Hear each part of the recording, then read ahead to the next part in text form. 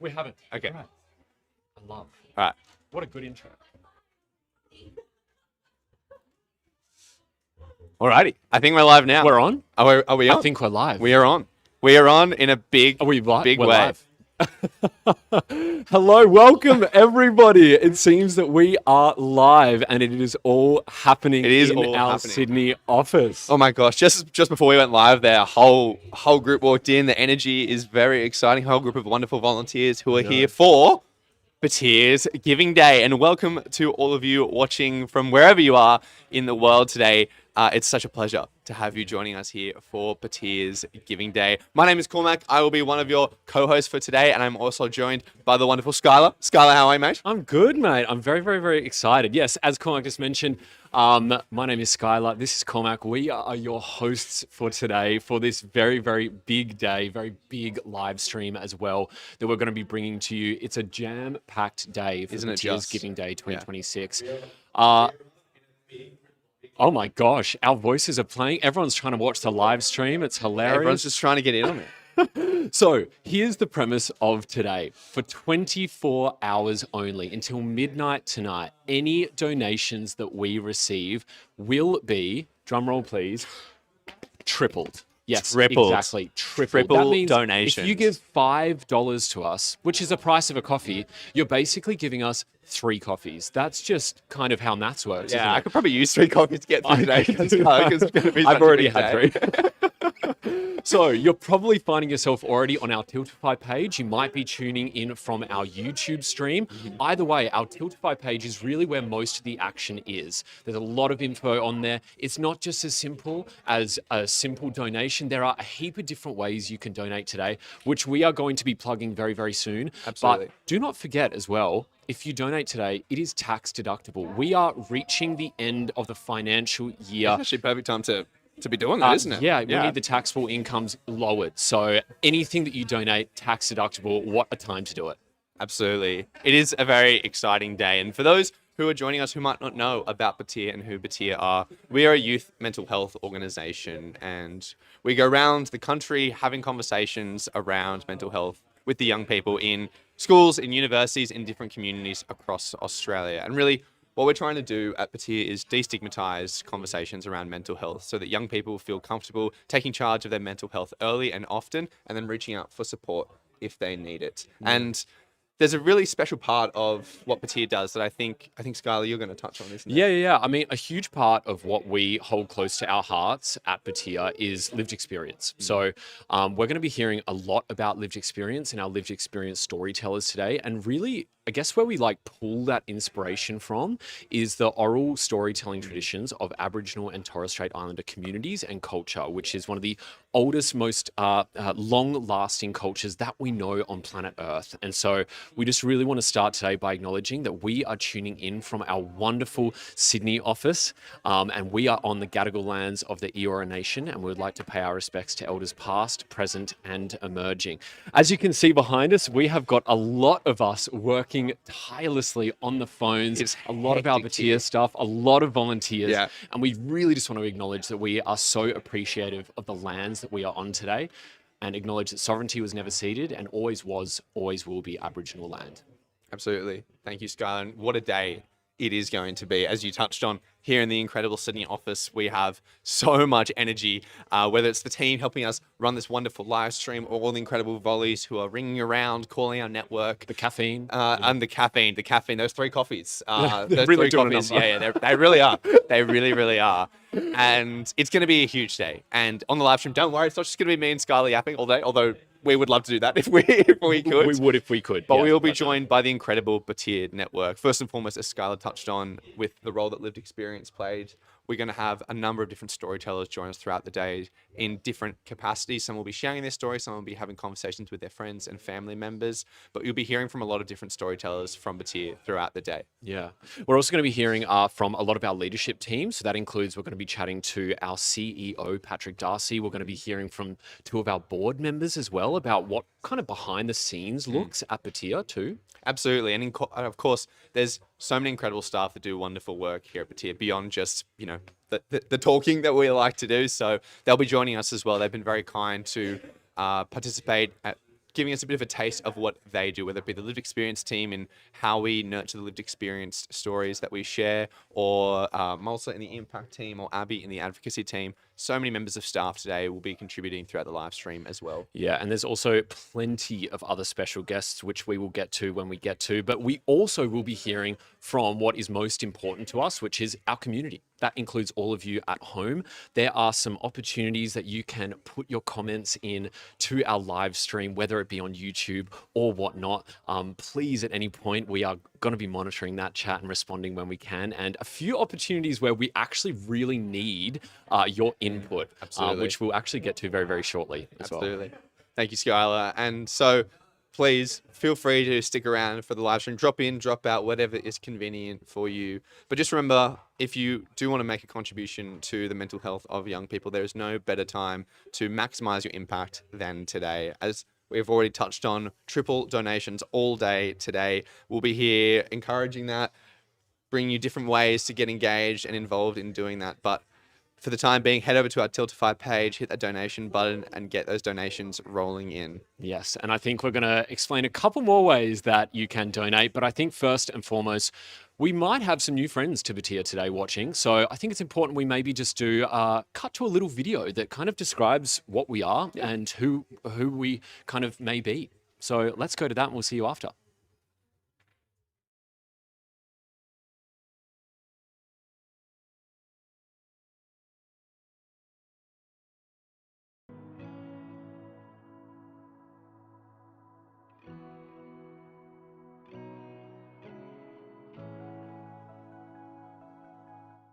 The first time I realized I was struggling with my mental health was in early primary school.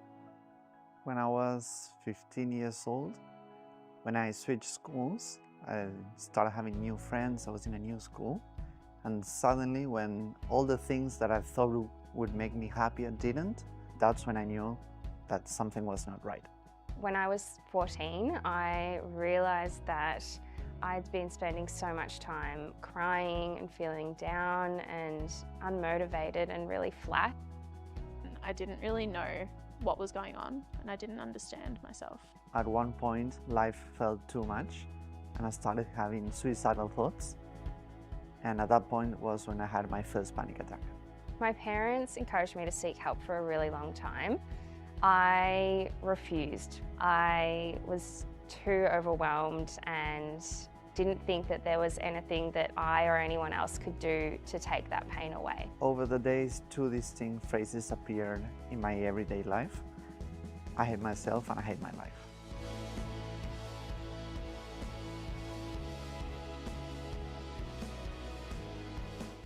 Over time, I've come to realize that asking for help is okay. People are there to help you and they're not going to judge you for doing it. They just want to see you be the best you can be. Music's been there for me my whole journey. Since the beginning, I was able to connect with songs, and at that point was one of the first times I was able not to feel alone by connecting to a song. My journey with my mental health has changed me a lot. I'm so much more confident and put myself in so many new situations and just love to say yes to everything, even if it scares me. And I don't think I would be able to do that if I hadn't sought support and worked on myself. I started having good days, and if I could have a good day, what could stop me from having a good life?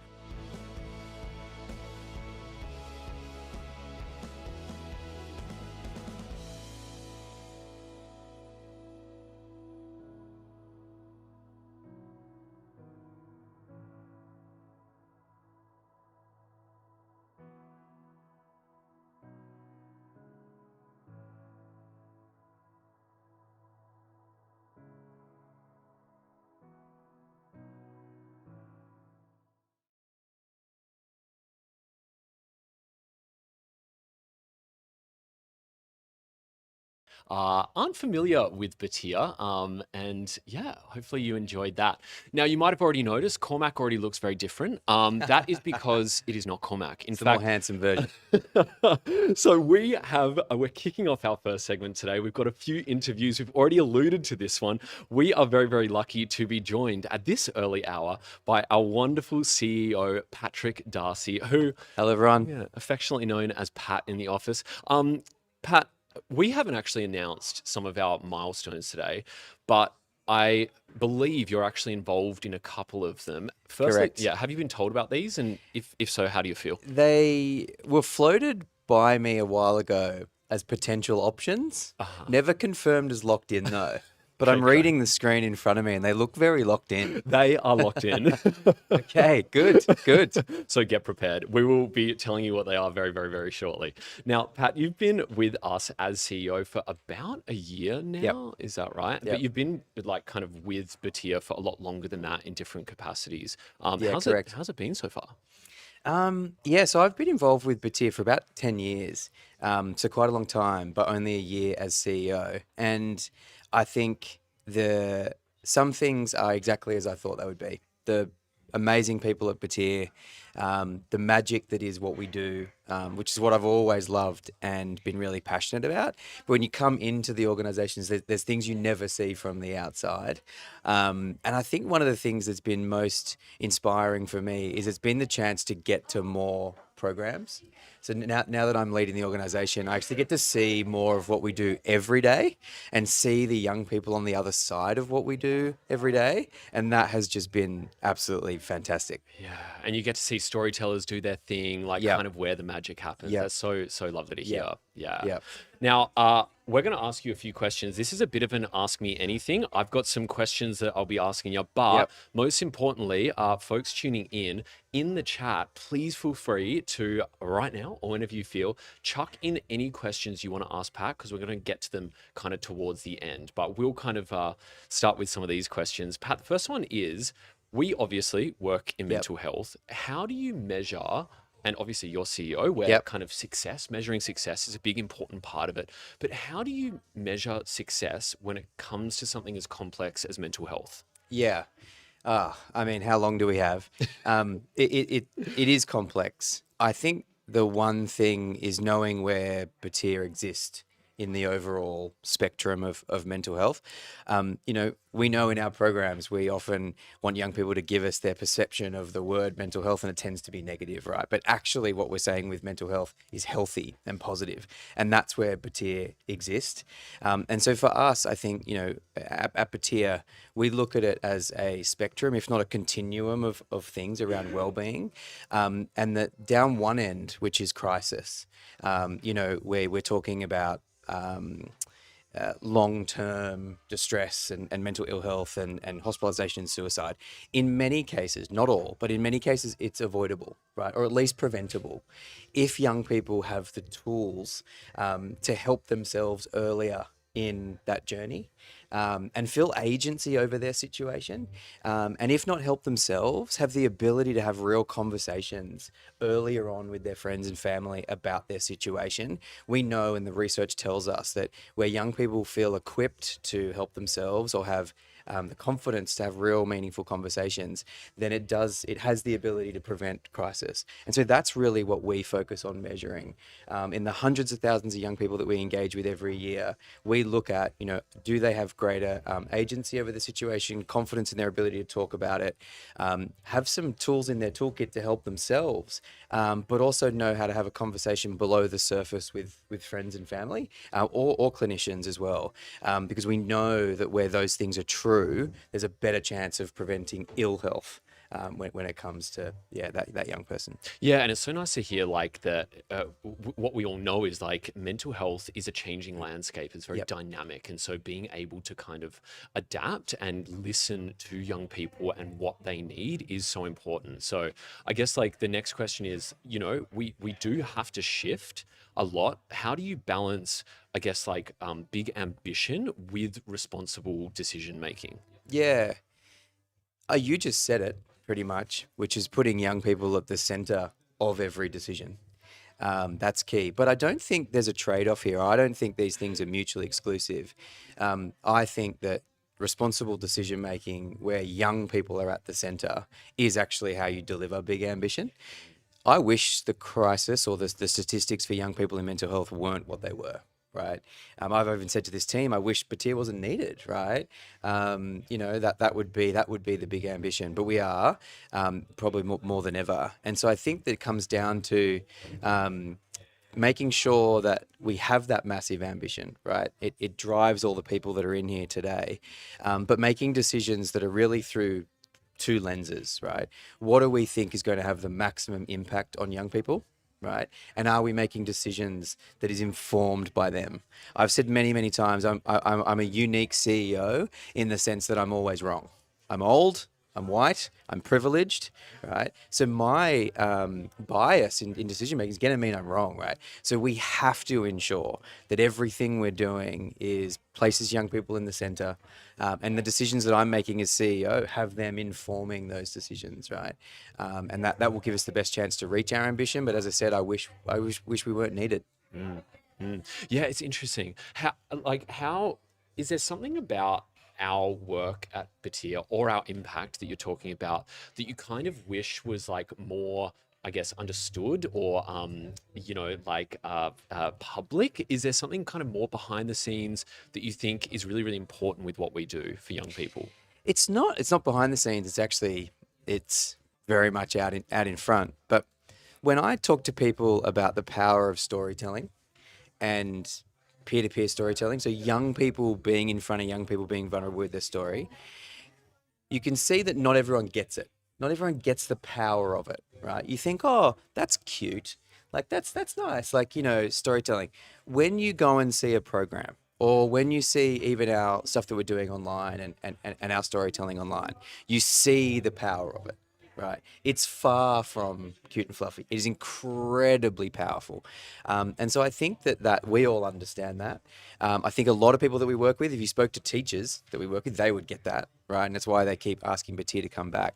But it's something that I do wish, I wish I could take every Australian adult, every funder, every influential person in government, I wish I could take them all to a program and they could see storytelling in action. Yeah, well, we should. We should. Bring 'em. You're all invited. You're all invited. Come all. Tickets are plenty. I guess like looking forward. Yeah. What excites you most about what is coming up for batyr? What will batyr look like? What's the most exciting for you? Yeah, we're 15 years old, and we talk a bit in here about the fact that we're coming into our late teens as an organization. That's quite a lot of time. And the context for young people has obviously changed a lot in that 15 years. It's a generation of young people, right? And so the thing that excites me the most is we're at a bit of an inflection point now. And when we look forward, the context has changed a bit.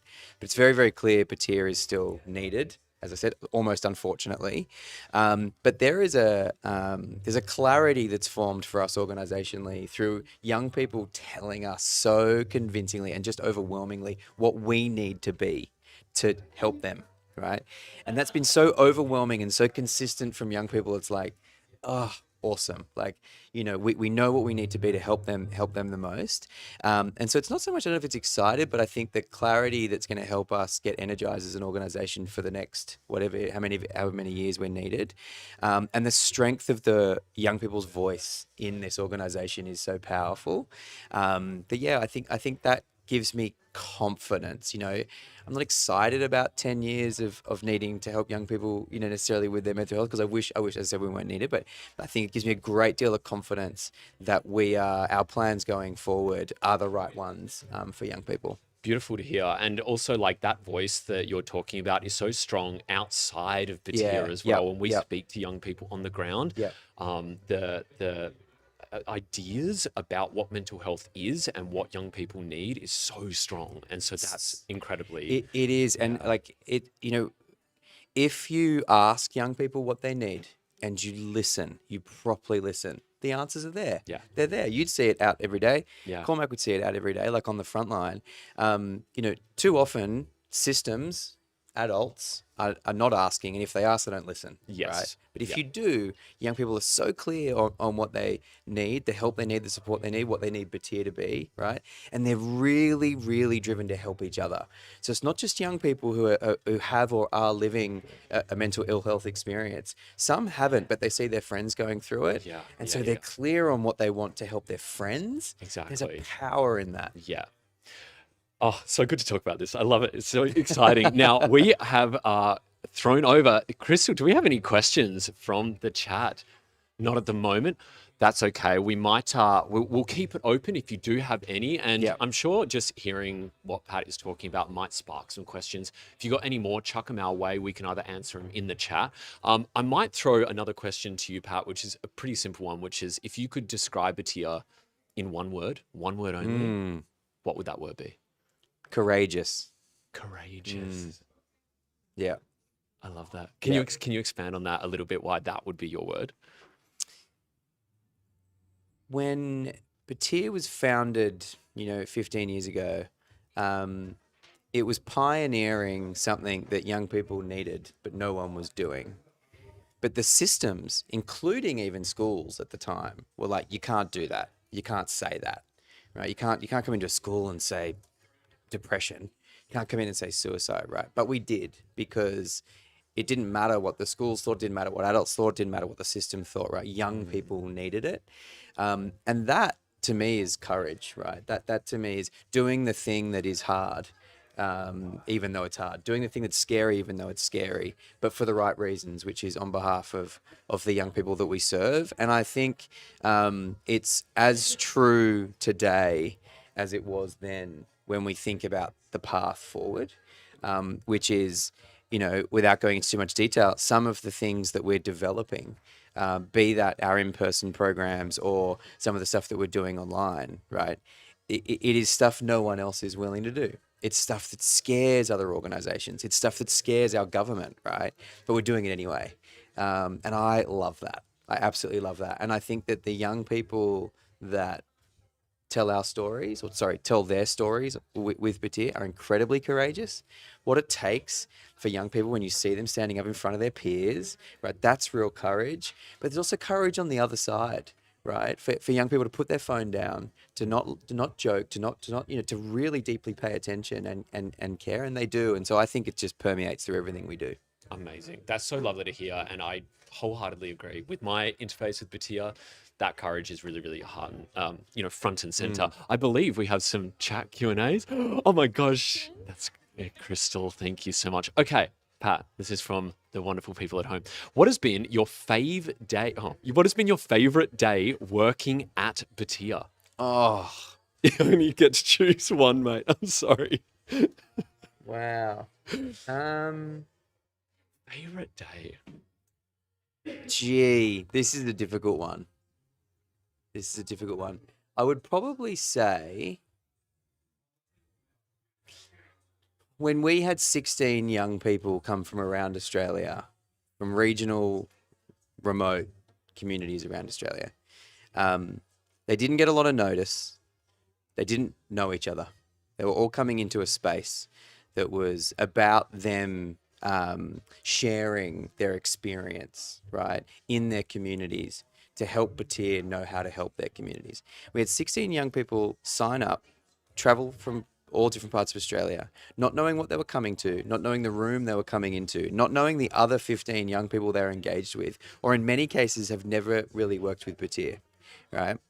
And once we were in that room and everyone was settled, and on the first day that we were there, it was over 2 days, there was something truly spectacular that kind of just occurred, right?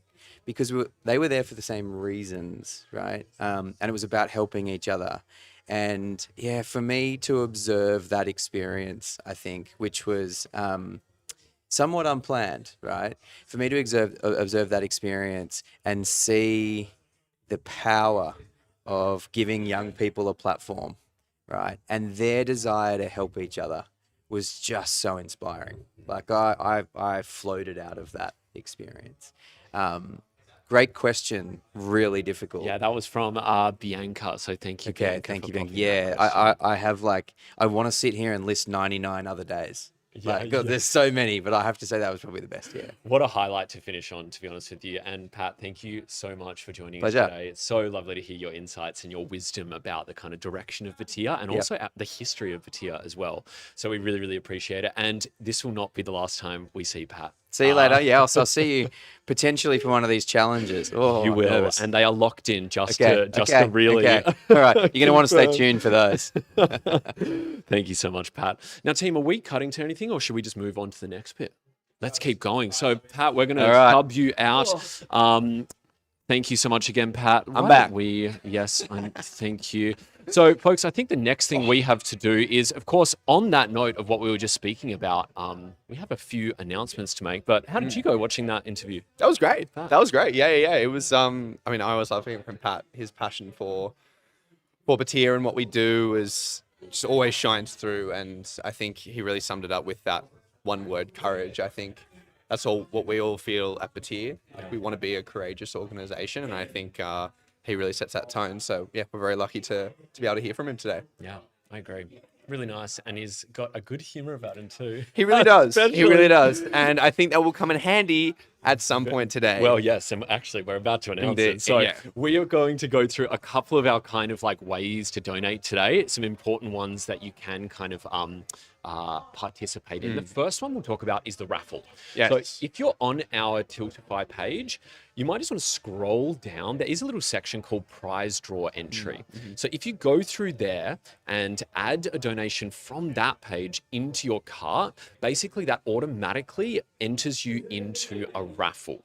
Now, when you do that, basically it will ask you for like a postal address of some kind. That's because, like every good raffle, there's got to be some good prizes. And we need to know where to ship the prizes if you are a winner. That checks out. We're not just asking for your address, we swear. No. We swear. And we've got some pretty good prizes. I would say so. I would say so. I mean, I think the beautiful thing about these prizes for this raffle is that there's something for everyone. Yeah. Because we've got a $200 Bunnings voucher. So if you like your DIY, if you're looking for maybe something to upgrade the home with, a couple $100 at Bunnings, don't mind if I do. Love. If you're maybe more on the active, outdoorsy side, we have a pair of $299 Shox Open Swim earphones, which I didn't even know that was a thing. Like earphones you can wear while you're swimming. So like, you have those tunes going while you're under the water. Wow. Which would be pretty nifty, Love I must that. say. Maybe not for winter time, but I don't know. Hey, maybe some people are up for those cold water swims. I don't know. And then, in my opinion, the creme de la creme of all the raffle price, $100 voucher to Messina. So if you've done your big shop at Bunnings and then you've done your swim, you can treat yourself with a $100 Messina voucher.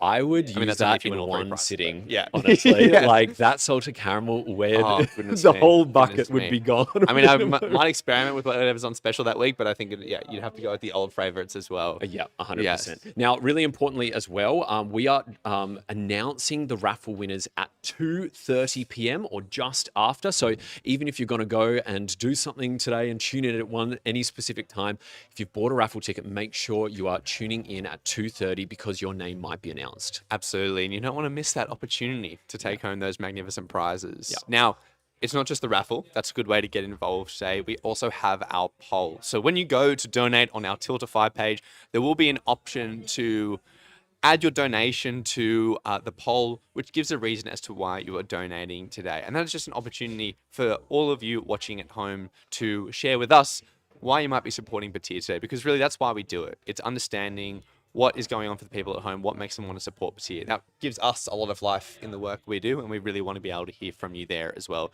So feel free to attach your donation to an option in the poll so that we can understand why you're supporting batyr today. 100p. Would be lovely to hear from you. One other final thing, we've been alluding to it. I've spoken to it a little bit with Pat. We haven't announced anything yet. So we have, really importantly, some milestones today. You can notice at the top of the Tiltify page, it's got a live tracker and there's little dots along the way. When we hit certain milestones, basically one of our leadership team has to do something that will be A, not fun for them, but B, really fun for us all to watch and Very witness. fun indeed. So let's go through them. The first milestone that we have is once we hit $50,000, our wonderful head of people, Mitch, he might not even be Where's on. Mitch? Mitch, can you give us a wave? He might be somewhere. Oh, he's over there. He's He's locked hiding. in. He's hiding. He's hiding Mitch is behind going his to desk. have to basically do like a shot glass of hot sauce. And it is hot sauce, cayenne pepper hot sauce as well. Yeah, that would not be pleasant at all. But what about $100,000? Our head of impact, Alex, a milk shoey. We have the shoe, we have the milk ready to go. So we're looking forward to that 100K. A milk shoey when we get to 100K Just for when our you head think of like impact. a shoey's bad enough, a milk shoey, you're like, who made these? That is awful, but gosh, I can't wait. So let's make sure we hit that I one. love our staff, man. I love our staff being able to come up with these, Oh, I these love wild it. things. So creative. The next one as well, 150K. If we manage to hit that, Pat, who we've met before, we're going to shave his head.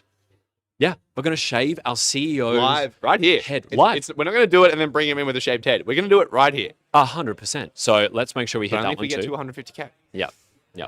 But then we get to 200K, Pat's coming back, and we are waxing his legs. So Pat may finish the day with no hair. No, he's hairless by the end of today. If all He goes doesn't need to hair to plan. be CEO. Just needs his big old brain. He's fine. And of course, our final one as well, 250K. A member of our staff here at Batyr, who may or may not already be visible walking around behind us, is going to get a pie to their face. So can you believe it? We have got so many milestones. We're going to be checking in. If you haven't already and you're thought or tempted to do it, pop some donations in now. A reminder that they are tripled, so we can get to some of those milestones. Absolutely. And look, I know we want the donations to support Batyr and the young people and all that, but I just got to want the donations to be able to see Pat shave his head. That's literally it. Yeah, yeah. And the waxing as well. Oh, of course. Of course. No, the milk shoe is my favorite, to be honest. True. This is, yeah. I mean, they're all good. Yeah, They're all they're all good. great. Yeah. And I mean, we're already making good progress. We're already past the 10K mark. So Yeah, what are we we're up to? really, they're ticking along. So thank you to all of you at home that are bringing those donations in. And yeah, we're almost already at the 50K mark, which I cannot wait for. Amazing. But the other thing that we think is really important to share with you all today, that's more at the heart of what Batyr's does on a day-to-day basis, not milk shoeys and shots of hot sauce, but instead sharing lived experience stories of young people who've been through difficult times with their mental health. And what we're going to do now is we're going to share a story of one of our dear storytellers, Max, who's been very kind to record his story to be shared with us all on video today. Now, I will flag that when it comes to Batyr's stories, we don't shy away from the difficult topics, and Max's story will cover some quite severe instances of mental illness and mental ill health. So please, as Max's story is being shared on the live stream, check in with yourself, and if you feel in any way that story might be affecting you, please do take care of yourself. Feel free to step away for a minute, take a minute to yourself, and then just come back when you're ready. And we will, after the story, debrief a little bit and provide some support services that you can reach out to as well. But for now, please sit back and enjoy Max's story, and we'll be back with you afterwards.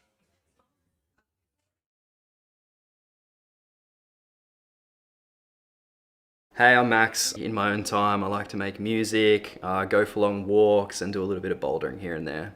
So as a kid and sort of all throughout my life up until the present day, I've always been someone who asks why and questions everything, sort of from, you know, basic maths questions through to like the bigger questions about life. Yeah, so I was a super energetic kid, I think, and the relationship with my family was, I think, mixed. I was always very close with my brother, and I sort of oscillated between being good friends with my mum or my dad at times. So from as young as probably about 6 or 7, I'd say, I can remember having like a very short fuse and generally not being like told what to do. And so I'd often get into yelling matches with my parents, telling them that I wanted to end my life. But then when I went inside my room, slammed the door, I'd always just think to myself, like, why am I like this and why am I doing this? And that sort of anger that I directed at them would shift inwards and I would have to deal with it myself. Explosive anger for me is this feeling that always starts in my chest, usually when I've been told something that I have to do or something that needs to happen or whatever it is, and that kind of rises up very quickly and it needs to be expressed, and I often don't feel like I have a lot of control over it, or if I do feel like I have some control over it, I think, why would I want to do that? Because I hate the world, I hate everyone, I don't want to do what you're telling me to do. I just want to feel like I can express myself for this moment. And so eventually Mum decided that she would go herself to a psychologist, and it was through that conversation that they realized that I had these ADHD-like symptoms and tendencies, and so they suggested that I go and get a full assessment. So the results of the assessment were that I did have ADHD diagnosed, and so from that point onwards I was put on medication that I would take daily. Once I got medicated, I kind of started to feel like I was able to be more normal in class and sort of concentrate on things more and have more stable relationships with people. I mainly just sort of felt like I had a bit more control and I was a bit calmer. So as I came into high school, things did start to slip a bit more. I think that why was playing around a bit more. I think there was this underlying anxiety that was probably building up over the years, and I think I was starting to wonder a lot about where I fit in with people.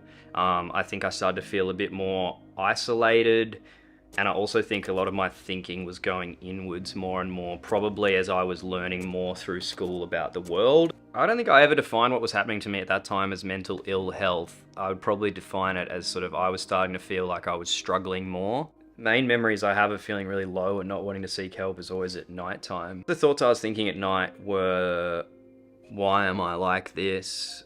And then it all turning to sort of, why am I alive and why would I want to continue to remain alive, I suppose. So around about this time on school camp, I was involved in a pretty crap display of bullying, and that saw me eventually go to the school counsellor, and that led to a few more sessions where we talked about a few things.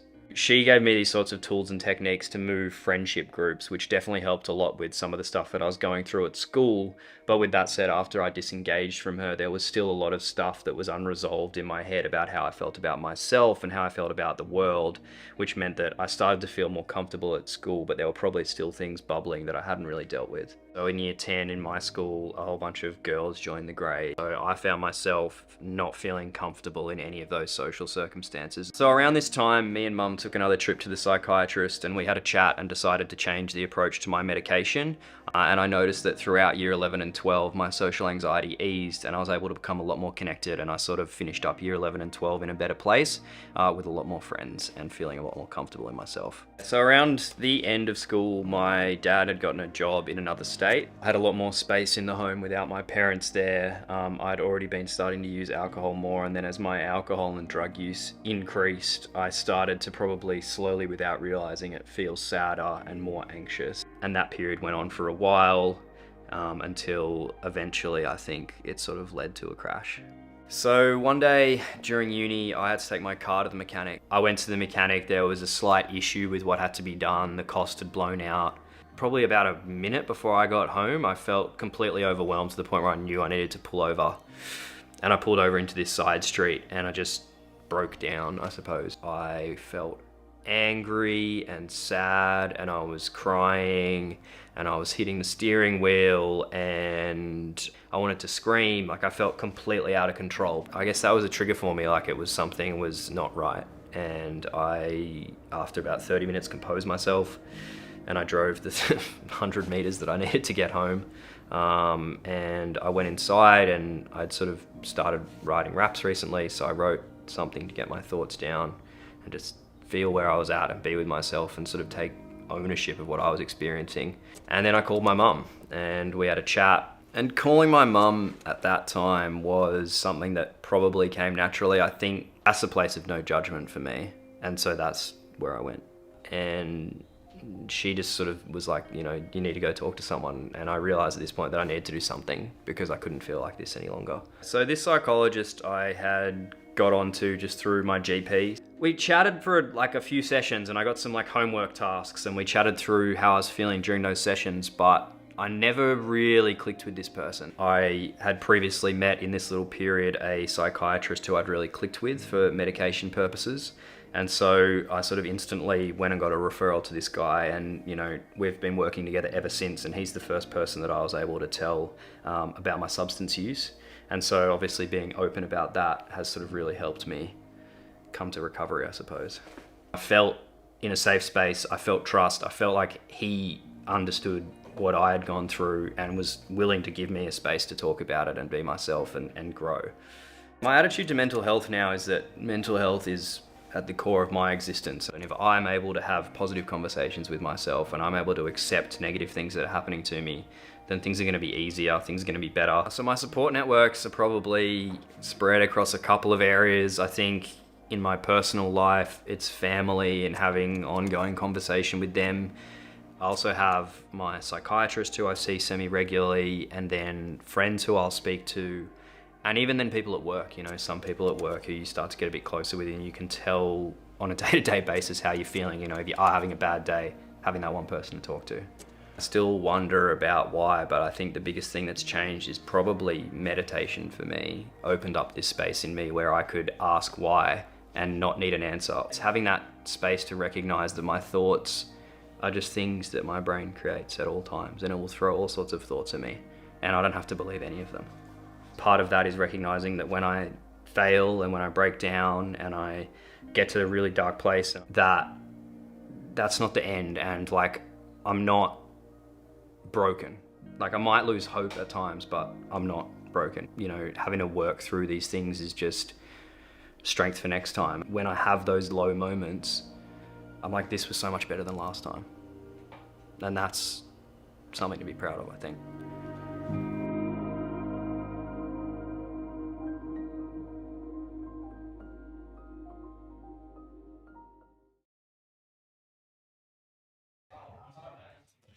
Welcome back, and thank you so much to Max for being so kind to record his story to be shared with us all. Saying thank you all for tuning in to listen to Max's story.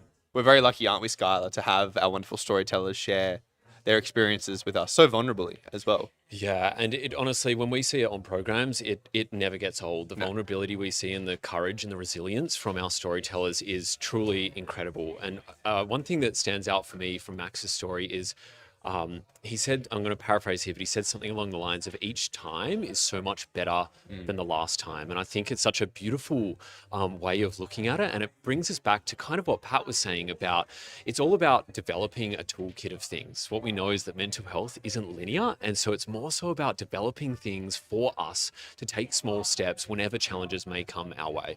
Absolutely. And I think we heard from Max's story that one of the things that does get easier and does play a huge role in helping the rest of things get easier is that reaching out for support. And that is something that we strongly advocate for at Batyr, not just for young people to reach out themselves, but we also advocate for changes to systems so that more support is available. And we heard in Max's story the incredible role that support services and support people can play in that mental health journey. And so if anything has come up for you from Max's story, or if you're having any thoughts of maybe needing a bit of support, we strongly encourage you to do so. And there'll be a link in the chat, or head over to Batyr's website for more details on where you can find some support for your mental health. Yeah, beautiful. Well, we are about to go to a short break. Now, do not go too far. We have some very interesting segments coming up. In fact, after the break, we will be going to some of our board members that Cormac will be sitting on the couch with. So don't go too far, and many more things as well. And I think it's important to know as well, our donations are really starting. They're really rolling in. They're rolling in. So good to we see. are rapidly approaching that first milestone. Mitch, get ready wherever you may ready, be. Mitch. The hot sauce is ready. And there's a couple of big donations coming through. We just want to give a shout out. We got a $500 donation. It's Khan, Sid, Jess, Alfie, Charlie. Thank you all so much. Team donation. I love it. I love people banding together for the cause. Yeah, a couple of people mentioning that they're doing it for Mark Gresser as well, which we will be talking to, who we will be talking to very, very shortly, and fill you in on that. But some amazing donations coming in. Absolutely. And we obviously want to shout out that even if you can't or don't feel capable at the moment of making a big donation, every single little bit counts. I mean, today of all days, every single little bit counts because they are tripled. So even if you can only donate a little bit, it is tripled no matter what. So there's no better way to do it than today. So please do head down to our Tiltify page and pop that donation in. Don't forget to enter into the raffle or vote in the poll as to why you are making that donation. And just remember that every single donation made helps support more young people like Max share their story and have an impact on other young people on Batyr's programs in schools, universities, and communities across Australia. So thank you all for your support.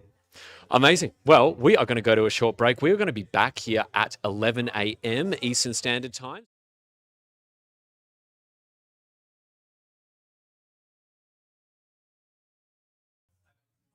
Oh, wait.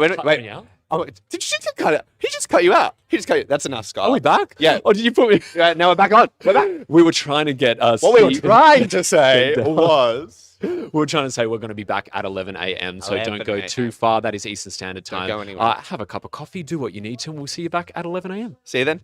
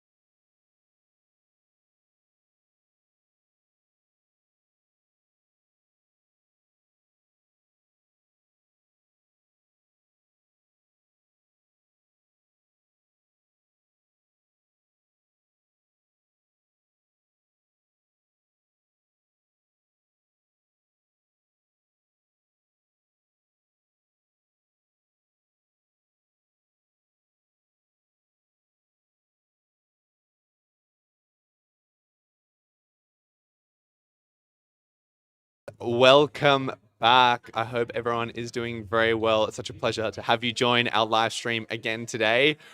I've been very fortunate to, in the break, been joined by a couple of new friends on the couch here. We have Myf and Mel, two members of the batyr board. Myf and Mel, how are you today? Good. Great. Yeah, fantastic. It's such a pleasure to have you join us. Thank you so much for being here. Now, we do have some questions for you, but before we get into that, I just want to give the people at home a bit of an update about how we're going with the fundraising on Giving Day. As you both know, we're tripling donations today, and we have made wonderful progress, and we are very excited to say we're, oh goodness me, even just then, happened? yeah, it just happened. That's in that 10 seconds I was doing my spiel. I was like, I'm going to say $15,500, but no, we're at $16,252.50. So thank you so much to all of you at home for your very kind and generous donations, and please do keep them rolling in and encourage your friends and family to do the same. And as we are now got the most wonderful opportunity to chat with our two wonderful members of the batyr board. Not the only two members of the batyr board. Our board's a little bit bigger than that. But firstly, could you, before I get into these questions, would you both be able to do a little just bit of an introduction about yourselves, who you are, and how long you've been involved with batyr and in what capacity? Sure. Thanks again for having us on this today. So hi everyone, I'm Mel. Everyone calls me Mel at batyr. I've been involved with batyr, I think, for almost 4 years officially now, although batyr played a role in my life from high school through to uni. But I did a Being Heard workshop, I think it was back in 2022, and then became a storyteller, was a storyteller for a year, then joined our National Youth Advisory Group as a member, and then had the opportunity to join the board. So hold many hats just within batyr alone, and I've been on the board for 1.5 years now. Yeah. Fantastic. It's always, I always love being on programs with you because I'm doing a program I've actually got a board member on the program with me, which is yeah, but we just act like yeah, just like a storyteller. It's chill, it's chill. Exactly. So yeah, I think it's wonderful because I have a similar story to you, Mel, that batyr played a big role in my life up until I actually started working here. Yeah. And then you, as you say, went through the Being Heard workshop, which for those who don't know is our storytelling program, really, where young people can come in to write the story of their mental health journey, and then from there, the involvement just continued, and we're so lucky to now have you on the board and your wonderful brain doing all of its wonderful work. Thanks, Cormac. Thank you. Of course. And Myf, tell us a little bit about yourself. Yeah, thanks. So I guess for me, I could say, well, batyr played a big role in my life, but clearly I'm too old for that. And so when I was at school, there wasn't anything like batyr, and nobody talked about mental ill health or really distress actually either, which obviously was centuries ago. But I've first heard about batyr when it very first started, and I just loved the idea that using, facilitating young people's stories to talk about these really difficult subjects was really clever. Yeah. And having been involved in the mental health sector now for 30 years, it was really unique. It still is. And I just loved it. So I kept an eye on what was happening with batyr, and then slowly got more and more involved. And then about 6 years ago, I think, joined the board, and don't have any plans to leave anytime soon. Well, we're very glad to hear that because we love having you involved. It's such a pleasure to have you and your wonderful experience in the mental health space as well. So with that in mind, I might ask you a few questions about the role of the board at batyr and the role that you two play. So to start off, I might ask you, Mel, what does the board actually do on a day-to-day basis for batyr? This is a great question. I know we were talking about this before, but I think there's an assumption that we do a lot day to day when actually it's not like that. We don't. Yes. We're not in the day-to-day operations of batyr or of the organisation. That's never the role of the board. So for us and for batyr, we meet on a quarterly basis, but our role is really just to oversee and set the strategy. In some ways, we're like Pat's the CEO's boss in some ways. We manage the boss's boss. The boss's boss. Yeah. Which as a young person feels quite funny, and definitely lots of how we do it at batyr. Young people first. Yeah, exactly. And for the board, it's really about making sure we're managing risk and really making sure that the organisation is sustainable. Yeah, of course. Obviously, batyr, we oddly wish that batyr didn't exist because it would mean that we don't have a mental health crisis. Yes. But we do have a mental health crisis for young people. And so we have to make sure that batyr can be sustainable and be around to ensure that we're making that impact. Absolutely. Yeah, absolutely. Thank you so much. Myf, do you have anything to add to that, or do you think Mel covered it pretty well? Mel covered that perfectly. Fantastic. All right. No worries then. Well, If I might throw to this question, because you mentioned that you'd been in the mental health space for 30 years before you came to Batyr. So why is youth mental health something that you've chosen to invest your time in? Yeah, so I guess for me, I had a pretty troubled adolescence. And as I said, there wasn't anything like Batyr then. There wasn't anything actually youth specific, really. It was all adults knowing what's best for young people. Yep. And some adults probably still think that, but Yep. young people generally know what they need, right? And Yeah, so yeah. being able to listen to young people and understand how we need to shift our services, our policies, our ways of being in the world to accommodate new ways of being, because like young people are our future, right? Yeah, absolutely. So I started out having left school really early, went back and did my HSC and went to uni and wanted to work with young people. So I did social work, thinking that I could work in schools, but back then social workers actually didn't have a role in schools. Yeah. So they do now. So I went into a youth health position, kept working in mental health, set up a youth advisory board in a little regional town, really for that whole same reason, to listen to young people, to understand what it is that we need to shift and change. And even after 30 years, nothing has changed for me. Like I still think that is the way that we should be running things. Yeah. Young people have really good ideas about different ways of doing things. And if we're not listening, then we're not adapting and we're not being where they are. And that's what I think is super important. Yeah, absolutely. And I think, as you say, and it's something I see on programs, I'm sure, Mel, you experience as well as a storyteller, that a lot of young people, they know what they need. They know we don't need them to go into schools and universities and communities and tell them about mental health or how to take care of themselves. But we do need to be able to have the conversation. And I think something that you really touched on there that is really important is that ways of being, and especially these days, those ways of being are constantly changing. How we engage with one another, how we engage with ourselves, it's constantly changing. And we need to be able to listen in those spaces to ensure that young people get the care that they need. So thank you so much for sharing. My next question is then, how did each of you end up as a board member at Batyr? You touched on it a little bit in your stories at the start, but yeah, how did we end up here? So maybe since I'm holding the mic, Yeah, I'll go go for it. and then I'll pass over to Mel. So as I said, like I was just so interested in Batyr and started to get more involved, like bringing my research expertise to like different parts of what Batyr was doing. And then finally Seb, the founder of Batyr, reached out and said, hey, we'd really like to kind of formalize that role. And to be honest, I jumped at the chance. Like it's such a great way to contribute, I think. Like we're voluntary board members. To contribute back into the sector. It allows each of us from really different perspectives to bring our expertise to a board which obviously works as a group. And so for me, when Seb reached out, I was like, yeah, that's a no-brainer for me to get involved. Yeah, fantastic. And as I said, not looking to go anywhere anytime soon. So, absolutely. We're very grateful for that. Thank you. I think for me, probably to expand on what I said before and a bit of a deeper story, but for some reason when I was like in my early 20s, like at uni and starting to work sort of in the workforce, I realized that like young people aren't on boards and aren't in positions of power. And I like set myself this goal of like, I'm going to be on a board before 30. Yep. No idea why I said it, really, aside from like this idea of like, if you want to try and open doors for people, like maybe if I can try and make sort of moves, I can try create these pathways for other young people.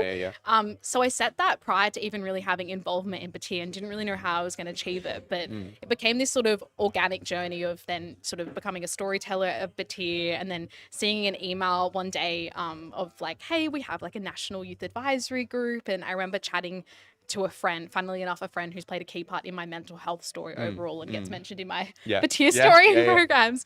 And I was talking to her about the youth advisory group and she's like, why are you even asking me about this? Like, this is absolutely what you want to do. And I was like, yeah, okay, true. And it's great having friends who back you and know sort of your values and what your goals are. And once I joined the youth advisory group and met Bella, who's also one of our other young person appointed non-executive directors. Magnificent Bella. We love Bella.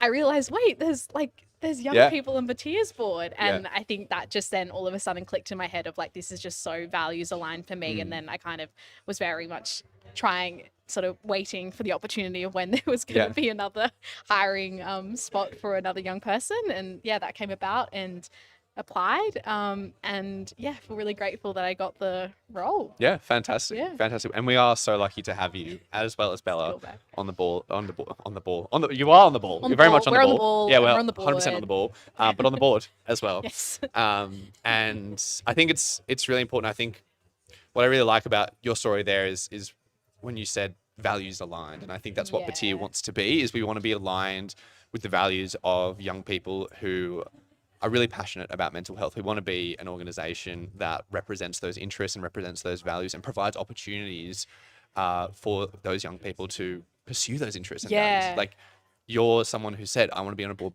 like by the time I'm 30. And I think it's a really wonderful thing that Batyr was able to provide that opportunity. Yeah, I think what's really great, because I follow like so many of our other storytellers on social media, and seeing what they've done since being a storyteller at Batyr, both in their personal and professional world, absolutely. that it's because Batyr's created those opportunities. And I think that's just so sort of this, I don't know, we don't really talk about that enough in some ways, I think, but it's such a, we've got lots of young people who have come kind of from having an experience of mental ill health, and then through being able to go through this journey of becoming a storyteller for Batyr, it also unlocks actually a lot of professional opportunities as well. Absolutely. And I think that's really part of what we want to do at Batyr is in empowering young people to be able to share their stories and be confident about their stories. It's not just so they can go on Batyr programs and share stories, which is a wonderful thing, but it's allowing them to think, I have something worth sharing to the world. I have something worth contributing to the world, and I'm going to find a way to do that, whether through Batyr or other opportunities as well. And we're seeing whether it be 100%. other mental health organizations or in their own advocacy or whatever spaces it may be in, they're willing to take that confidence forward into the rest of their life. Exactly. It's a really, really special thing. Yeah. So it is such a complex space, youth mental health. There's so much going on. There are lots of organizations and so many needs to address. So how do we as a board make that decision? Not we, I'm not on the board, but how do you guys as a board go about making those decisions about where to focus our energy, our time, our funding in such a complex space? Did you see how quickly Mel just passed the microphone? Yep. It's a complex question, Cormac, too. And there's this like bizarre, perverse irony that in the youth mental health space, there is huge overlap and massive gaps. So you can have like a real density of focus, but also have these like just huge chasms where young people aren't represented, where young people's needs aren't being met. And so for a board, that's really important to have the view of the landscape, if you like, so that we understand where those gaps are, where what's true to Batyr's values and our mission, and how we keep shifting and changing so that we're making sure that we're at the right place at the right time.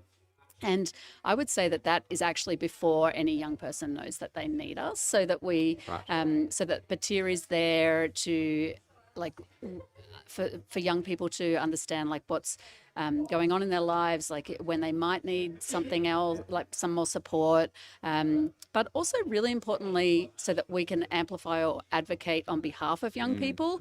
There's so often, as I said earlier, like adults making decisions for young people, to be able to make sure that we're always shifting and changing and agile enough in a sector that needs to shift and change. What the needs of young people are now, post-COVID, for example, are very different to pre-COVID. Like we didn't even talk about like school refusal, for example. We didn't even have a name for that before COVID. But because it became so much more common during COVID, now we have like a whole generation of young people whose lives have changed. The proportion of a young person's life that was, say, during COVID is really different to the proportion of my life that happened during that time. So, like, as a board, we have to be really cognizant of that in thinking about the strategic directions of the organisation.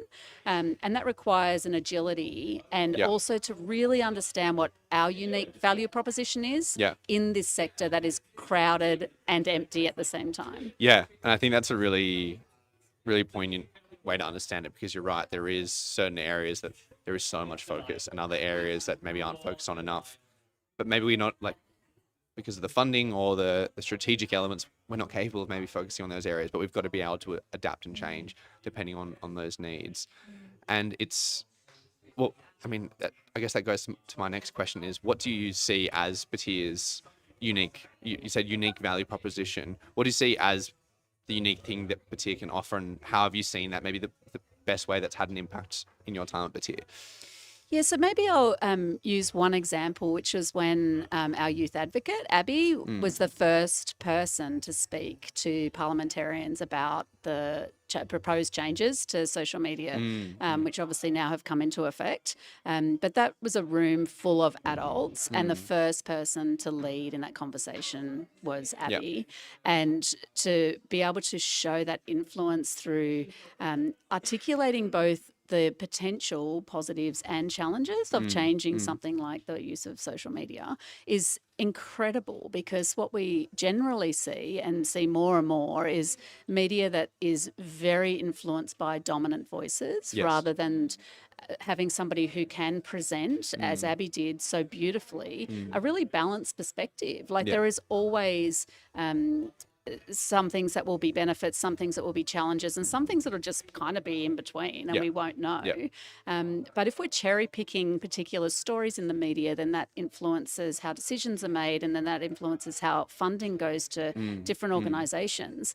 And so for Batyr to be able to support Abby to do that is incredible. And we just don't see that enough. And so, and we do have a landscape where the media does influence, intentionally or otherwise, how these decisions are made. And if we're not able to push ourselves forward and to be able to hear these more diverse stories, then it's sort of pushing a barrow rather than really thinking about what it is. And I mean, I work in research, so like everything I do is evidence-based, and being able to see a young person put the evidence on the table is really, really strong. And then supported by, like as Mel said too, like using your own story to influence how you are putting that forward, so you can talk to how these decisions might impact your life. And that's where I think it's just like it's such a powerful way in which Batyr can both operate, say, in a school classroom, through a university, into Parliament, is just incredible. So many different spaces, across spaces. And I think that's a really poignant example of what Batyr has the capability of doing, of influencing, inspiring other students like the storyteller to share their stories, or influencing policy at a parliamentary level. And it's really special. What about you, Mel? What do you think in your time is an impact that you're most proud of at Batyr?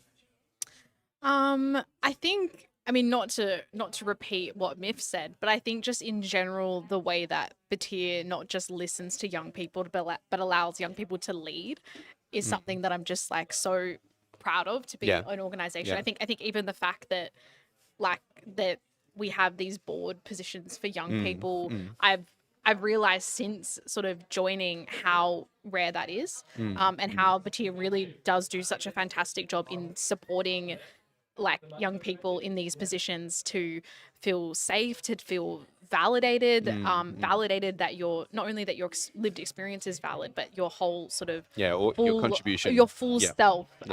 There's never any sort of and I think Ellen, sort of, who's our chair, did such a fantastic job at the start. Like I'll never forget sort of the first chat I had with her, where she was like, basically just diminish any imposter syndrome that I could have had, because she was just like, you are here for a reason, like, and you can bring your full self to this. We want to hear your thoughts. So I think there's lots of different sort of achievements that I can think about.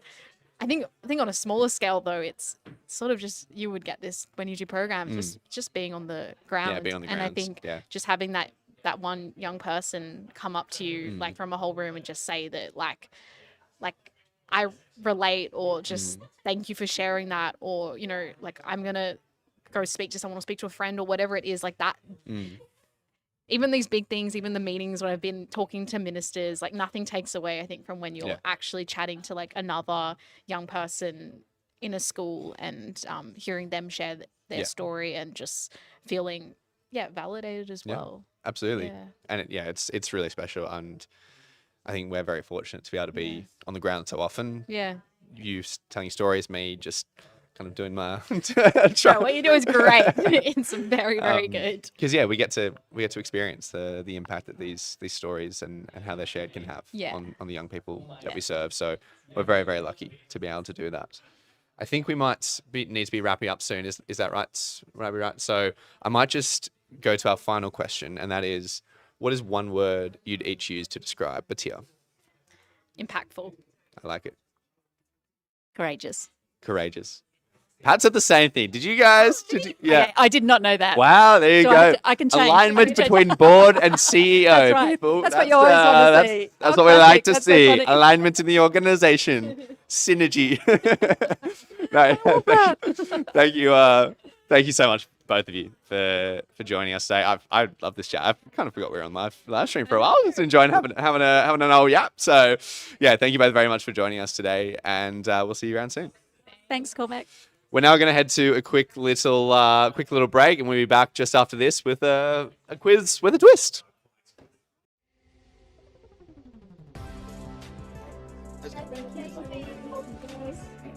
Good job. Well done. Yes. Yes. Is that what's happening? Yes. Yay. Not bad.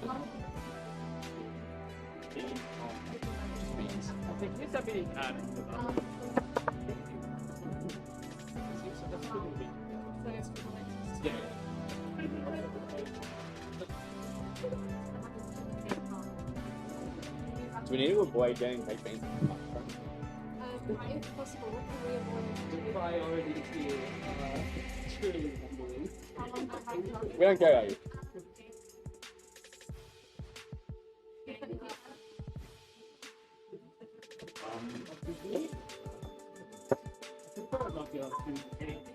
We'll try and keep I don't know if you're going to sit. Yeah. I get to take it as a pretty. I can't see that.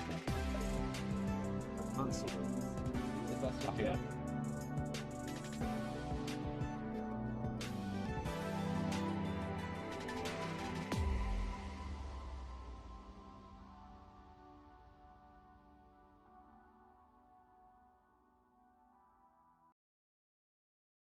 All right, we're back.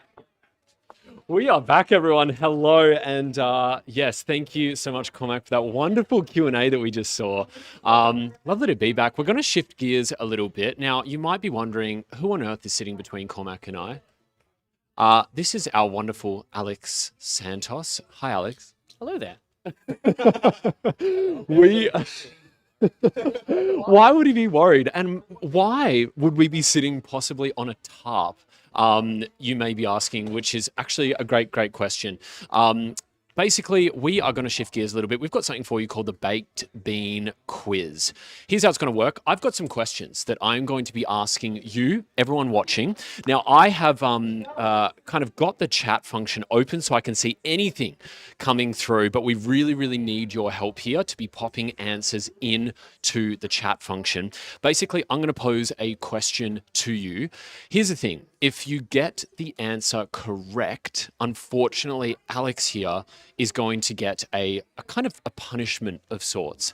Well, actually, he might enjoy it. I'm not sure. A punishment for some, maybe not for others. But basically, Cormac here has really put himself in this position.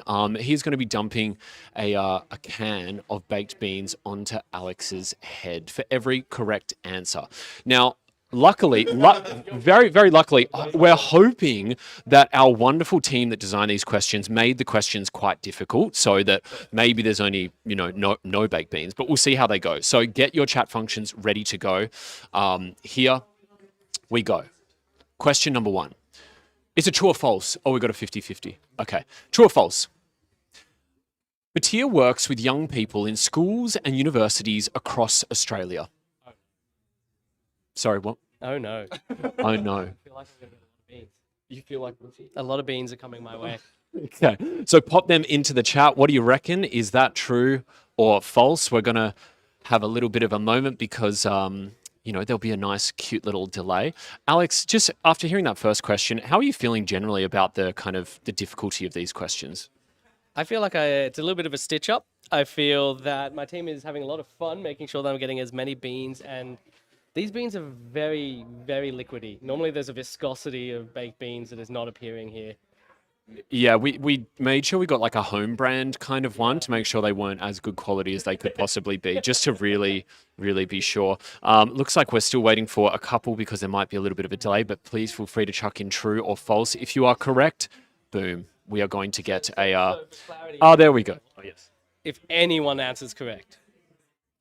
Well, no, we'll go with the majority rules on this one just to make it a bit of a... And it looks like we've got a few in immediately saying true. Is that correct? Yes, it is. Well done, everyone. Congratulations. You can get away from... Oh, what?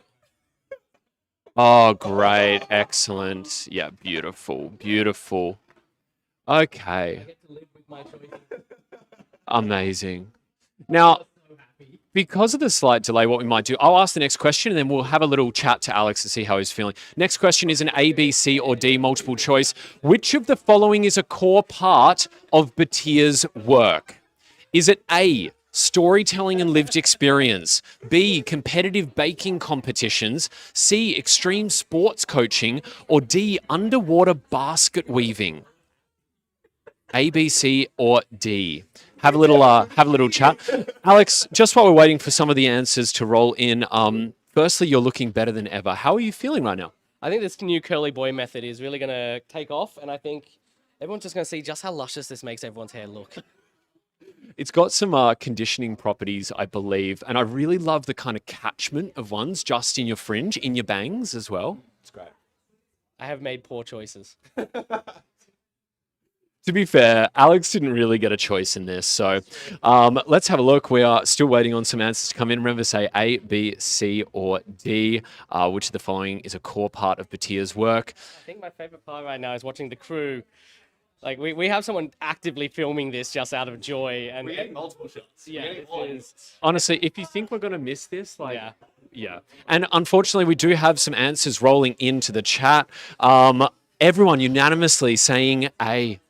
Which means that storytelling and lived experience is correct as the answer. Cormac, over to you. I do kind of want to put some basket weaving in there in the future, but let's go. Yeah, let's do it. If you can get it maybe more towards the face. Oh, there we go, straight in the eye. Yeah, amazing. Yeah. Cormac? I think he is proud of himself. I might hand off the glasses. Yeah. Now, folks, you'll be happy to know we've only got 3 more questions, so let's have a go at them. The next one, another A, B, C, or D. Don't put it on us. Yes, he is. Don't put it on you. Oh, okay. He flicked it on us. How rude. Question number 3, roughly, how many young people has Batyr reached across Australia? A, 50,000, B, 150,000, C, over 500,000, or D, 12 people and a pretty determined dog. So have a little think. 50,000, A, B, 150,000, C, over 500,000, or D, 12 people and a pretty determined dog. Have a little think. I look exactly like my 2-year-old after breakfast right now. Yeah. It's good. It's great. It's kind of, the office smells like breakfast and we're not really sure why, but tell you what. Oh, that's gone in your eye. Yeah. Oh, yeah. Cormac poured it straight onto my eyes. You kind of look like you're wearing a helmet. It's like... Why did you like me? Okay. I pay taxes. We've got some beautiful comments coming through just while we're waiting for the next ones to roll in. How have you been, Alex? BEAN. We've also got a comment from Georgia Potts 1336 is a hilarious one. Fiber maxing. Yes, getting that fiber in. Well, we're going to see if any of the new ones come in. I think they're pretty close, but we'll just kind of, it's beautiful. It lets you marinate really on your eyebrows and whatnot. It's letting me marinate in my decisions that have led to this point. That's definitely true.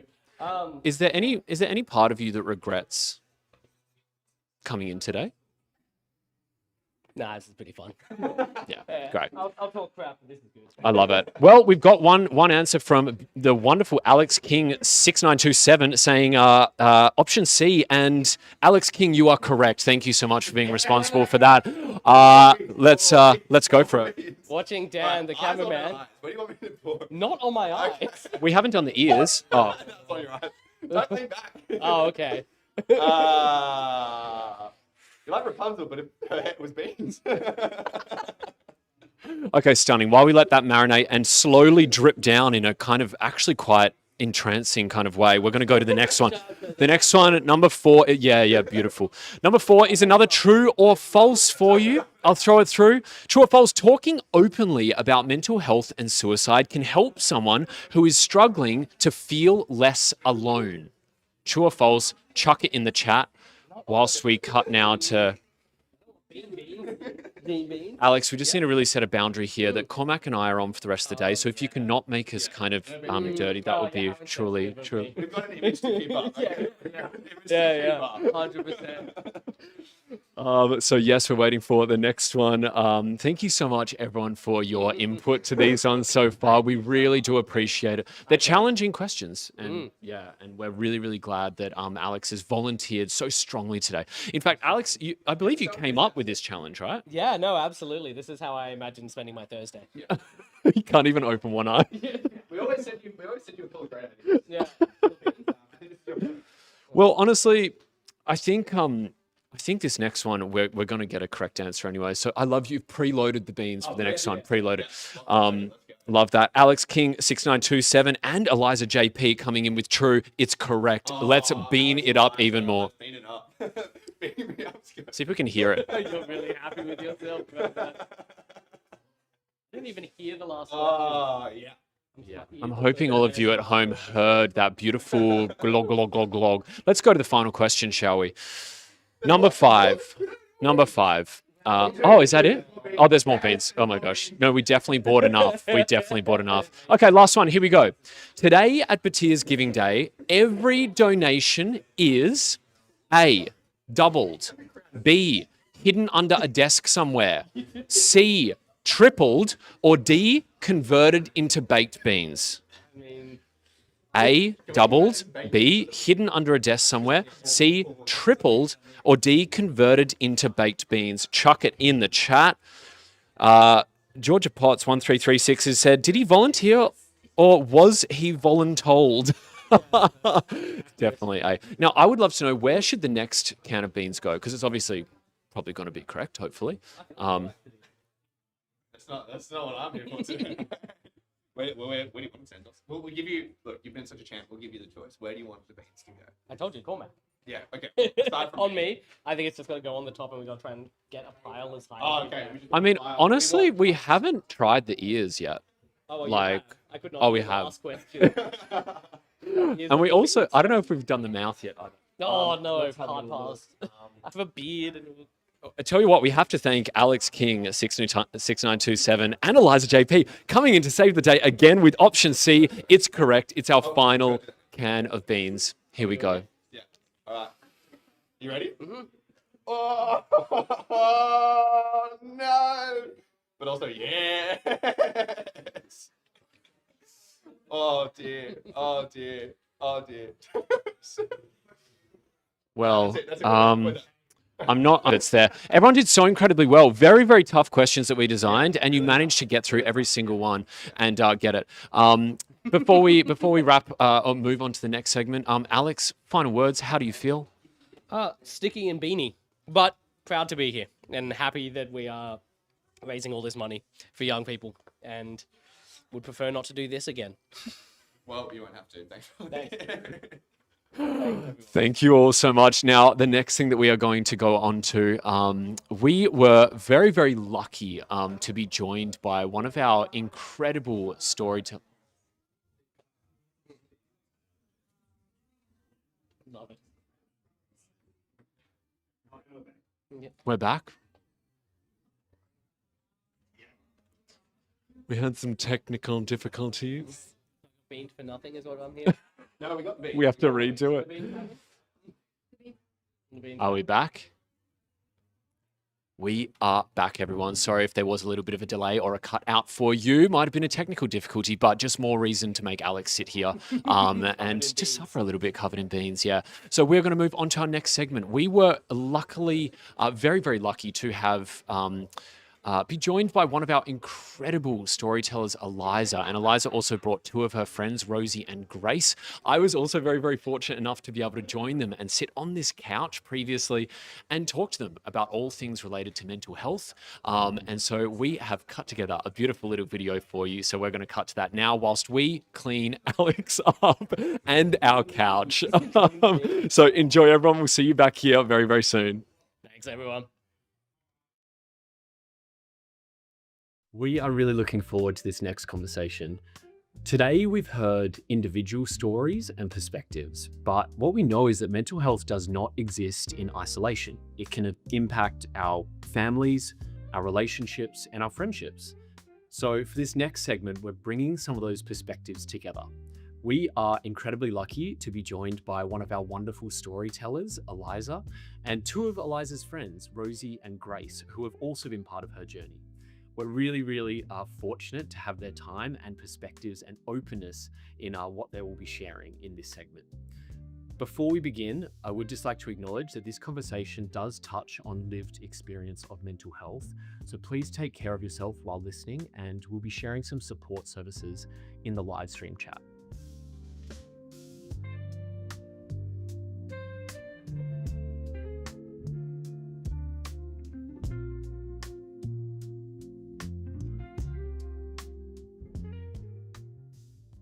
Well, Eliza, Grace, and Rosie, thank you so much for joining today. What an absolute delight. Do you like our setup? Gorgeous. So cozy. Stunning. Beautiful. Thank you so much for being here, team. Really appreciate your time. We have got a bit of a game. And I did just find out by coincidence that all of us love different games. I believe I was just being told you will love D&D as one. We've talked about some different game shows like Taskmaster. This is not that, unfortunately. I'm so sorry. But it is a game of some kind, which is excellent. So I've got a little deck of cards here. And on these, basically, they're like each one has got a little question, and it's going to tell you who the question's for. So if it's okay with the three of you, we'll basically pass this around. You can ask the next question or go to one that you feel like, and you get to ask someone a question. Does that sound okay? We'll just like pass it around and see how we go. Okay. I've pulled, of course, the color of the card is perfect to get what. Thank you. It's my card. So Eliza, this is over you. What was most helpful for you during the time that often you share about at our programs as a storyteller, not just from services or support, but from people around you? Oh, yeah. What was most helpful during that time? From people around me, honestly, a lot of it was like patience. And I know that's so, I think it's easy for me to say. I think it's hard in practice a lot of the time. The time I share about in my story, quite particularly is after I lost my mum as well, which I was 19. Like none of us had really faced a loss that huge, at least in my world. And so like I didn't know what to do. Nobody knew what to do. And everyone was just trying to do their best. And you've got also everyone's like parents trying to chime in as well. Like everyone is being the most is meaning to do their absolute best in that moment. For me though, I didn't even know what I needed to be able to articulate that. So patience was a huge one. I talk about in my story how I like kind of iced a lot of people out because like I was going through something I'd never experienced before, and I was feeling a level of shock and like grief that was so new. Um, for me, just having people who are willing to be like, yeah, man, like you can isolate yourself and you can do that to me, and that's actually okay. And I'm really blessed that I had amazing people who have the capacity for that much empathy to wait. So that was one of the most powerful things. Beyond that, I mean, it is a lot of just people who listened, people who heard me when I said, hey, I really need the space. People who hear me now when I go, hey, I just want to sit in silence for like a few hours, but like I want to be around people. Or equally people who were willing to sit and like listen to me talk about like the saddest stuff for hours as well. And who knew like also how to take care of themselves in those spaces too. It was so powerful. Um, so a lot of it was, yeah, just people who are willing to listen, have patience, and who are willing to just like kind of hold my hand along that journey. A lot of the time, I think it's nice to just have someone be like, hey, I'm here. Like, even if you don't need it, I'm here. That was oftentimes the most powerful like messages or things that I received. Yeah. That's so beautiful to hear. And just the idea that you can be like, I need to process this regardless of what it looks like to the people outside of me. And to have people that can go, I'll be here whenever you need, like, is such a also testament to you as a friend and what you provided them as well. And it's really, really lovely to hear. Yeah. Thank you. Over to you. I'm gonna ask this. Okay. Because that's my name in it. And I'm curious. Okay. Was there anything you had to unlearn or rethink when it came to supporting me along the journey? Interesting.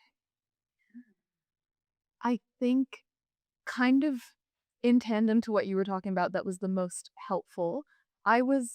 When you lost your mom, I was across the world. I was living in the US at the time. I got the call from you basically explaining what was going on. And it was, it was earth shattering for you. And then hearing it from me, it was like, I kind of need to unlearn everything I've ever thought about mental health and also you, because you were about to go through something seismic. And learning how to support you is kind of like I wasn't able to physically be there or be able to do any support in that sense. And so I kind of had to, like, I was kind of struck dumb because everything was changing and I wasn't in a position where I could physically be there to help you. And I think what was really beautiful about the outcome of what followed was that you came to visit me about 6 months later, I think. Yeah. And you had changed a lot. And you could see it, you could feel it, and hearing the conversations that we were having back then. Um, but there was a lot of like discourse about, does suffering make you a better person, and does trauma improve you and make you more resilient? And I don't think those conversations are really valuable in any capacity because what's done is done. But I think you came out of it in such a beautifully meaningful way for you. And it was so, so inspiring to watch you. And as your friend, I was more in awe than anything else. So I learned so, so much. For anyone. Could we do a quick round robin? What's something you appreciate about the people in this room that you don't say enough? Starting with Grace. I think, yeah, something that I probably would like to say more is that I just so enjoy spending time with you. Like, it is so much fun every time we get together, and even for hours after, I'm like, oh, fantastic. And Skylar, having met you, you're a bundle of joy. Taking Stuart, you too. Yeah. But yeah, when we hang out in whatever capacity that is, when it's just always such a good time. And I know that I can show up in whatever way that, I'm in that day. Like literally yesterday, I was coming off the back of a shift that was just not great. And then just being in your company and being able to catch up and, play games and do that sort of thing is just fantastic. Well, I've only just met two of you very, very recently, about 20 minutes ago.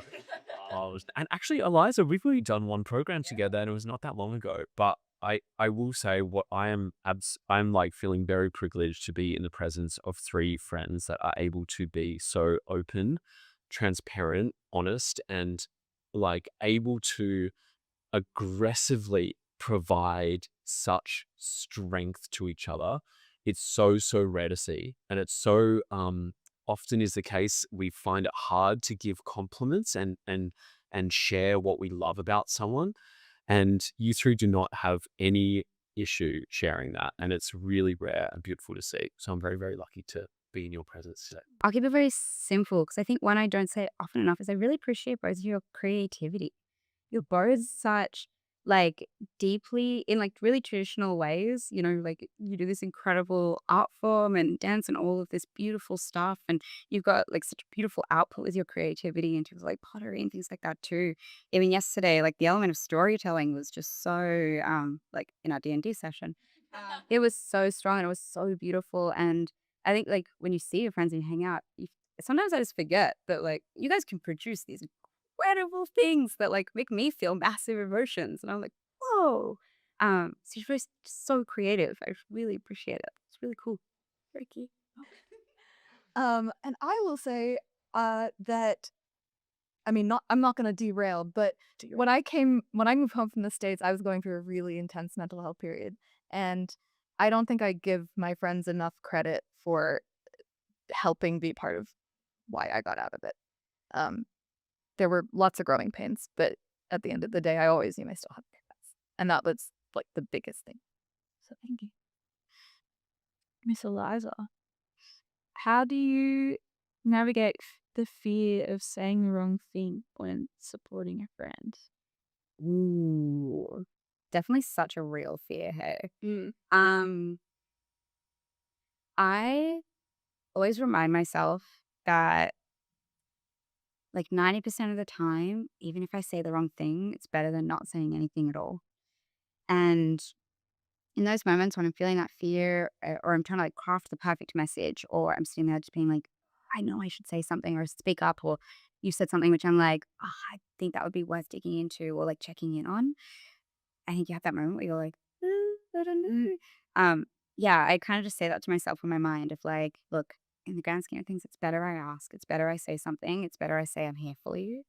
Because most of the time, even if you do say the wrong thing, the worst that's going to happen is like, hey man, that like wasn't the greatest thing. And you go, so sorry, it was coming from love. Like, here's what I meant. And you guys can chat it out. I think good friends, like you mentioned, like that rupture and repair idea, right? Like good friendships that are really strong, you can say the wrong thing a lot of the time and you're both going to be willing to come through to that moment. I also think sometimes you're just going to say things which like aren't going to be taken how you want them to be, or like people aren't ready to hear. I think it's also a really real scenario. And so it's also just being ready to be like, well, like me saying this or me trying to support someone isn't actually about me at all. It's actually about them. And so even if they turn around and go like, whoa, why did you say that? It's also about being like, hey, like, I love you. I just noticed that this has been going on. I just want to know you're okay. And kind of remind yourself that that's all that really matters. Okay. I'm going to open the floor to Rosie and Grace. You can both answer this. It's up to you. Um, well, We'll buzz in. I'll buzz in. Yep. Both. What are some challenges that you faced in supporting your friend through a tough time with their mental health?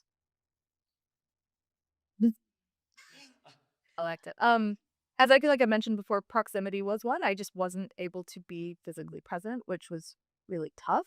I also think struggling with saying the wrong things. Everyone's got their own struggles with mental health, and they don't often overlap. Like they overlap a bit, but the context behind them can be incredibly different, which means that you have completely different outlooks on the same thing. Um, and so sometimes I come in with what I assumed to be something helpful or a solution that was like not.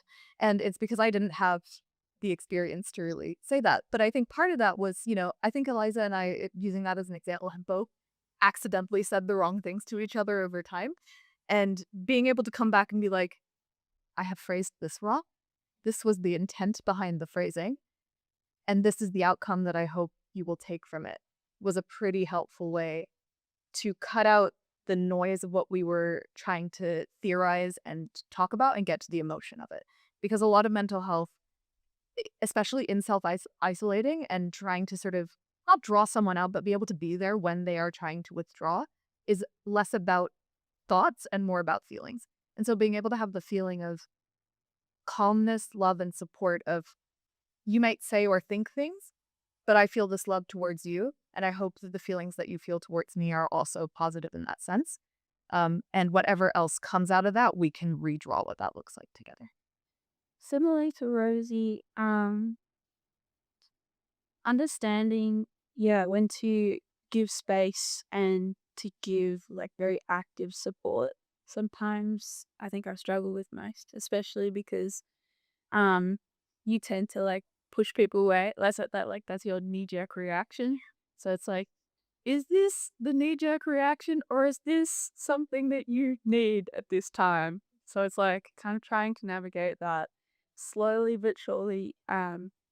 We've kind of worked out a way to like check in on each other that works for like both of us. Like I feel like um The waves.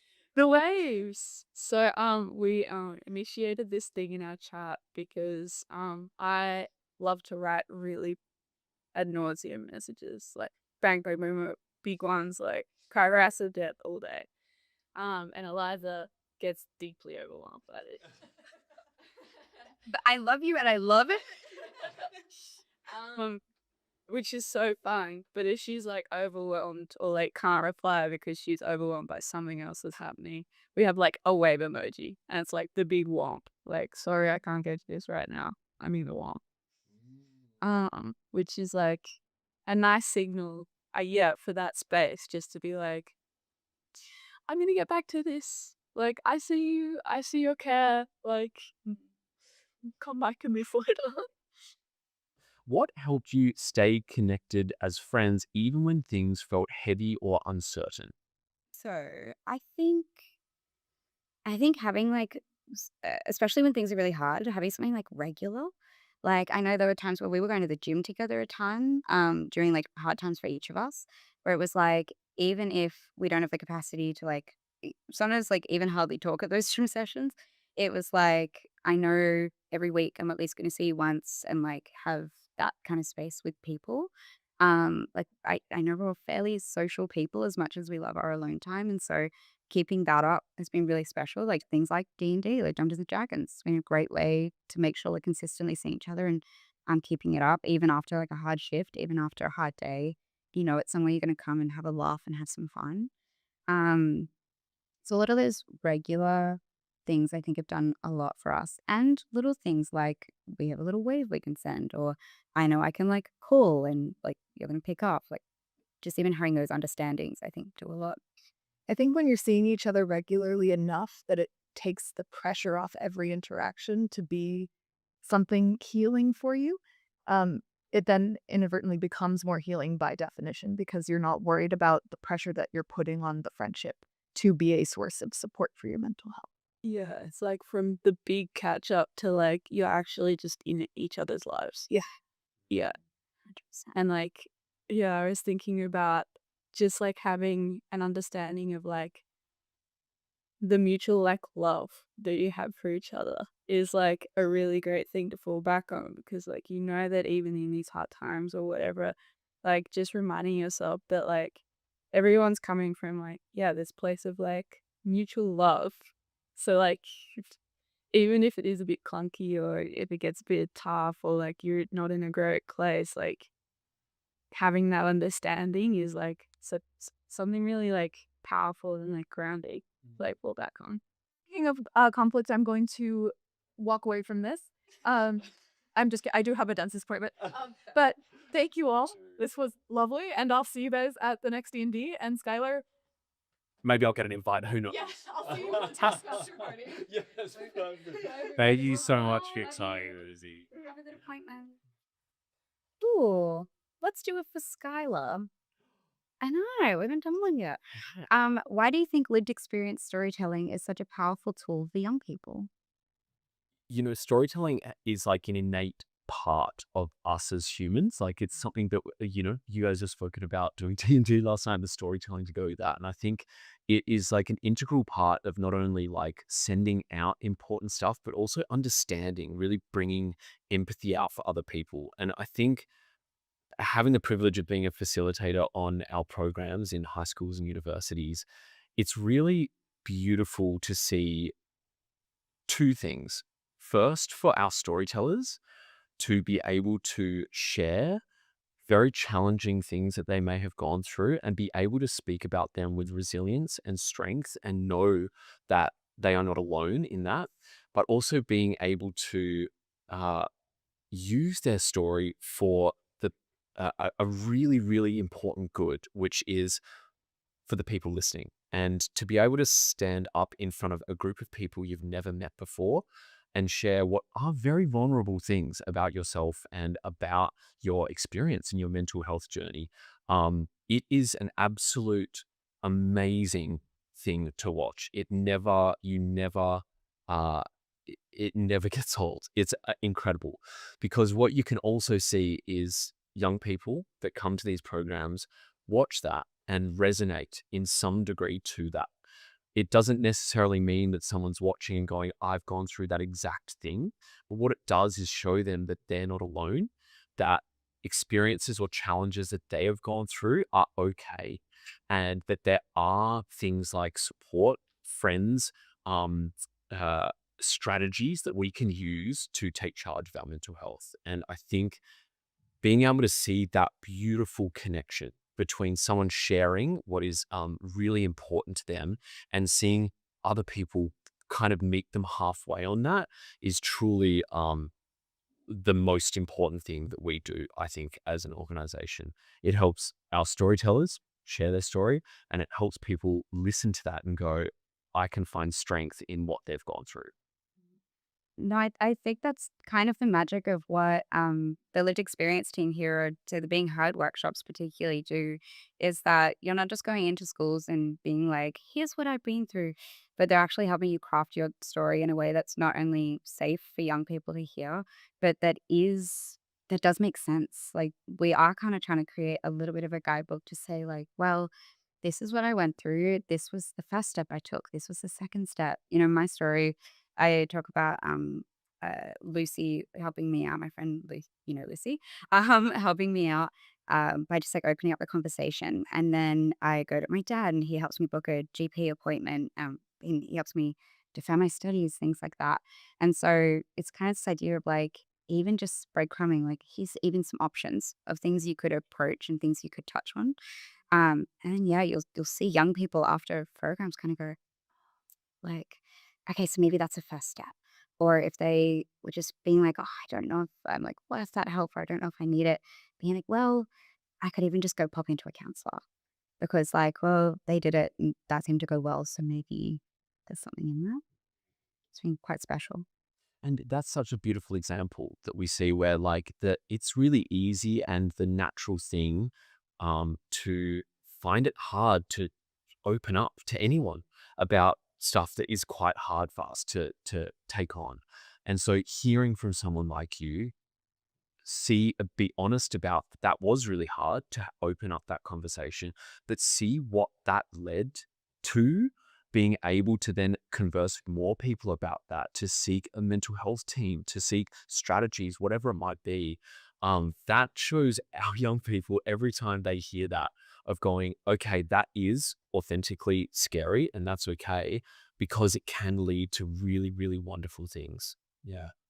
Well, Eliza and Grace, we kind of have to let you go because we could chat forever. I know, I know, and of course Rosie, who is currently in the dentist chair as well. But I do will say a really heartfelt thank you, not only for like letting me into your beautiful friendship group, but also allowing yourselves and us to hear that as well, and to share that with what is a really important day for us. So thank you for speaking really authentically and honestly and openly, and we really, really appreciate it.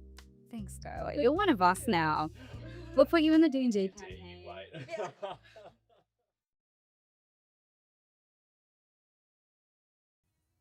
Thank you, Eliza, Rosie, and Grace, for sharing those wonderful experiences. And Scarlett, what was it like to be part of that discussion? It was amazing. It was so, as you can see, all three of them are so articulate, and it was so incredible. I felt like we were just in a friendship group on the couch talking about having stuff. a It was amazing. It's really nice to see. Yeah. So thank you to all three of those wonderful people for joining us. Now, we are about to go to a very quick little break before we've got some important stuff coming up. Quick little update. We've sat at $22,000 for money raised today. What an amazing effort. We are well on our way to our first milestone. Please, if you can, send this to whoever you know that might be willing to donate for youth mental health in Australia and the world, for that matter. But thank you all to those that donated so far. And of course, please do not forget about our raffle, which will be drawn at 2:30 p.m. There is still many chances to enter to get yourself those wonderful prizes that we talked about at the start of the stream. Yes. Donate, grab a raffle ticket, cast your vote in the poll. We've loved seeing your messages come through, and we will be going to a break in a second. Yes, we're going to jump off for just a couple of minutes, and then we'll be back with Skylar chatting to the incredible Mark Gresser about his trek for youth mental health across Australia. So we'll see you then.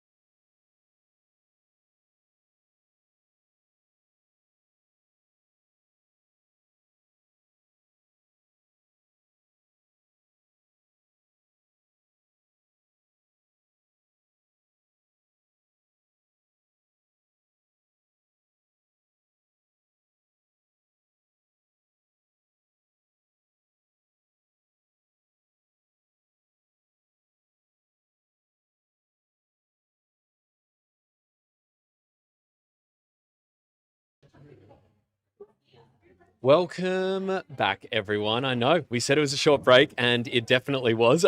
I love Daniel, our amazing tech guru for today, just getting his popcorn from in front of the camera. So if you were lucky enough to see that, I well done. We are joined by a very, very, very special guest with us today. We are joined on the couch by the amazing Mark Ressup. And if you don't know who Mark is or why we're speaking to him today, basically, Mark, over the past year or so, has embarked on an incredible initiative called Trek for Youth Mental Health.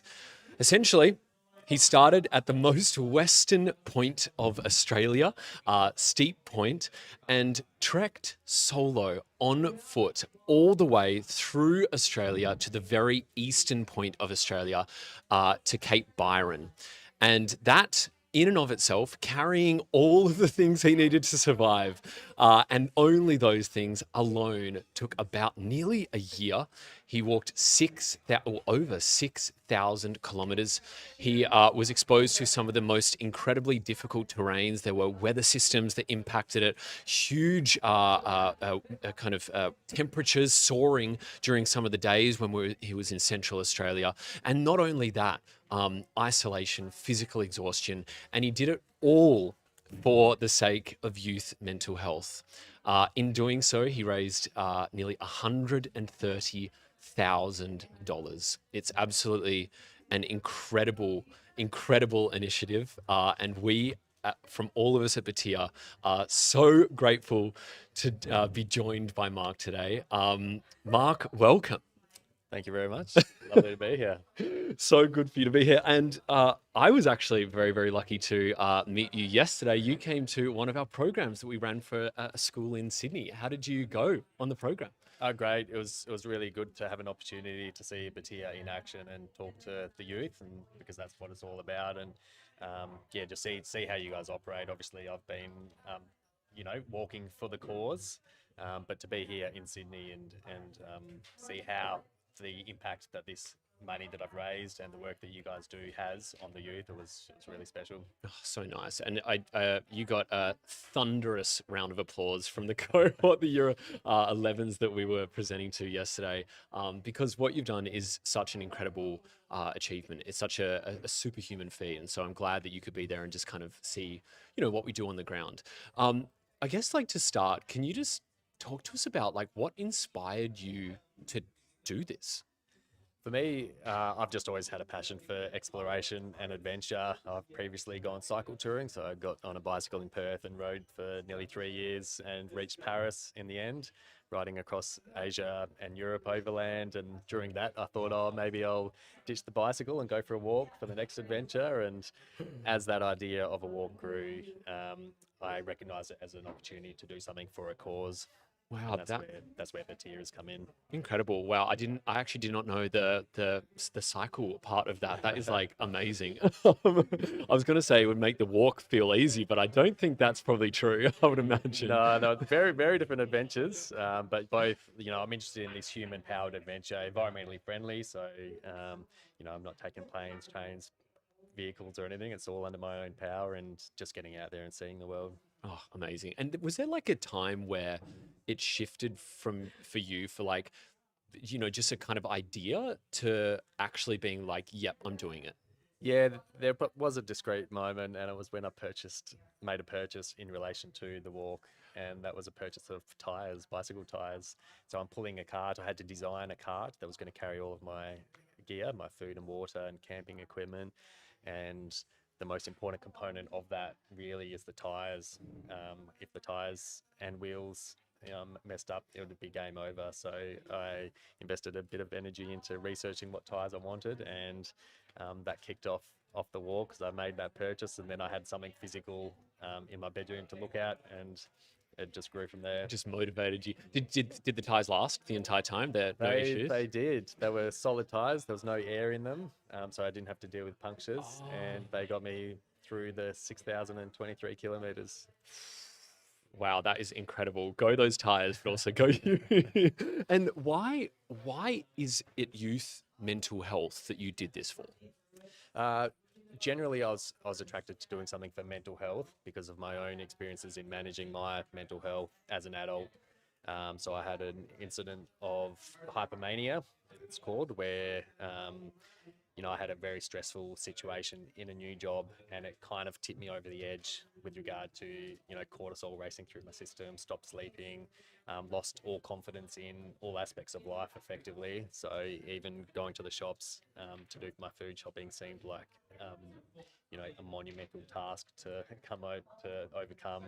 So my confidence was absolutely shattered, and I embarked on a process over the last 6 or 7 years of understanding what happened and also learning strategies to deal with anxiety and stress. Along the way, I saw a psychologist, and then that opens windows into other aspects of your life. And for me, that was, social anxiety. All of a sudden, I could put a name to something that I'd been experiencing my whole life, and I really loved the process. Sort of my background is science. I love learning about the science of psychology and what goes on in your brain biology, throughout these events. And a lot of what I learned, I wish I knew at a younger age. So I wish I knew there was more education. And that's why I was attracted to youth mental health as well. I think that's where it starts, especially the prevention side of things, and that is, Batyr's focus, and that's what led me to wanting to work with Batyr, because it is so prevention focused. That is so amazing, and it's so incredible to hear. Like, I know on your journey, on the actual walk itself, like you were sharing your experiences of mental health, and you were encouraging others to share theirs as well. And it just fits so nicely and naturally and beautifully into what we do as an org as well. And I think it's so courageous of you to do that on such a demanding undertaking for you. What I guess did you do on those tougher days? I'm sure there were days that were like really, really tough physically, emotionally. What did you do to get through them? For me, it's a matter of sort of having an eye on the bigger goal, the bigger picture. I wanted to walk across Australia, and I was only going to get to the other end if I kept going. But then at the same time, it's that can be overwhelming when you look at a map of Australia. I got halfway and I was having a chat, not even halfway, I was having a chat with my mate, and I was just like, oh, Australia is so big. Like, I feel exhausted already. So, it's good to be motivated by these big picture dreams, these goals, but then to bring it back down to where you are in the present, which means breaking the big task down into little steps and focusing on it step by step. So just always bring myself back to a point where I'm like, okay, I've got this goal in mind, but where am I right now? What do I need to do today? What do I need to do in the next hour? That's effectively what got me through, and as well realizing that as with all aspects of life and the challenges people go through, everyone has been successful in terms of getting through 100% of the tough days. So one more day doesn't seem like too much of a stretch because you've succeeded in getting through 100% so far. That is so awesome. Like, it sounds like you're like, I've got my ultimate kind of objective as the North Star, but when that's distracting or not helping, just focusing in on the here and the now, breaking those things down. What a great kind of piece of advice, just generally speaking. Was that like a kind of a day by day thing, or was that even sometimes like a one step, then like physically one next step, then next step, then next step? Like, how did that kind of look for you? I mean, the harder or the more I'm struggling, the more smaller the steps become.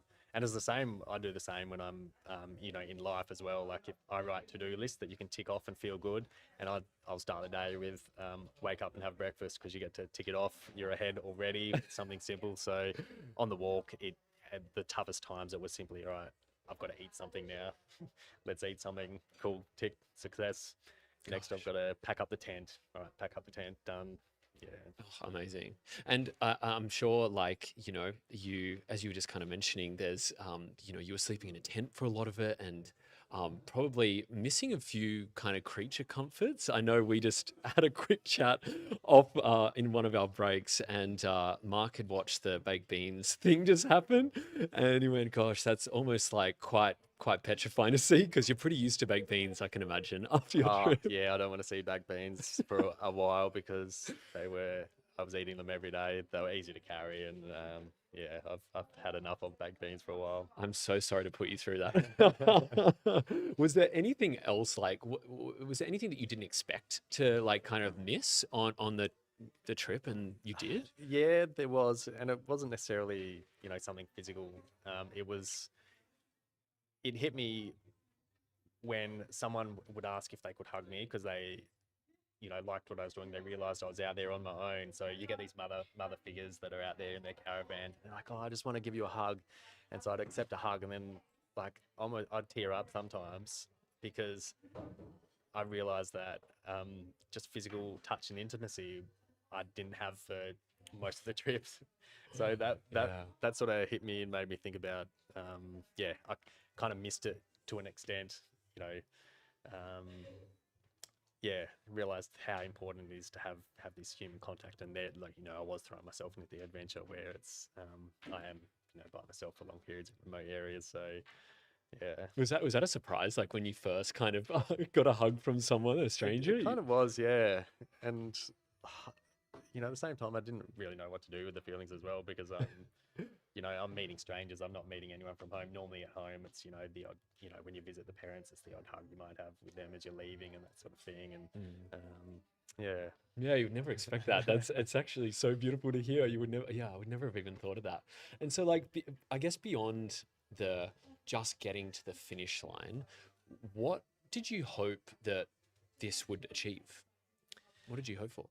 I mean, on a personal level, it was to have space and time to reflect and review. As I said, I feel like I've gone through a mental health journey over the last 6 or 7 years, and I really wanted time to kind of review that, you know, really dive into what I think I've learned, you know, where it's got me and where I want to head next. So to remove myself from the busyness of life, you know, it's so rare for people to actually do that. You know, I didn't even listen to podcasts or music, and really liked that process of just, you know, having your mind free to do whatever it wants to do and go wherever it wants to go, without distraction, without noise, without other people's opinions. So I had plenty of time to do that.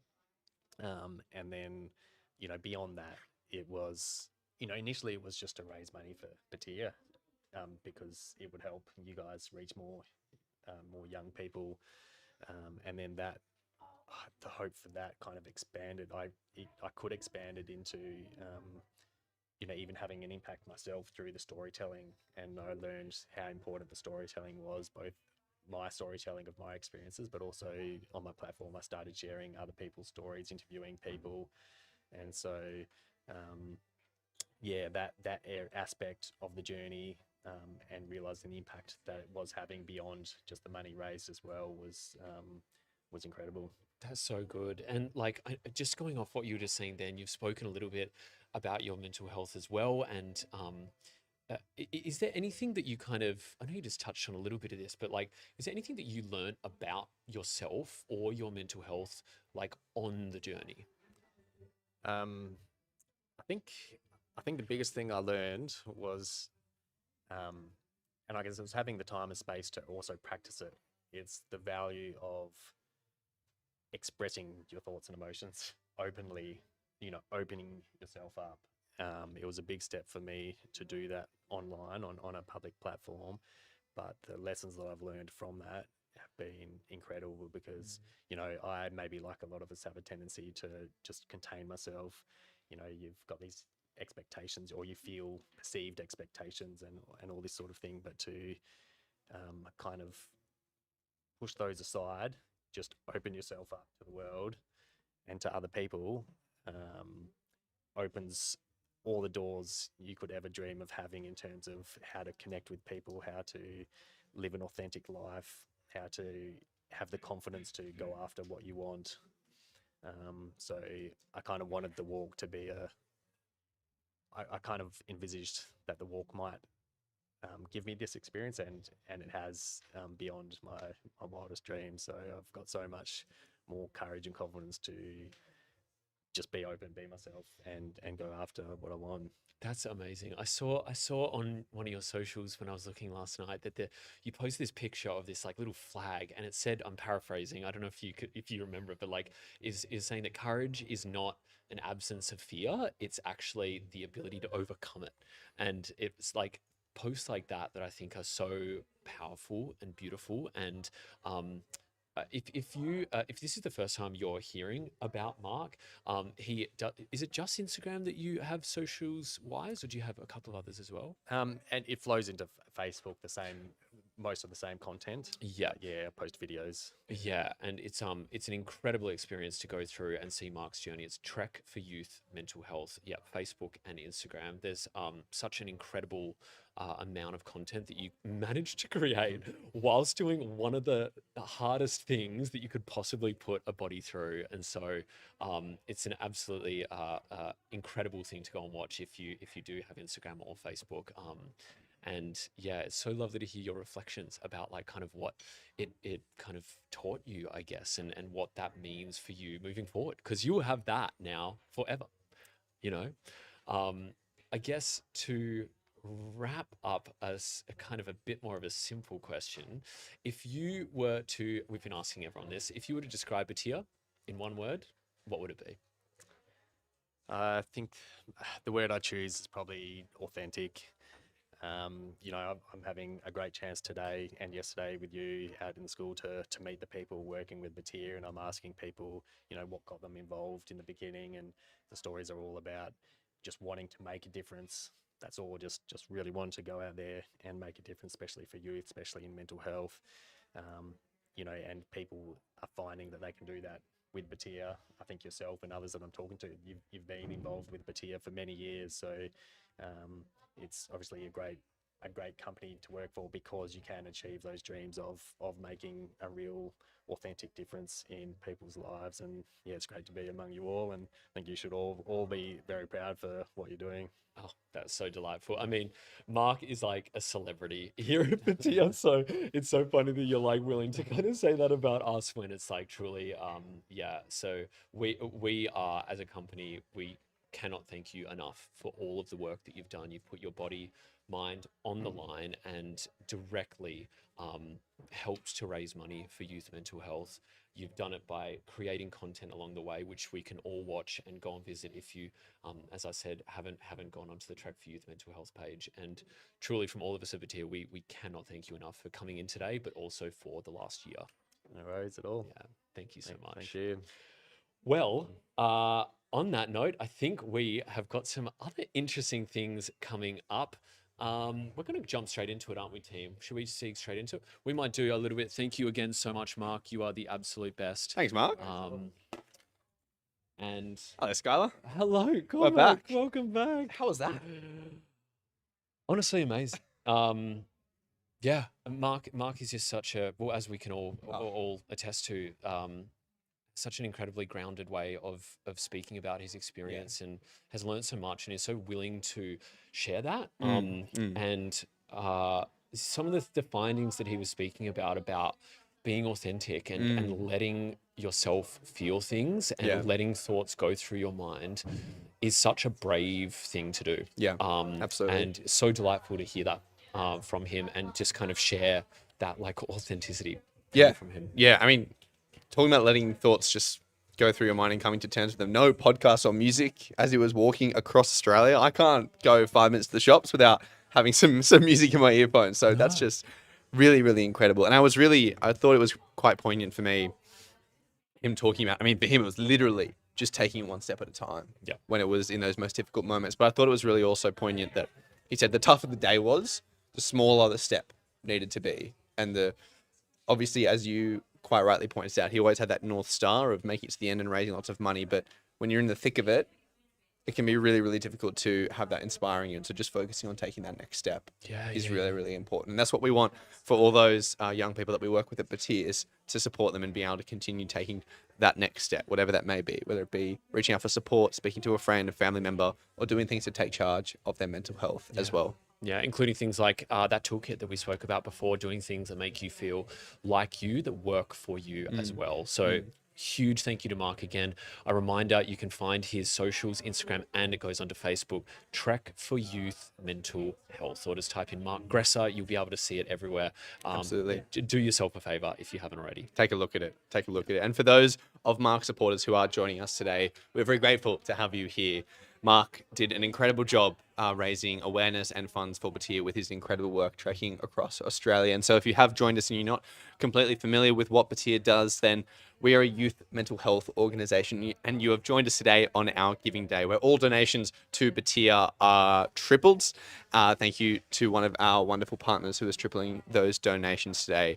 We work in schools, communities, and universities across Australia, delivering programs to provide assistance to young people so that they can take charge of their mental health early and often, while we also run trainings for young people to share their stories of their lived experience with mental illness and mental ill health. Yeah, and we've had some amazing donations come in. As Conrad has said, if you are just joining us, it's so lovely to have you here.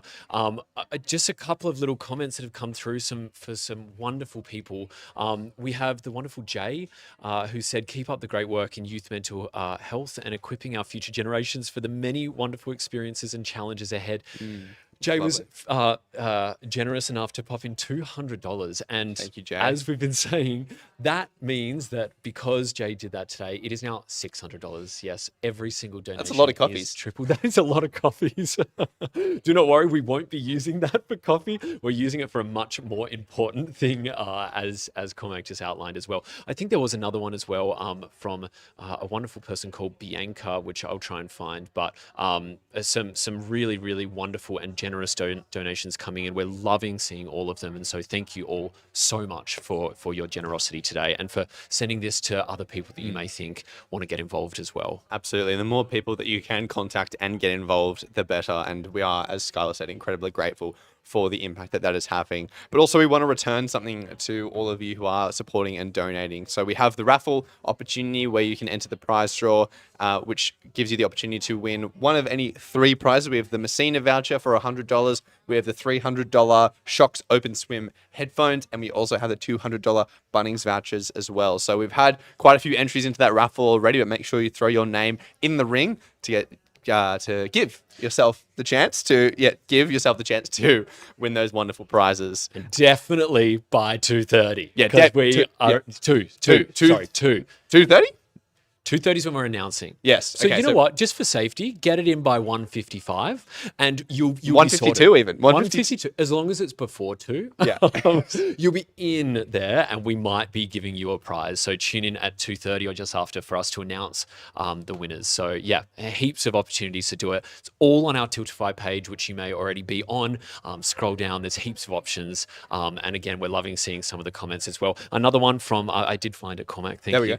From Bianca, who gave us $20. Thank you so much. That means it's $60. Incredible. And you've said, thank you, batyr, for helping to remove the stigma associated with mental health and encouraging young people to seek help or be a mental health ally, which Fantastic. I think is beautiful. I think that's really important as well, because batyr is not just about helping people in need, but obviously that's what we want to do, but we also want to allow everyone to help other people in need as well. We want, as Bianca so beautifully put, empower people to be mental health allies and support one another in those journeys, because that can make a huge difference as well. Yeah. Now more than ever, community is so incredibly important. The people around us and what we can do for the people we care about is so important. So absolutely. I think in particular, sorry, this is your line. I'm stealing your line. Oh, go for it. We don't have lines. We're just doing this off the cuff. Indeed, absolutely. Right? I just 100%, yeah, completely off the cuff. We're just winging it. We didn't even know Mark was coming in today. He just kind of rocked up and we were like, all right, it's now time for an interview. And then Pat rocked up as well. We're like, oh, cool, CEO's here. We should ask him some questions. We're fully winging it. Yeah, absolutely. But hey, that's what live streams are all about. And it's Giving Day, and we are giving our best shot at making this live stream work. So, but coming up, we do have, who do we have, Skylar? Can you tell us who we have? Oh, handballing it back to me. Thanks so much. No, we need to have lunch, as you can tell. Our next segment is we were actually very, very lucky to be joined by another one of our incredible storytellers, Tim, who also was actually on our program with Mark yesterday as well. Tim is an incredible storyteller, and we were joined by Tim and his mum Lisa, and they sat down and did a bit of like an Ask Me Anything kind of style questionnaire interview with each other. It is a beautiful interview, but I think that's enough I'll say about it. We're going to go to that video. I hope you enjoy, and we'll have a little debrief after as well, and let you know where you can find support services if needed. Enjoy. Enjoy.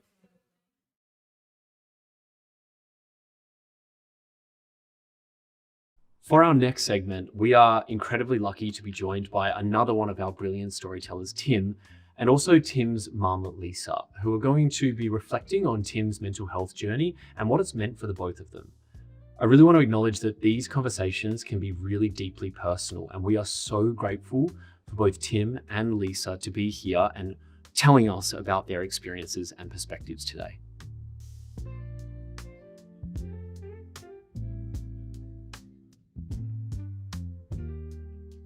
Yeah, so my story with mental health started 3 years ago, during year 12 at school, when I was playing cricket and got hit in the head.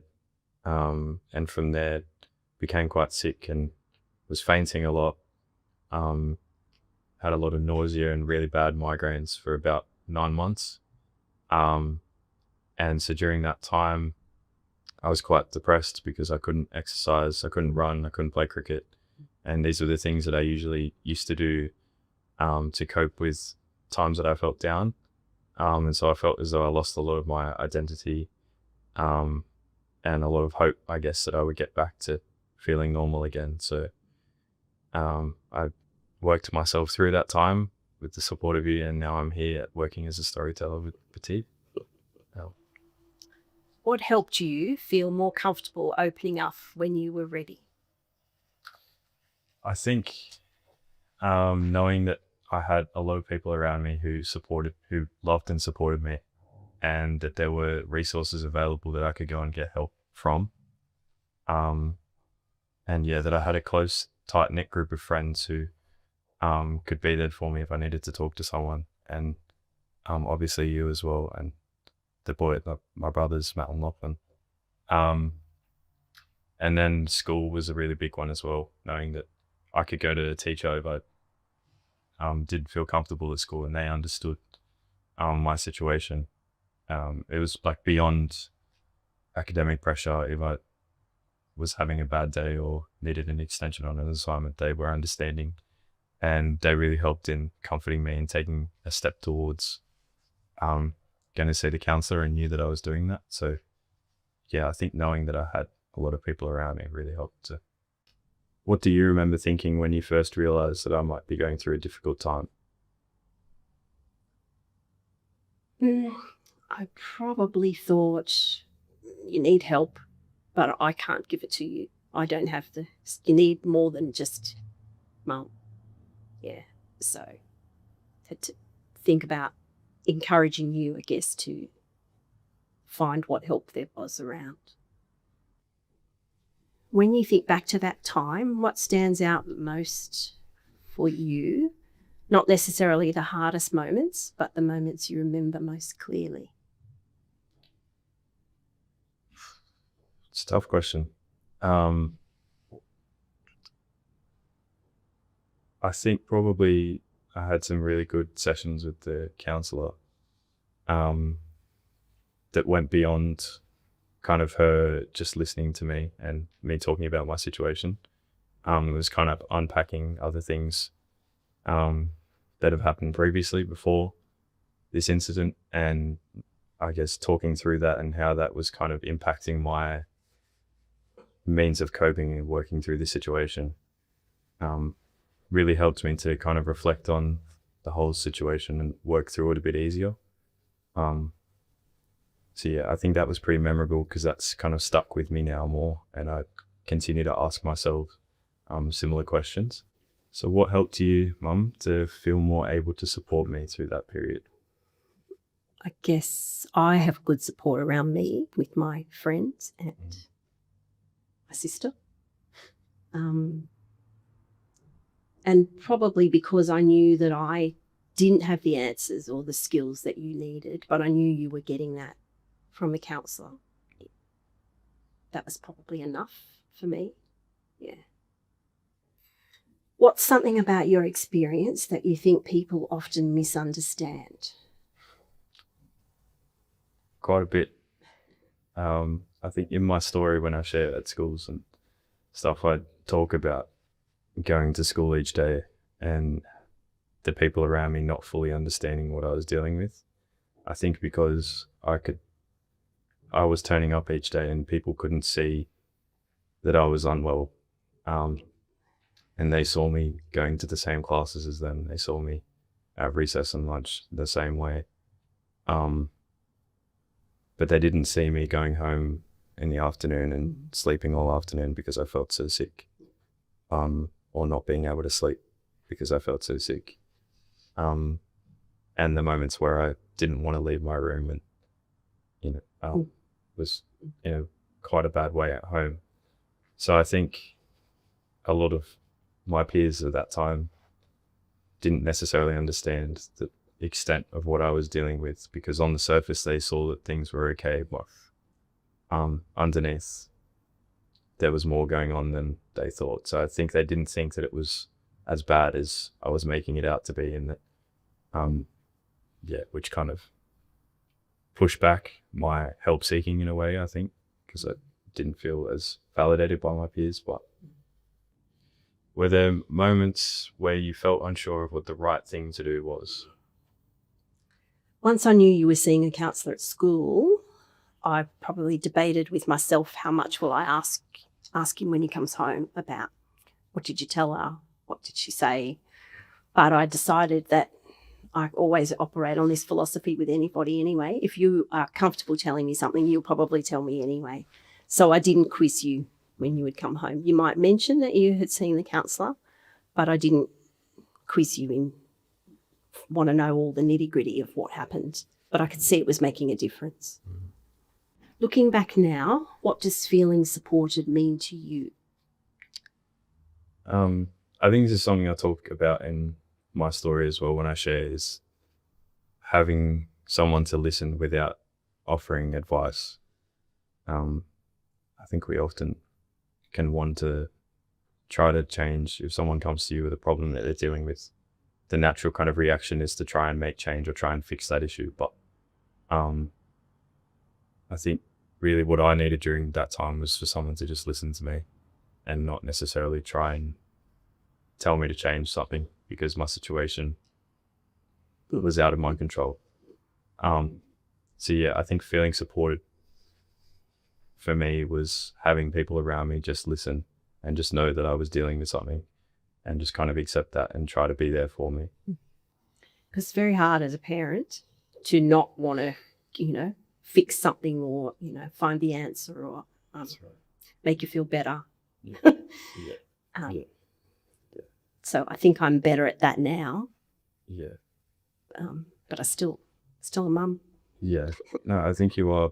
I was talking to Matthew about it last night. I think you are very good at listening to us without necessarily wanting to, or not wanting to, but trying to change something. You're very good at sitting there and just listening to us, not judging it. What do you think adults sometimes misunderstand about youth mental health? I think the misunderstanding is that young people don't have a lot of experience, so that they then aren't going through something because they don't know what real struggle is out in the real world. I think it's probably a big misconception, is that sometimes young people don't feel or don't understand things as much as adults do. And so it kind of takes away from early intervention, I guess, when someone's not feeling great. I think it's often left until later on, when there are more extreme symptoms or it's gotten to quite an extreme point, for there to be kind of intervention or for it to be finally noticed. And I think that misconception takes away from being able to intervene early and being able to get the young person the help that is appropriate for them. Do you think that there are generational differences in how we talk about our mental health? What have you noticed? Yeah, well, like I said, I'm a lot older than a lot of your friends' parents, but certainly when I was your age, you might have met somebody that said they were feeling a bit depressed, but was not spoken about openly and not like in the media. It would never have been mentioned. So I think that is a big generation difference about it. Yeah, definitely. I think your generation are much more aware and much more comfortable overall speaking about it. What's something I did that helped, even if it seemed small at the time? I think just showing up for me every time that I needed you to. I think I kind of, in some ways, took for granted you coming along to all of the appointments that I had at the doctors or the specialist, and didn't necessarily fully appreciate that's what I needed, was for someone to be there with me through that. And I think having you there as a consistent person throughout it really helped, because I feel like you understood my situation better than anyone else because you were there through all of that. And so then I felt less, I guess, judged if I came and spoke to you about it, because I felt as though there's at least one person out there who understands my situation. It makes a big difference when you're going to lots of appointments, having another pair of ears, because sometimes if you're feeling really unwell or they start using big words, you listen to the first bit and then you can't hear past and that. Trying to make decisions as well Yes, about that's the right. situation. Yeah. So what do you think stops some parents from having open conversations about mental health? Maybe it's a difficult conversation. So perhaps if parents don't feel like they have the skills or the knowledge, they're not really equipped to open up that box. Because what do they do if somebody starts telling them stuff that they really freaks them out because they're the parent? I think they're probably, I'm a lot older than a lot of your friends' parents, but I still think there's stigma and shame attached to mental health from our perspective. So again, that ties into that. I think it's hard to have an open conversation about it. Yeah. And when the skills, we also probably a lot of parents who don't have the knowledge to know, well, what do I do with this? Where do I go? If you've got a broken arm, I know what I have to do with that. But when it's mental health, that's much more unknown, I think, for the majority of people. Yeah. What does support look like for you today compared to back then? I think now I'm better equipped than I was back then to deal with things. I think back then I was searching more for something to replace going for a run when I didn't feel okay. And that really took a while. I remember really trying to work through that with the counselor of what can I do differently? What can I do when I don't feel okay? And I feel like I've better developed kind of those coping mechanisms now. And I'm a bit more grateful for the little things and the little wins that come up. So I think support nowadays, I think, is just people knowing that I might be having a bad day and listening to me, because I now know, having been through all of this, know how to get through it. I just want someone to listen and someone to vent to, and someone just to understand that I'm dealing with something, because I feel like I know myself best now. What do you think young people today are facing that feels different from previous generations? Social media. Absolutely. Social media, phones, laptops, all of that, I think, puts so much pressure on young people to try to maybe conform to things, to look a certain way, to think a certain way. Must be very difficult to not, to rebel and push back against a lot of that. Certainly I didn't. And not judge me. I think I certainly struggled to open up to you and to people close because I didn't want to feel judged. So I definitely appreciate that more and now feel more comfortable having a conversation with you about anything. And I feel very open with you in that sense. And yeah, I think as well, the way that you've raised me and the boys, I think I appreciate a lot more now, knowing how difficult it would have been on your own to have done that. And especially while I was dealing with something, I definitely appreciate that that was not an easy thing for you, and that me dealing with that and you having to try and look after me on your own would have taken a toll on you. And yeah, so I definitely appreciate that more as well. What would you want other parents or carers to know if they're supporting a young person right now? I think I would firstly say it's scary. It's scary. It's not nice watching your child go through any difficult thing. We always worry about you, but when it's mental health stuff, I think that for a parent can be even more scary because we can't see it. We only have to rely on whatever you're telling us. Or not telling us, perhaps, but it's more difficult, I think, to get a clear picture of what's going on. And I would also say that as a parent, I learned through this that, like I said right at the beginning, I don't have to have all the answers or the skills, but because there are people and places out there that can support you.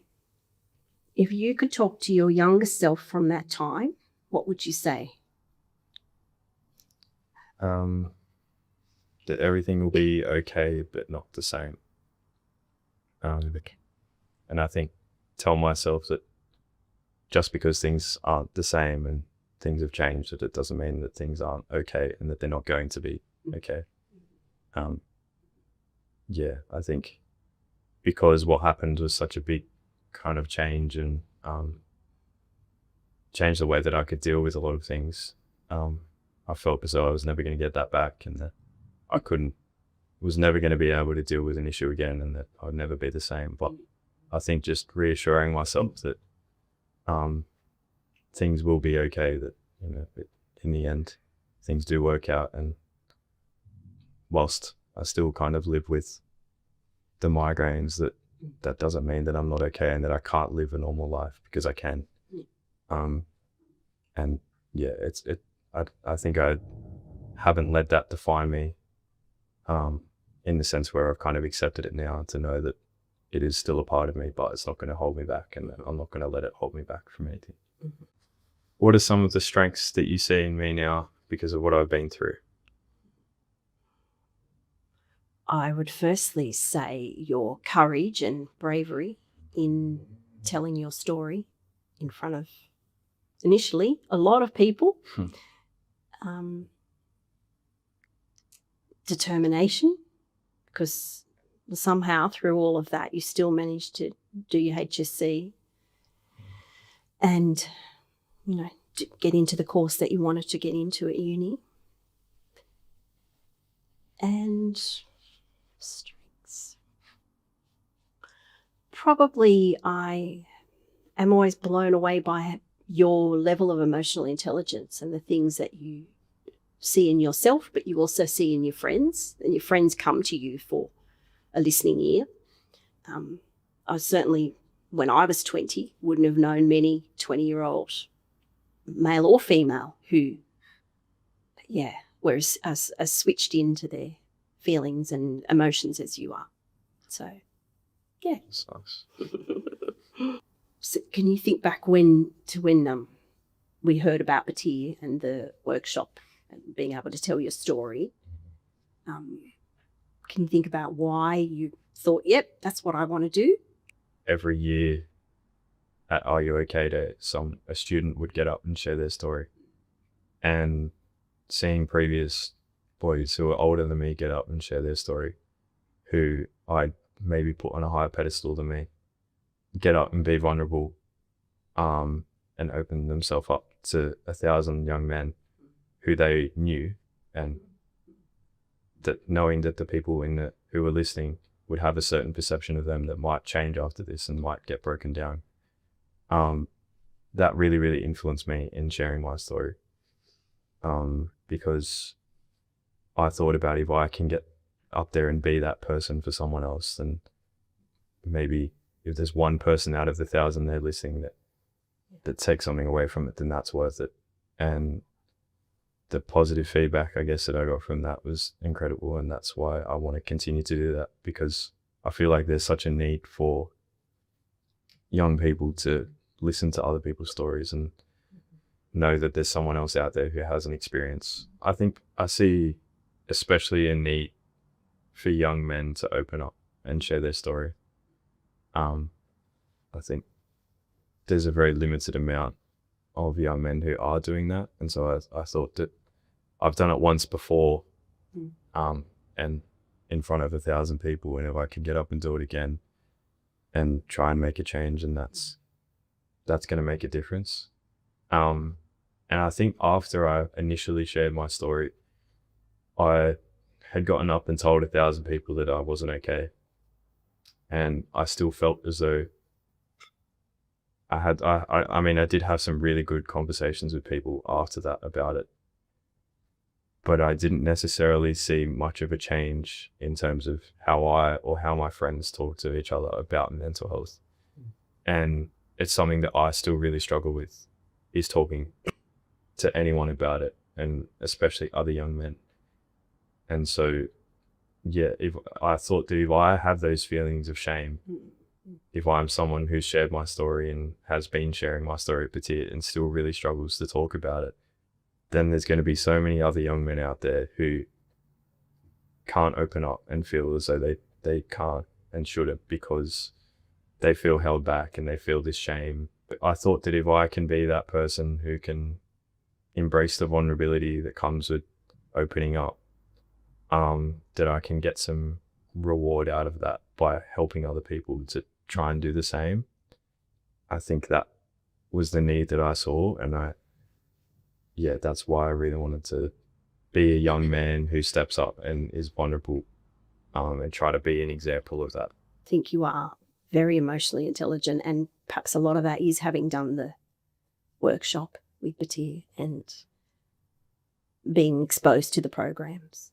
Yeah, it's certainly given me a lot of validation in terms of being or wanting to open up and talk about my mental health, because I've been told by so many people that it is okay to do that. And I guess to have my experience validated, and to know that what I've been through can help someone else, I think has helped me try to talk about it a bit more now, especially with my friends who might not be as open and still might struggle. So yeah, I think that has probably changed since I've been working at Batyr. What do you think organisations like Batyr do that helps young people feel more comfortable talking openly? I think sharing stories about mental health, I think that's kind of what Batyr is founded upon, and giving a voice to that elephant in the room, which is mental health, and being able to go around and share stories of young people who have dealt with something, and giving stories of hope to other people who might be dealing with something. And I think the effects of that aren't always necessarily seen straight away after a program. It can be one person that takes away something and it comes up 4 weeks later. And I feel like that's really impactful. And I've felt that listening to other people's stories as well. It's a really good thing, and a really good, I guess, change in trying to reduce stigma, is by opening up the conversation about it and sharing stories and showing that other people can share their stories as well, and that that's an okay and really, really strong thing for someone to do. I think we can all agree that that was a beautiful conversation to be witness to, and we would really just like to extend our appreciation to both Tim and Lisa for giving their time and sharing so thoughtfully today. Conversations like this have the ability to make people feel less alone, and we are so, so grateful for their authenticity and their honesty in sharing their perspectives.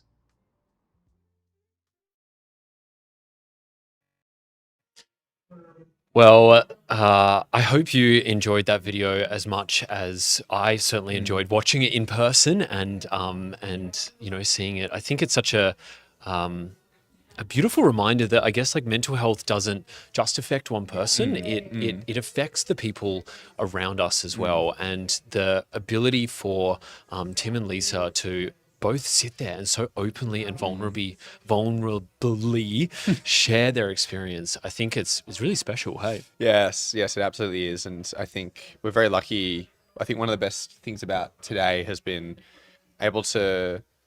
being able to have those chats with those storytellers, along with the other people in their lives that are part of their stories, because stories always involve more than just the person whose story it is. It's always numerous characters that are involved, and very lucky to have had Tim and Lisa share that with us. Yeah. And when we talk about the impact of like donations today, that's kind of the impact we're talking about. When we kind of talk about youth mental health, we're also talking about the people supporting youth as well in a kind of broader sense. So I think today is really, really important. We are about to go to a break. Do not go too far. We have a jam-packed next hour starting at 1 p.m. Eastern Standard Time. There's a lot we're fitting in. A reminder, we're going right up until 3 p.m. as for the live today, but those donations will continue right until midnight tonight as well. We've got a few things coming up. In the next segment, we're hearing from Malsa, who will be talking about the mental health landscape. We're hearing from more of our storytellers, such as Ben and Melody. So yeah, plenty more to come. Absolutely. We'll also hear from a couple of members of our lived experience team. Shakai will be having that chat with Ben. We'll also be hearing from Joss, who'll tell us a little bit more about the role lived experience plays in our work at batyr. It really has been a wonderful day so far, hasn't it, Skylar? I think we've been very lucky. We've had the board, we've had Pat, we've had Mark come on, we've had so many wonderful videos as well to play Eliza and her friends, and then Tim and Lisa. And that's been reflected in the donations. We're almost at $30,000 with the donations. I think, $28,282.50. I will say we're tantalizingly close to the first milestone. We are. Now, if we hit that live, we will be doing that milestone live. Yes. So just for my own benefit, I'm like, let's get that moving. I want to see our head of people, Mitch, do a shot of hot sauce live on stream. Okay? Truly, I want to see it. But that will only happen if the people at home can get their donations in. Yes. So it's a lot to ask, I know, but it's the day for it. It's a day where that impact that people can have the most impact as possible. Now, I think we are just hearing from the team. There was a bit of frantic energy just then. Something very exciting happening. You may have seen us stumble over our words because... I will just say, if you're watching from home, you can't see the amazing, incredible work from behind the camera. We've got Bianca and Daniel who are doing so much work before today and today. They're writing things for us, writing notes to keep us updated, and they have brought our attention to something which is an incredible donation that has come through from Rod Jackson, $1,500. Incredible. He said, "A great cause delivered by an amazing team, all strength to you." A reminder that has been tripled as well. What is the maths on that, Cormac? How many coffees? In Sydney, 3 coffees. Yeah. No, but thank you so much, Rod. What an incredible achievement. Right, as we were just starting to talk about... we were just trying to, put the word out there, like get the donations rolling in. We want to see that... we want to see Milk do... Milk. Mitch. We want to see that Milk. No, we want to see Mitch. We want to see Mitch do that shot of hot sauce, get the donations rolling in. And Rod, he took up the call. They took up the call. And so thank you very much, Rod. Thank you very much for that. And to all those who are otherwise might be thinking of making a donation today, no better time to do it than right now as you head off to the break. But also don't forget, we have the raffle that you can enter into. We have our poll where you can vote for why you are supporting batyr today. But please keep those donations rolling in. Spread the word about what is happening. And then we'll see you after the break. Back in 5, yeah. See you at 1. See you then.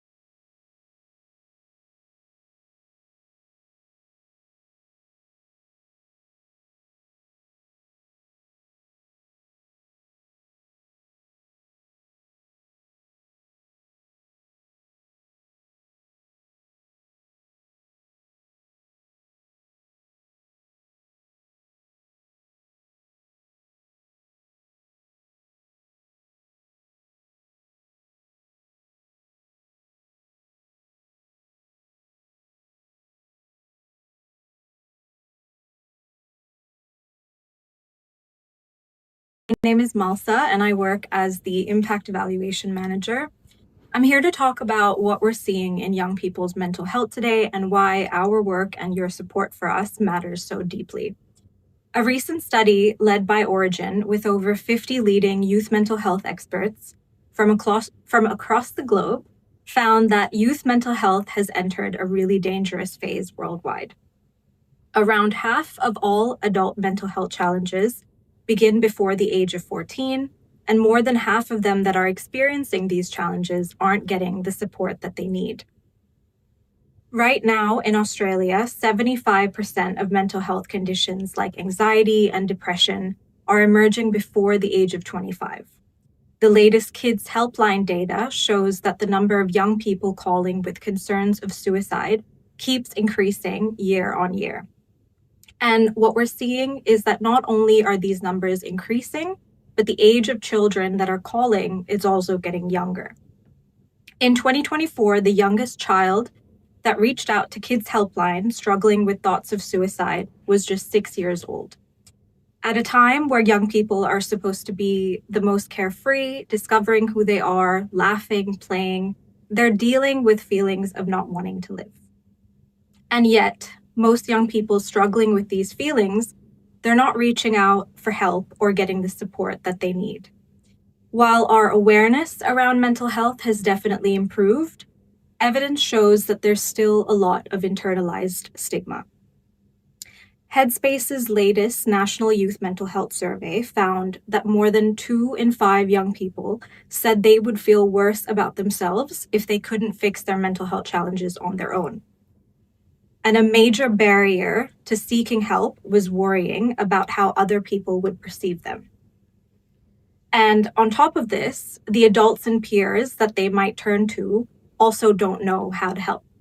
So research from Medibank found that 1 in 2 Australians don't know how to have productive and safe mental health conversations. More than 1 in 2 young people who reached out to someone to talk about their mental health struggles said that they received an unhelpful or negative response.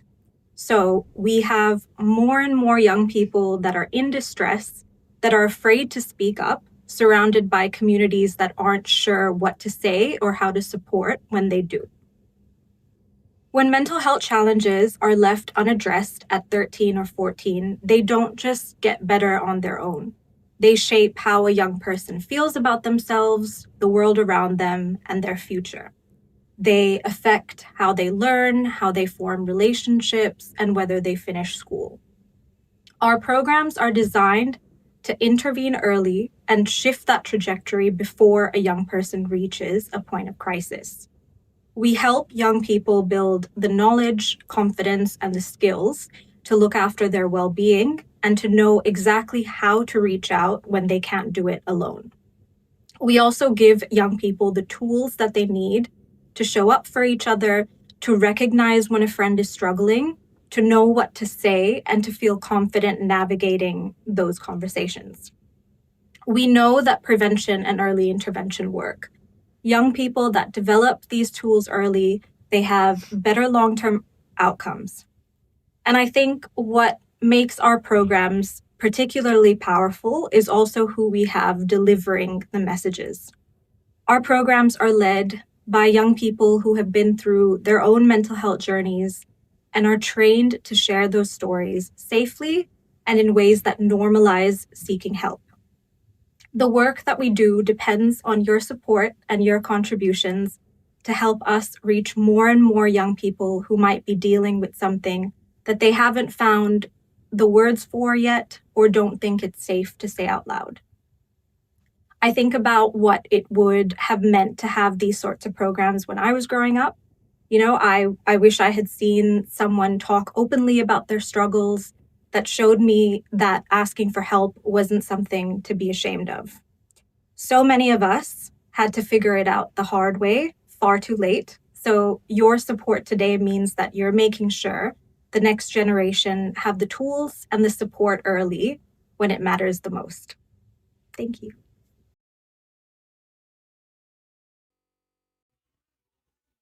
All right, and we are back. Thank you so much to Malsa. Wow, how lucky are we, Skylar, to have the incredible Malsa on our team. Malsa is like a genius. She's incredible. She's incredible. so brilliant. And she's also super cool. Yeah. Because I remember, like, I hadn't met her in person. Like, I spoke to her online because she works from the Melbourne office. And then I remember meeting her in person for the first time. I was like, wow. I have not had the privilege of meeting her in person. You have not? Actually. Oh, I don't think so. Oh, that's No. so unlucky. I think that should be a milestone if we get to 50K. Skylar gets to meet Malsa in person. We'll live stream me on the plane going to meet Malsa.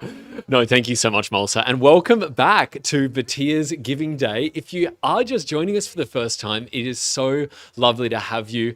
We have been live since 10 o'clock this morning. We're going all the way up until 3 p.m. today. And in case you've somehow managed to miss Cormac and I banging on about this all day, any donation we receive today is tripled. That goes until midnight tonight. So yes, we'll be logging off the live stream, and that will still continue until the hit of midnight tonight. Until the clock strikes midnight. Exactly. What and voice the carrot, was the that? carrot, I don't know. I was going like fairy godmother, like, and the carrot turns back into a pumpkin. I don't know.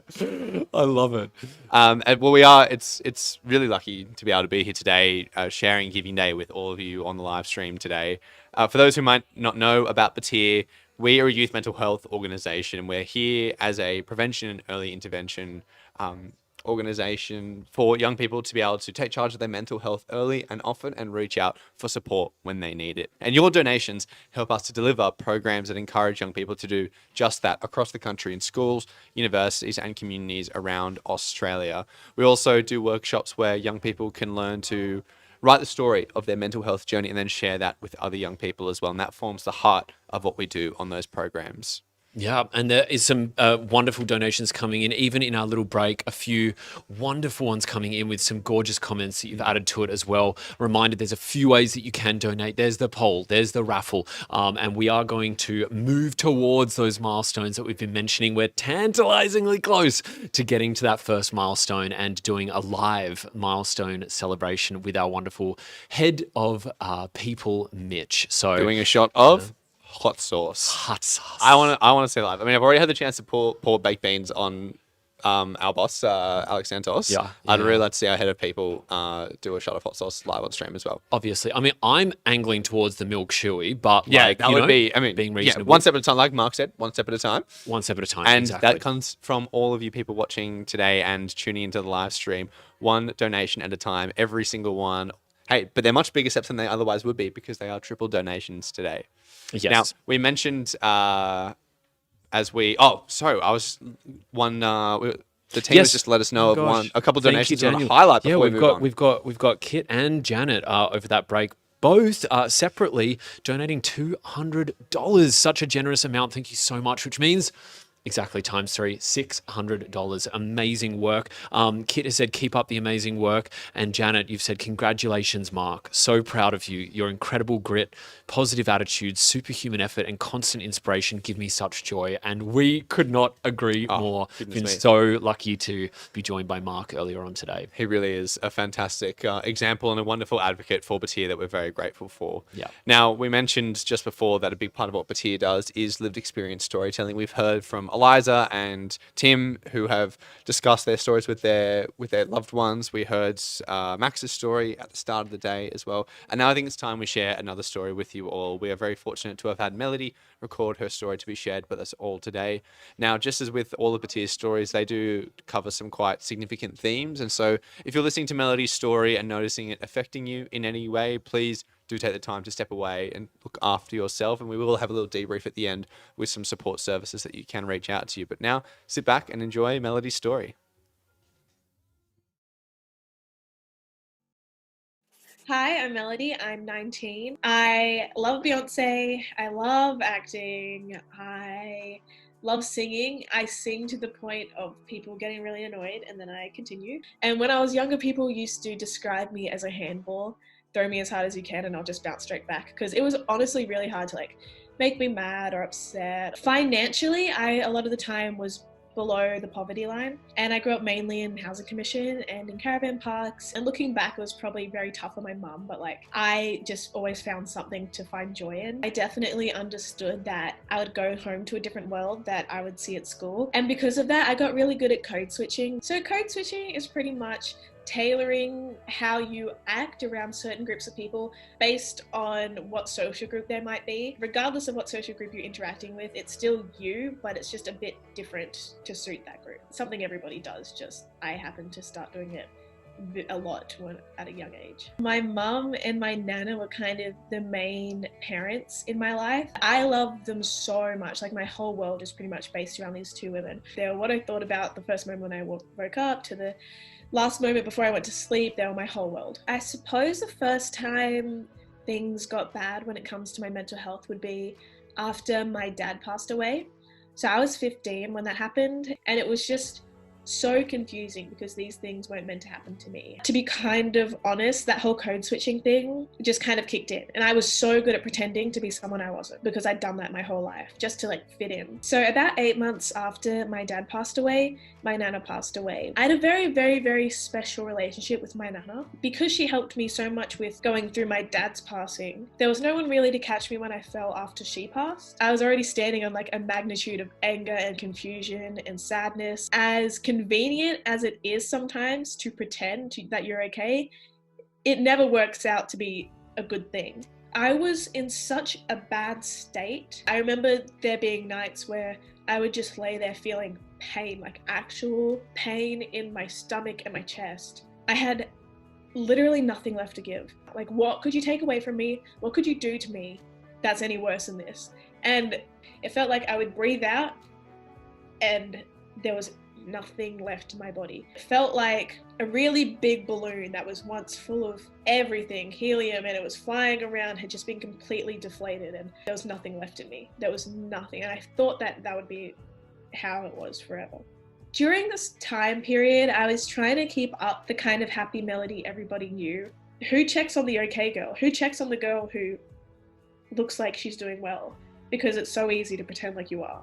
But when I was at my darkest point, the only thing I wanted was someone to be like, do you need help? That's like all I wanted to hear. That's all I wanted to read. Or like, are you okay? And then one day I was in the car with my mum and I'd put a photo on my Snapchat story of my grandma. My friend Shen replied with, how are you doing? So I was like, oh, IDK lol. Trying to brush it off, and I tried just to like not burden him with anything. He said, about your nana, I'm here if you need to talk. And I remember getting that message in the car and I literally just started hysterically crying because that was the first time someone in my social group had reached out to me and checked if I was okay. And it was the biggest relief. Like a weight had been lifted off my shoulders, that I didn't have to be quiet anymore. Like I didn't have to pretend like it wasn't happening. I didn't have to pretend anymore. Around the same time that Shen had messaged me, I was having a really rough day at school and I just knew I needed to cry and cry and cry and cry and cry. I went to my school counselor out of the blue and I was like, can I please talk to you? I just sat and I cried and I told her everything. And I was like, I don't know what to do. I don't know if I'm going to make it out of this. So that was a really big moment for me, to know that I could go to someone and just completely be a wreck and be in ruins and they wouldn't judge me. As the weeks and months went on, the sessions were easier and I was talking about things I was excited about. I started to talk about what I wanted to do with my future, which was amazing because for a little bit there I didn't think I'd even have one. I'm really, really thankful for the support I got and for the support I was able to find in my darkest days. I really can't imagine what turn my life would have taken if I didn't have people to lean on. Now in my mental health journey, I am doing so much better than I ever thought I would be able to be. If there was anything I could do, if I had one superpower, it would literally be to go back to 16-year-old me and be like, you're gonna get through this, like you're gonna be okay. There is still the same amount of fear to open up to someone because it is a scary thing to be vulnerable to someone, especially when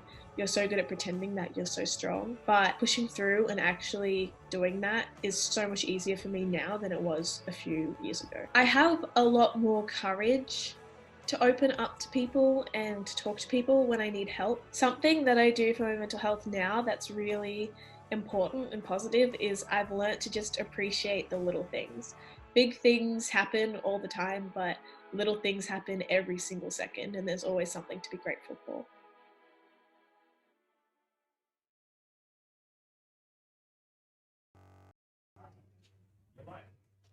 And we're back. Thank you so much, Melody, for sharing your story. And thank you to all of you at home for your kindness and attention as Melody shared her story with you all. It never gets old, does it, Skylar? Us on program seeing all the storytellers share their story. It's a really amazing thing. Yeah, and I feel like one of the things that stands out from Melody's story for me is that moment where she talks about how a friend of hers just reached out to her saying, "How are you doing?" And when Melody kind of went, I'm fine, like all good, tried to brush it off, the friend went like, "I'm here if you need." And to see the impact of something as simple as saying to a friend, "Hey, how you going? I'm here if you need me," is so powerful to hear about. It really is. It really is. And I think Melody has a very poignant line earlier in her story where she says that no one really checks in on the girl who's always fine. Yeah. And she had obviously gone through a very significant experience and yet really needed someone to reach out to her because she was that happy-go-lucky, positive, energetic kind of person. And as you say, that was a really significant moment where a friend did that. And so please, if you've got a friend in your life you think they might need checking in on, don't hesitate. Today might be the day to do that. Yeah. And if anything, today might be the day to do just that. And maybe, but if people felt the story affected them a little bit at home, what could people do for themselves there, Skylar? Yeah, so we actually do have if you're tuning in on YouTube, you can see we're putting a lot of kind of links to support services, which are a great start to look at, investigate, even if it's just knowing something about those to tell people that we care about. But also, if you want a little bit more detail, you can go to batyr.com.au. We've got a whole raft of services on there that we think are really, really excellent for different populations, different needs, and there is always help if you or someone you care about may need that. Absolutely. Now, we have got a very interesting little advancement. In fact, we were kind of sitting there a moment ago going, "Oh, you know what? We're so close to $30,000. And then we had a couple of donations come in. One very, very big donation here. Could we please get everybody's attention for a moment? Attention, please, everybody. We have just received from AD a donation for $500, which means $1,500. Oh, how about that? Incredible. Yeah. And that's a credit. That's a credit to the wonderful work these... Wait, we've got the easy job, Skylar, don't we? I know. Yeah. You can't even see anyone over there. We've got like a whole other of team. people. They're not even on camera. They're working incredibly hard, but thank you to AD, but also for the other donations that are coming in around AD as well. Every single dollar means $3 and every single dollar matters as well. So thank you so much for your generosity. Yeah. It is a really wonderful thing. And like I said, credit to the incredible volunteers and the rest of the staff who are here putting in the hard yards, making the calls, getting in contact with our network to bring these wonderful donations in, which are tripled today. And as we know, that's what the incredible impact and the incredible need for those donations and for the support of all of you watching today. We heard from Malsa the state of the mental health landscape in Australia, especially for youth mental health. It's a very difficult landscape at the moment. We know that in the last 12 months, 2 in 5 young people have had an experience of a mental illness or a mental disorder. We know that the leading cause of death for young people in Australia is suicide. And Batyr, we are playing a part, along with many other wonderful mental health organisations, in trying to bring those statistics down through sharing the stories of young people who've been through difficult times, but have also been through those times with the right support and now can share a story of hope and recovery. And there are so many other ways that people can get involved, so not just by donating, but by entering our raffle, which closes at will be announced at 2:30. So make sure you get your entries in well and truly before that. And not much time left actually for that. Definitely get it. Probably another hour or so, maybe 45 minutes less, even. yeah. So make sure you're getting those entries in, and don't forget about those wonderful prizes. What are the prizes again, Skylar? We've got a Messina voucher. $100 Messina voucher. That's the most important one. That's what else we got? We got a Bunnings voucher. $200 Bunnings voucher. Yep. And the earphones. The ear cleaner is earbuds. We have a single packet of Q-tips that you can use to clean. I always was really bad at what's that game where you do the gestures growing up?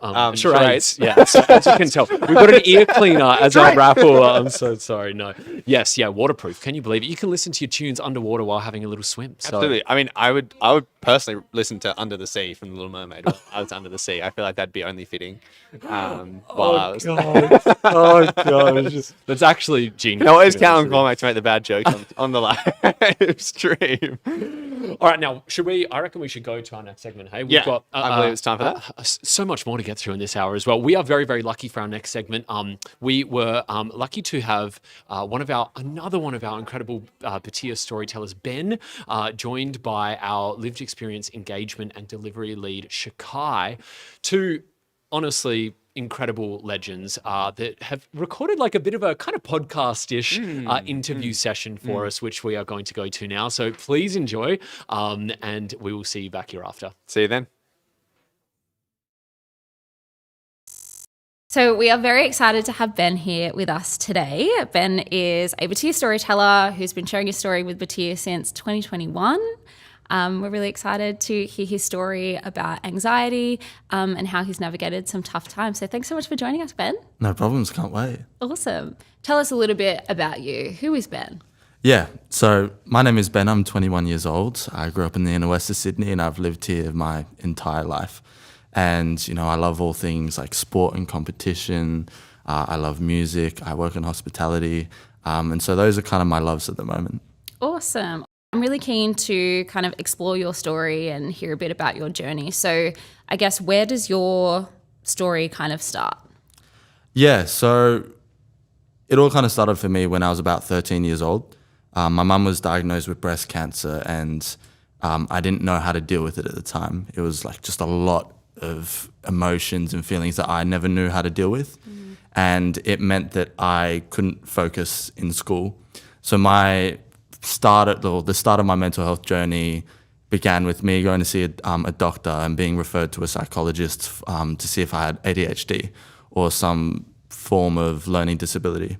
And from there, I came out of the doctor's office being diagnosed with anxiety. And that wasn't what I was expecting at all. And so that time of my life really kickstarted my mental health journey. Yeah. And what was it like for you, I guess, kind of going into the doctors and not really knowing what to expect or kind of having an idea of what you think the doctor is going to come back with and then they come back with something completely different? What was the impact of like receiving a diagnosis of anxiety then on your mental health journey? It was so confusing. Like I had gone in kind of half expecting what to be told and then getting like hit in the side of the head with something that you didn't know was going to come was just like, it was bizarre. It felt bizarre and it left me with a lot more questions and answers about myself. And so a lot of my life has been about trying to answer those questions since, and that's what like my mental health journey has been like. Yeah, so a lot of unanswered questions, probably a lot of confusion at that time. So how did you kind of manage those emotions?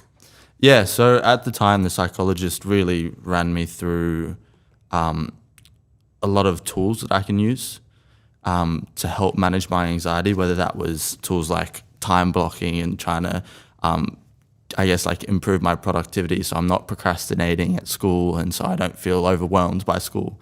Also things like meditation, how I can use my love of sport as meditation and all these kind of tools that I can use to manage how I feel rather than let it dictate how I act. Yeah, I love that. Finding things that work for you to kind of take control of that situation and really important to be doing those things that we love. I know sport, like you said, is a huge thing for you. Yeah, and it was a big perspective change for me in the sense that at the time when I was in year 8, I used sport as a way to like distract myself from a lot of my mental health. And so I would go out at like 4 o'clock in the morning, go for a run, come back from the run. I'd go to school early, play sport before school, like lunch and recess were training sessions. After school, I would go to the gym with one of my best friends. And then after that, I would sometimes even go to team training. It was just like a way for me to distract myself. And I didn't know at the time that if I learnt to do that in healthy doses, it can be seen as like meditative movement, as a way for me to like really focus and like hone in on the moment, whether that's a game that I'm playing or just a training session that I'm having by myself. It kind of changed the perspective from I'm just doing this because it makes the bad feelings go away to this is how I'm looking after myself. Yeah. And those kind of perspective changes really have like helped me in terms Yeah. of my mental health. Going through that big period of change, you know, receiving that diagnosis, still having a lot of unanswered questions, still feeling quite confused, trying to figure out, you know, the next best step and incorporating those things that make you feel really good. When did you kind of realize that, like, enough was enough? I really want this to change. I've got to figure out the next steps from here. Yeah, so when I was initially diagnosed, it really helped me at that time. But because I was so young, I still had like a lot of feelings that I didn't know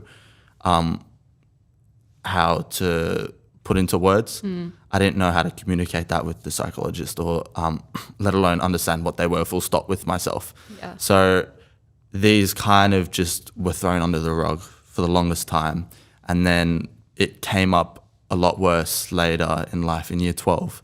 And I was basically like in a situationship. I was in the middle of the HSC, and this was in 2020, so the pandemic. And so it was just so much going on in my life. A lot of also like an existential crisis in terms of like, what do I want to do? What do I want to be? Which you're never really meant to know at that age. For sure. And things never go the way that you expect it to. And so a lot came up when I was in year 12, and I felt the need to go and see a psychologist again. And so in year 12, when all these feelings came up, I found myself in a place where I didn't know how to deal with them anymore. And because I was older, because I was able to process them a lot more, I felt it a lot more. And so I really struggled. Like, I remember I was in my car, and this was the night before a footy game, and I was just overwhelmed with anxiety. And this was like the first time I ever really had like an anxiety, like panic attack. And I remember sitting in the car at midnight just crying for hours.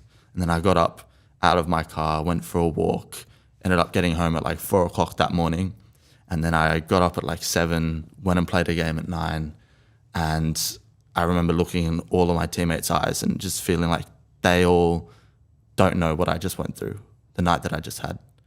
Or times when I was at school, and there was this one specific time I remember. It was a wet weather day, and so it was raining quite heavily. We weren't allowed on the oval to play sport to distract myself like I did a lot.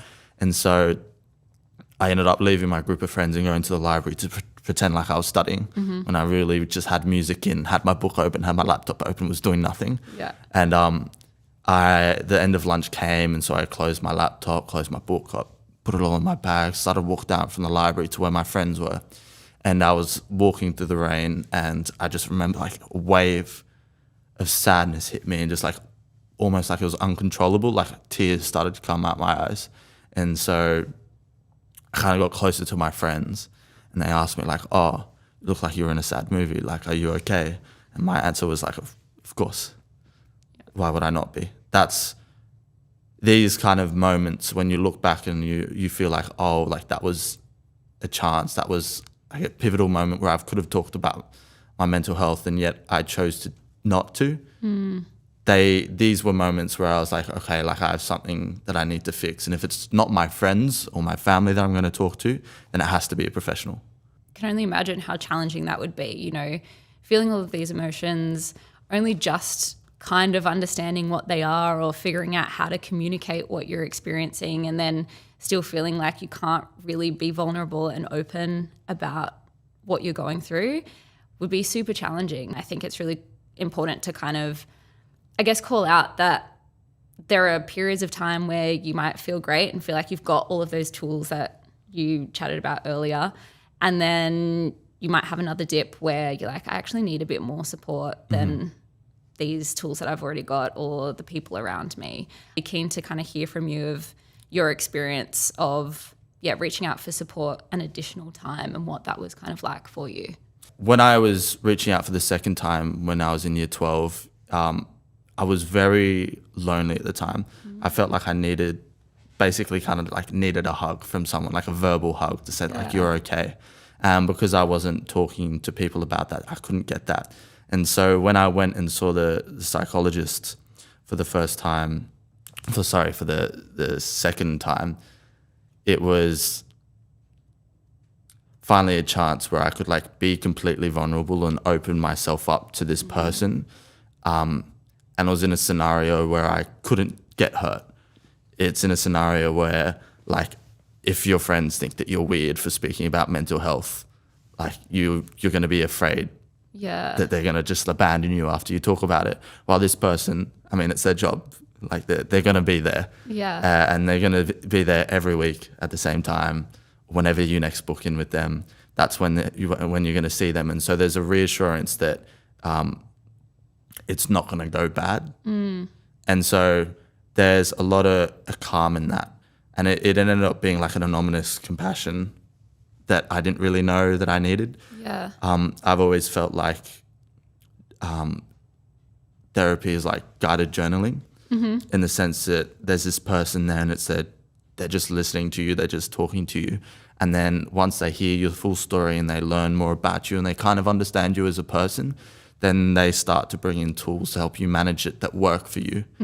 Not just for the whole population, but work for you specifically. And it was an amazing second time around, a really healing second time around. Talking about reaching out to your psychologist and it being a space where you felt like it was going to be safe no matter what you were sharing, did that then kind of empower you to have more conversations outside of that space? Absolutely. I think it made it a lot more comfortable because I had done it before. And so when the time came, when I had that chance to talk to my friends about it, I remember it was my two best friends. I saw them last night. I was playing pool with them. They're still my best friends now. We were all having a conversation, doing what like teenagers do at that time, which we were 17. And we were watching like scary movies talking about girls pretty much. And the conversation came up in regards to the situationship I was in. They were like, oh, like what's been going on there? Like, why can't you do this? Why have you been having trouble with that? And then I was like, oh, because I was diagnosed with anxiety when I was in year 8. And it was pitch black, but I couldn't see. And I couldn't see, but my best friend told me, like his mouth was wide open. He had no idea. This is like the person I've been closest with, that I've spent the most time with, had no idea that I had anxiety and had social anxiety and had kind of struggled with that. And so having that conversation where we ended up all opening up to each other and having ended up being a conversation until like 3 a.m. in the morning about mental health, and then went to sleep, it made it so much more comfortable to go and speak about it with other people and to talk about my own journey. And seeing the psychologist was kind of like the ignition to me being comfortable about speaking about my story, to then like the backbone being like speaking it with my friends, and then ended up coming to do it at batyr. Yeah, I love that. I love that idea of like there being so much power in a story, but specifically your story, and taking that power, taking that ownership and being able to share it is, something really, really special. So I hope you're super proud of everything that you've, gone through and overcome, and all that you've achieved through sharing your story and taking ownership of that. I guess I'd love to kind of hear now, what is life like for you now? Yeah, so I'm very busy at the moment. I work in hospitality. I look after a bar, and so that's a lot of fun working and like managing like a small group of people, and dealing with their ups and downs in life as well as your own. And it's a lot of hard work, but it's a lot of fun. And also playing sport a lot and having like a social life. So it's a lot's going on. But I'm realizing as I get older that working in mental health is like what I want to do. Yeah. And that kind of started with batyr. Yeah, nice. And so it's not going to be in like a clinical sense. I could think of nothing worse for me than to sit down and just like do nothing all day except for talk to people and listen. Like that would be exhausting. Yeah. All respect to people that do it. It's just not for me. And so I think, my life at the moment is really about taking the steps to make mental health my career. A huge thank you again to our storyteller Ben for sharing his story with us today. And we hope that this chat inspires you to go out and have more conversations of your own.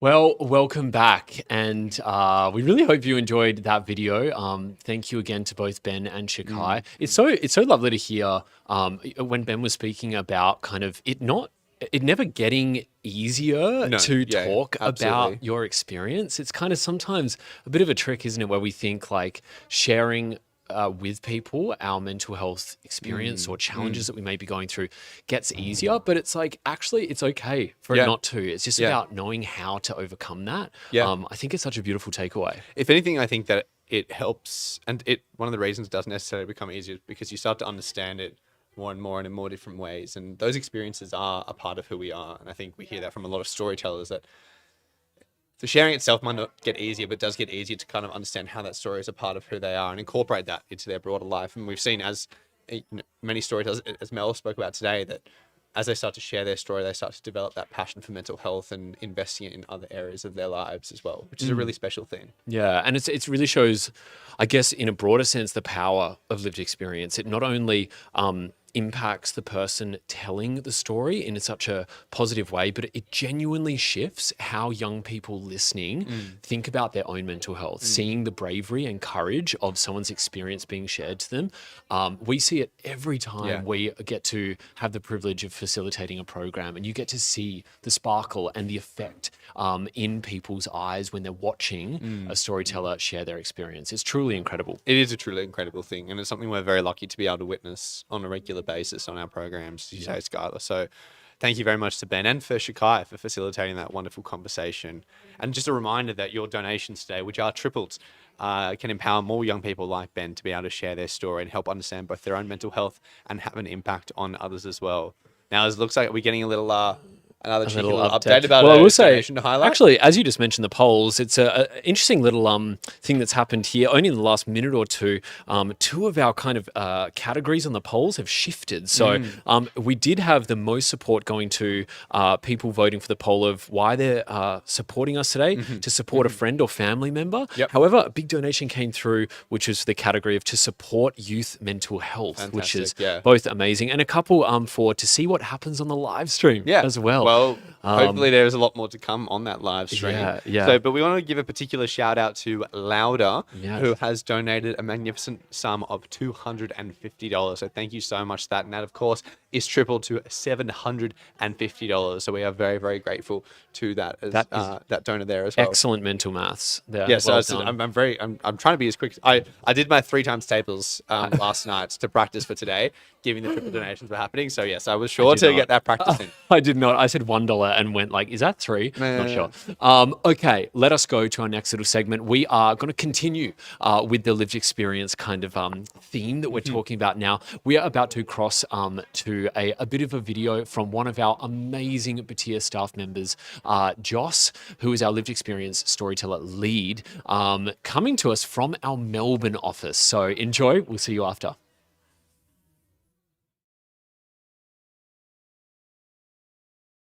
Young people and lived experience is at the heart of what we do. It is wonderful to hear from many young people who are passionate about transforming the youth mental health space with their lived experience. We recognize that each person's journey is unique and every lived experience story is important and has the potential to have a positive impact. Lived experience is a growing field that is becoming more recognized and respected in Australia and worldwide. It started in the 60s from a movement of people who wanted to reshape the mental health sector after surviving intense stigma, discrimination, and injustice within the system. Carrying the spirit of nothing about us without us, they championed lived experience as expertise and a powerful influence for advocacy to benefit others. Since then, lived experience has gained momentum, and it is now widely acknowledged as something that can fundamentally change the Australian mental health system for the better. And until today, we continue to carry this spirit and purpose into our work here at batyr. We began with one story, the story of our founder Seb, who shared his lived experience of mental health challenges to normalize positive conversations of mental health. Now, we have shared lived experience stories to over 470,000 students across Australia. Our lived experience team focuses on supporting young people to take part in opportunities where they can use their lived experience and voices for positive impact and advocacy. Since inception, we have delivered over 200 Being Heard workshops and have trained over 1,500 young people to share their lived experience in a safe and impactful way. Over 450 of them went on to become batyr storytellers, of which 100 are actively sharing their story through batyr today. Batyr storytellers share their story across a range of contexts, including prevention programs, advocacy activities, media, government engagement, and content creation. After attending a Being Heard workshop, 94% of the participants have felt confident sharing their lived experience. 97% have felt their story was worthy of sharing and of being heard, and 99% believed their story could have a positive impact on others. Building on this, Chris Wainwright, a PhD student at Griffith University, has been overseeing a research collaboration between Griffith and batyr, exploring the outcomes of batyr's lived experience activities on participants' professional development and social well-being. His research has shown that our lived experience activities help young people to create meaning from their experience as they champion their own mental health, shape their career direction, and build resilience. These shifts led to improved well-being, stronger self-advocacy, and greater engagement in education and employment. From personal recovery to stronger relationships and active community contribution, the ripple effect continues beyond and larger than one person and their story. For young people, lived experience highlights the importance of safe, supported pathways from taking charge of their mental health all the way into using their voices and perspectives in many different areas of life and society. Behind those findings can be found the many personal stories of how lived experience matters and the transformative power it holds. And today, I'd like to share with you one of those stories. Let me reintroduce myself. My name is Joss, and before joining the lived experience team here at batyr, I was a young person who didn't know that this was something I could or wanted to do. I've always known I wanted to be in spaces where I can help other people, but back then my confidence was not as big as my aspiration. For the longest of time, I was forced to believe that my lived experience of mental health challenges is a barrier to a fulfilling life and future. I grew up in a community where mental health is often not talked about or still very stigmatized. So I also had to navigate through the mental health system and find the right support for myself by myself. When this was happening, it felt like tiny me was battling an entire galaxy of confusion and isolation. One day, I came across batyr and I got the opportunity to see a batyr program at a school. I remember being so inspired by the storyteller who boldly shared their story to a room full of strangers, and the way they talked about mental health authentically brought a lot of hope in me. Little did I know that moment was going to lead me down an exciting path. I then signed up for a Being Heard training where I met wonderful people that created a safe and validating space to share our story together. In the process of learning about safe and impactful storytelling, I also get to connect with myself deeper and make better sense of my own lived experience and well-being strategies and support throughout my own recovery journey. When I became a batyr storyteller, I didn't only write and share my lived experience story, but I also got to rewrite parts of myself. I now firmly believe my lived experience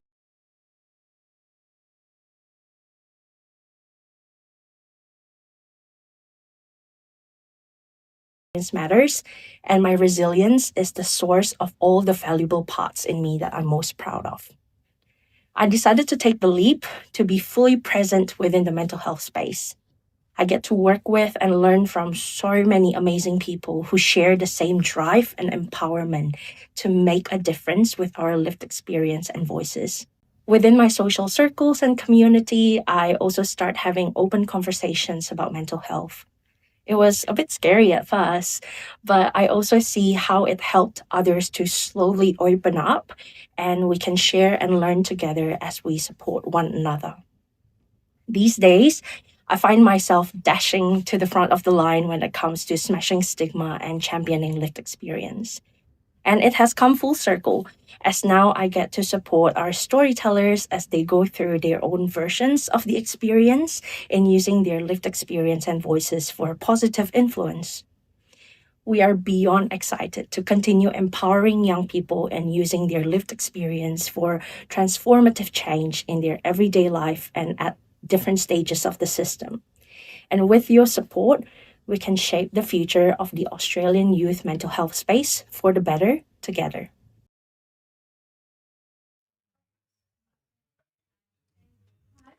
Thank you very much, Joss, for sharing that wonderful lived experience with us. I think we've heard that from a number of storytellers today, haven't we, Skylar? That story of how when you first start to begin to share your story of your lived experience with your mental health, it all of a sudden opens up a whole multitude, sorry, that's a hard word to say on live stream, multitude of opportunities from there, doesn't it? Yeah, it does, and we're so lucky to have people like Joss that are able to kind of, I guess, like use lived experience as a kind of a strength to kind of make change. And I think as an organization, we have a lot of experience of lived experience, and that beautifully informs some of the things that we try and do to, I guess, like equip young people now. Absolutely. To share their story. Absolutely. We have so many of the staff here at Batyr have their own lived experience of their mental health journeys, and it's a really significant theme because it means this purpose that we're all here working for and putting in so much effort for is something that's very close to our hearts, and we hope to continue to have that impact on other young people that Batyr has had on many of us today. So we're very, very lucky to have that. Yeah, 100%. Now, in a moment, we are going to go to a quick break, which will take us to 2 p.m. We do have a lot of kind of things coming up. We've got some Q&A with another one of our incredible storytellers. We will be drawing the raffle in about less than an hour's time now, so do not forget to buy your tickets for that. Get them in now if you haven't already. We might be looking at some more milestones. We're going to be rejoined by Pat a little bit later on as well.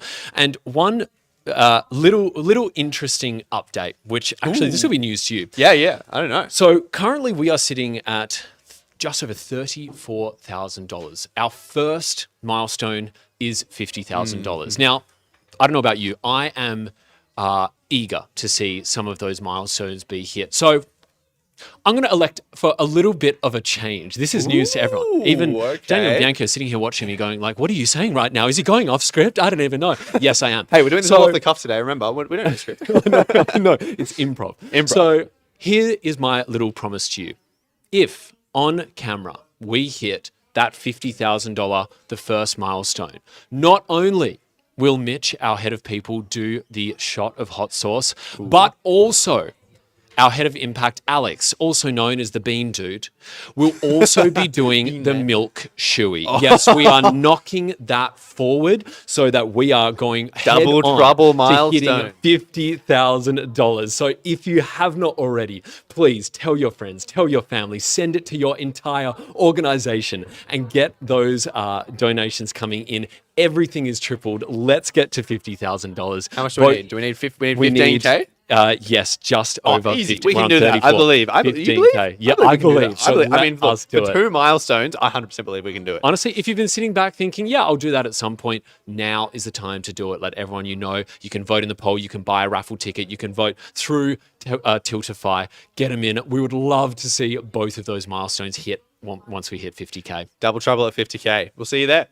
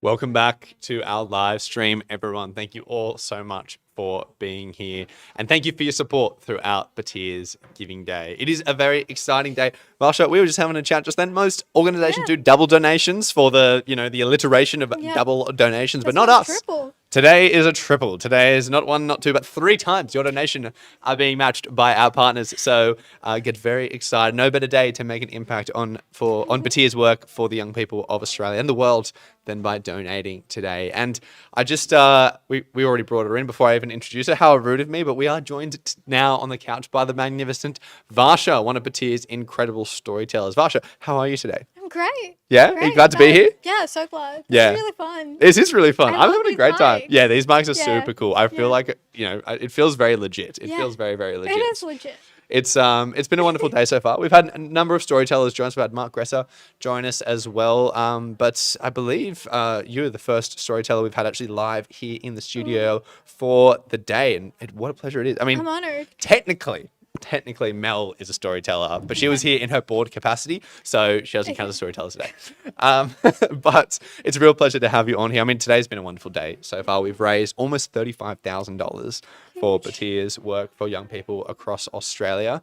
And in speaking of the young people across Australia, you're one of 1,500 young people who's been through Batyr's storytelling workshops. Can you tell us a little bit about your time at Batyr and how you got involved initially?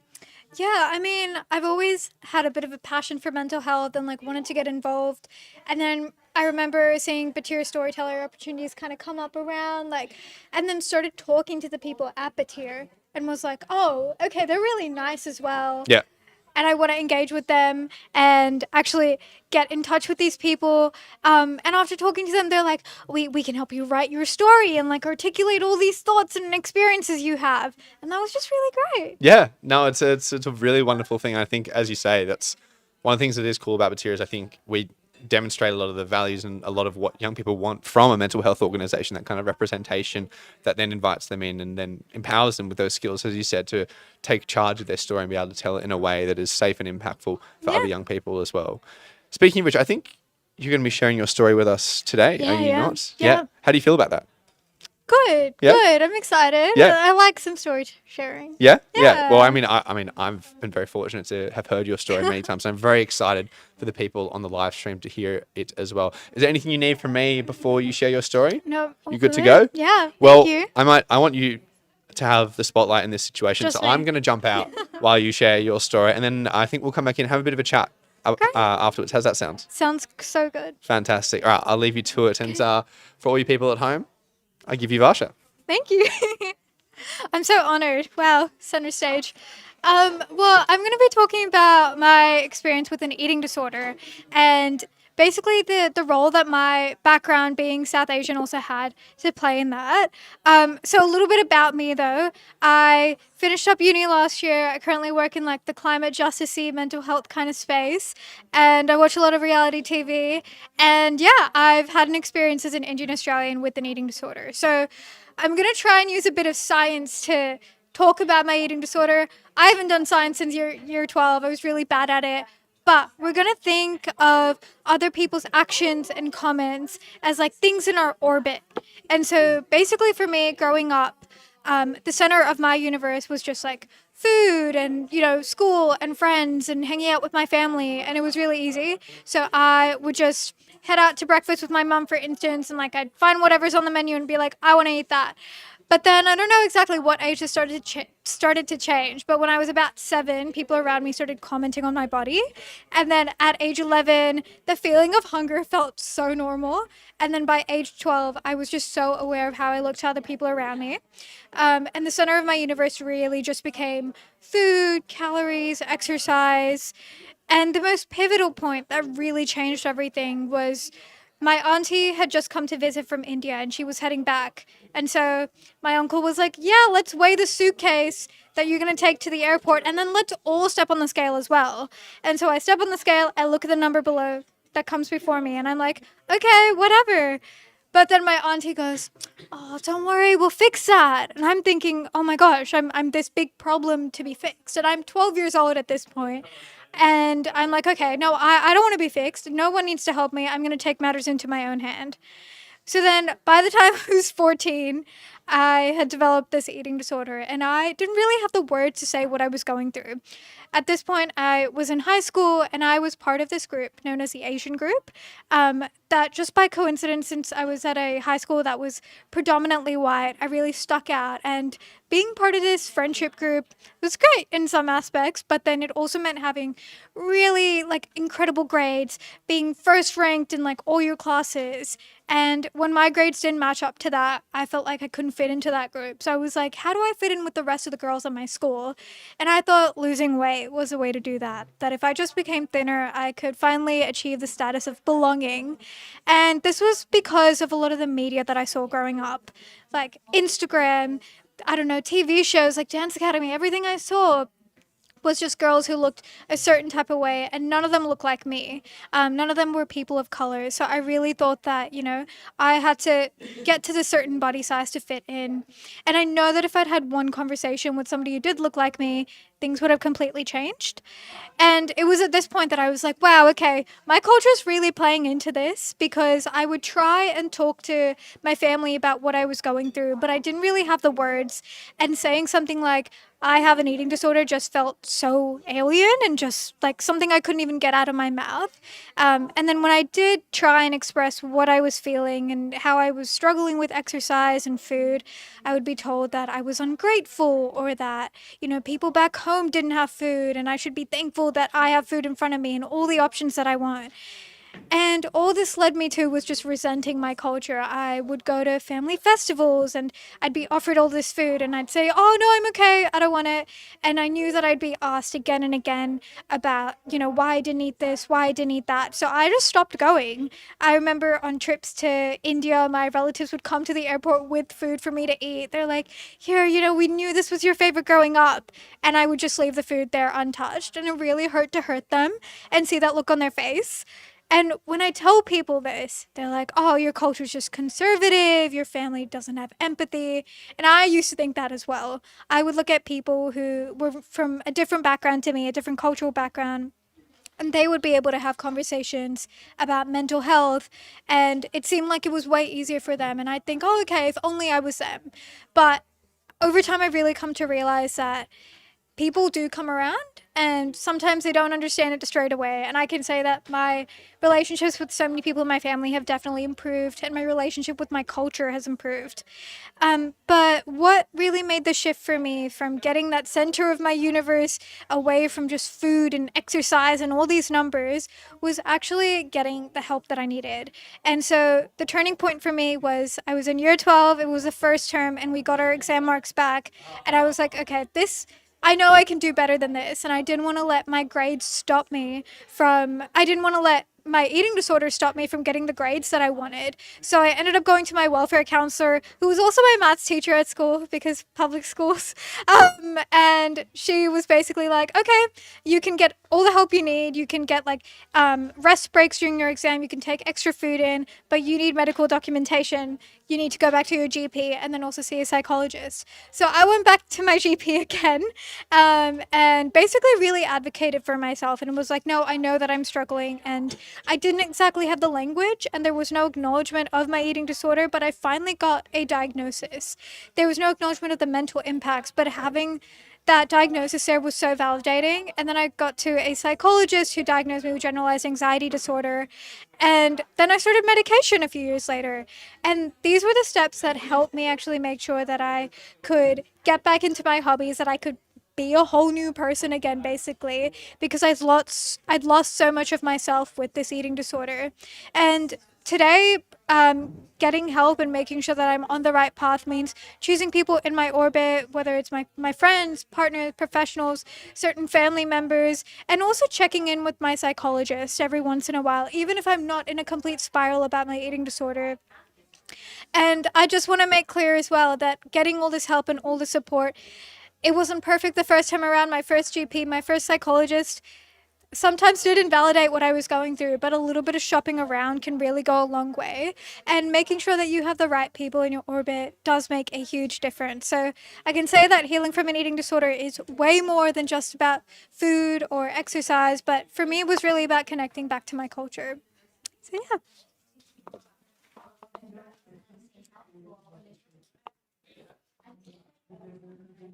Hello again. Hello. Thank you so much for that. Oh, Thank you so much for sharing. How are you feeling? good. Yeah, I Yeah? hope that was okay. Yeah, that was incredible. Okay. That was, I mean, as I said, I've been lucky enough to have heard your story a few times, but even I was loving just being able to Oh, pay attention and listen. But I saw just so many people back here walking past bit by bit and just stopping and listening and just transfixed by how That's so vulnerable nice of you. and Thank open you. you were. So thank you so much for sharing. It really is, it's really a precious thing to be able to share your experiences in Completely. such a manner. And obviously, you know, here today, we don't necessarily get to see the impact firsthand, but we get to see it on programs. You see the resonance in the students in the room. Yeah. And it's a special thing. So do you remember the first time you shared your story and what that Oh was my like? gosh, yeah, I remember the school. I think it was an all-girls school that I was at, and I was just so nervous because I think it's one thing to share your story like on social media or to write it out or whatever, but then sharing it to teenagers, I think just felt very nerve-wracking. I'm like, oh my God, what if they judge me? What if they think my story doesn't mean anything and they can't relate? But then kind of sharing your story for the first time and seeing that, like, okay, maybe a couple of them even come up to you and say, oh, I was kind of going through the same thing, or Yeah.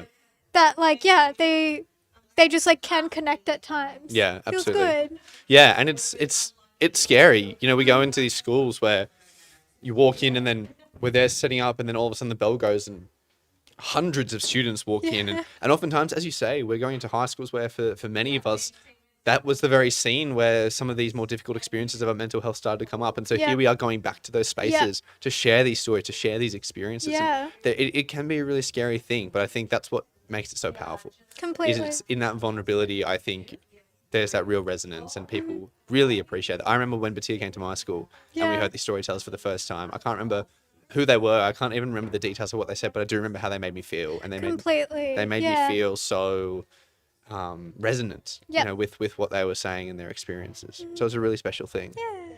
And so could you tell us then, why do you think it is so powerful for other young people to hear experiences like yours?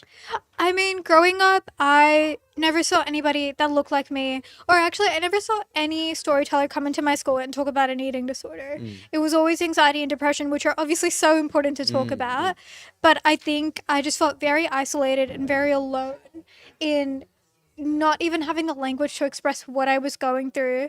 And I think the way that sometimes our media frames things like eating disorders as well is like, oh, it's a teenager's problem. Oh, they like it's just a women's issue and they get over it. But there's so much more than that. And I think being able to unpack all the elements of like control and perfectionism and the idea of just wanting to belong, I think those themes impact so many people across different mental illnesses. So I think talking about eating disorders, yeah, that's why I think it's so important to talk about it in schools, especially. Yeah, I think so. And I think oftentimes maybe with these mental illnesses, and it's good today that we can talk about specific diagnoses and things like that, but kind of makes them seem like boxed, you know, in their own Completely. individual Yep. areas that, you know, anxiety's here, depression's here, and eating disorders are here. But Yep. as you say, there really is so many holistic themes underlying them, not to negate the nuances of each condition, but to understand that there are so many themes that are common and shared across those, but sometimes it's only by explicitly talking about each one individually that we can Yep. start to see those commonalities. Yeah, and I feel like especially when diet culture is so normalized today as well, and like we've seen this resurgence of it Yeah, since the early 2010s, it feels good to be able to just share like one little story and hope that, you know, somebody hears it. Yeah, absolutely, and take comfort in that as well. I think the other thing you also touched on in your story was that in terms of understanding how you fit into your school and your social life, you use what you saw in the world, whether it be on TV or online, as a bit of a reference point for you about what it took for you to fit in, and that there wasn't many people like you that you saw. Yeah. Do you think that is now playing a role in why you want to do what you do? You want to share the story so people like you might be able to understand a little bit more? Yeah, I remember even the first time that like I told my family that I was doing this or they found out or whatever, it was a bit like, are you sure? Like, what are people gonna think? And so I think the only thing that really pushed me was like, if I just heard one person talk about this, my life would probably be different and Yeah. like way better. So yeah, I think that was the main driver that I was like, okay, I just need to do this. Yeah, absolutely. And I think I've heard that in so many of the other storytellers or people involved in Batyr that have shared their experiences today.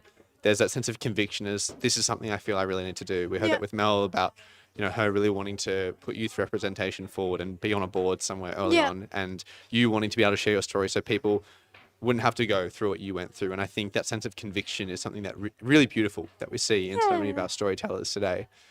And so then for someone who may have been watching your story, or maybe, you know, even for the students who have heard your story over the years, what would you want them to know for anyone who has seen themselves in an experience like that? That you're not alone, and that I think self-advocacy with professionals is so important, and you might not get it right the first time or the second time, but it does get better. I think there's been so many instances, you probably felt this as well, where you're just like in a hole and you're like, nothing's ever going to look up, and it does. Yeah. Absolutely. Can you tell me more? So I'm interested by that term self-advocacy. So in terms of, you spoke quite clearly when you went to a doctor for that first time to get some special consideration for your exams. Yeah. That played a really important role in you getting the support that you need and kind of getting the necessary documentation and whatnot. What does self-advocacy actually look like in practice? Well, I spent a lot of time going to the GP with a family member, and I found that my GP and my family member would just kind of bond over like not really acknowledging my mental illness and being like, oh, you'll get better, it's fine, just eat more. And I found that at one point I kind of had to just stick up for myself and say, okay, no, I'm really struggling. I've been coming to you month after month and nothing is getting better. And, you know, like, we just can't keep going this way. So I think having the backup of my school and having another voice, another adult there to just be like, no, like, what you're talking about is something that a lot of people go through, and there are solutions. Like, there are systems in place to actually address what you're going through.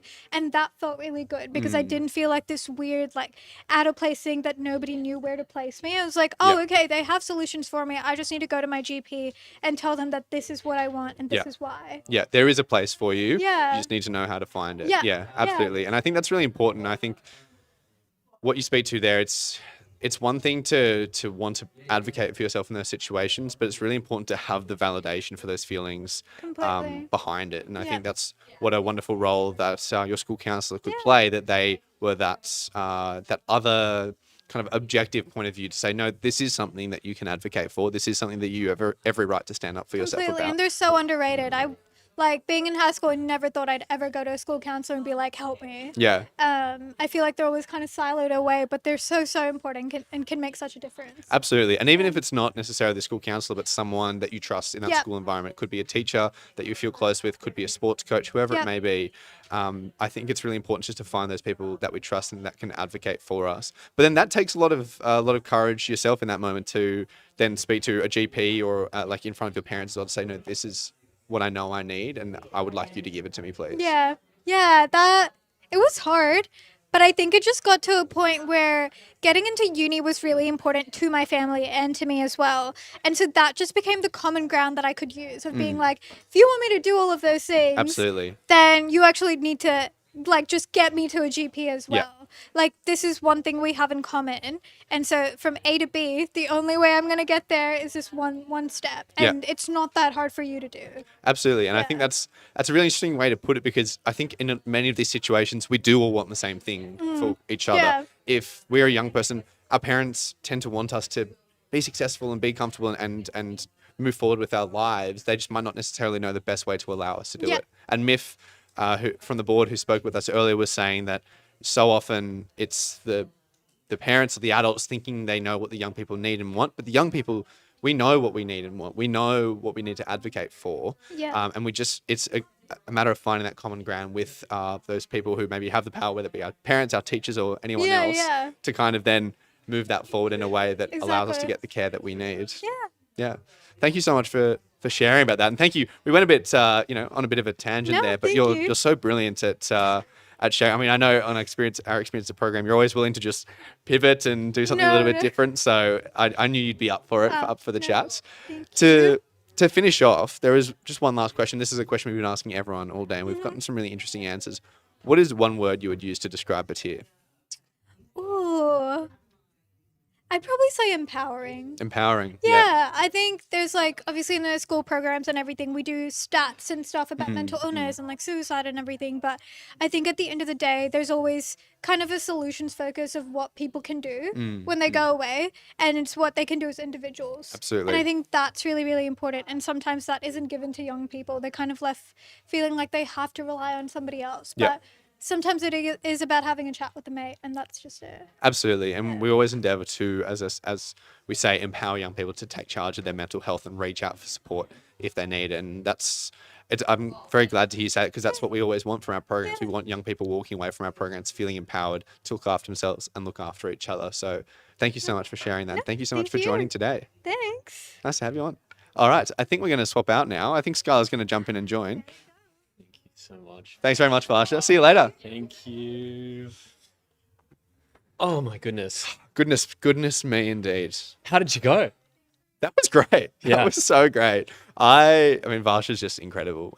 When we found out, I was actually in the office, I think it was, a couple of weeks ago when we made the call that it was going to be Varsha. And I just was like a little fist bump to myself. I was like, yes, this is going to be great.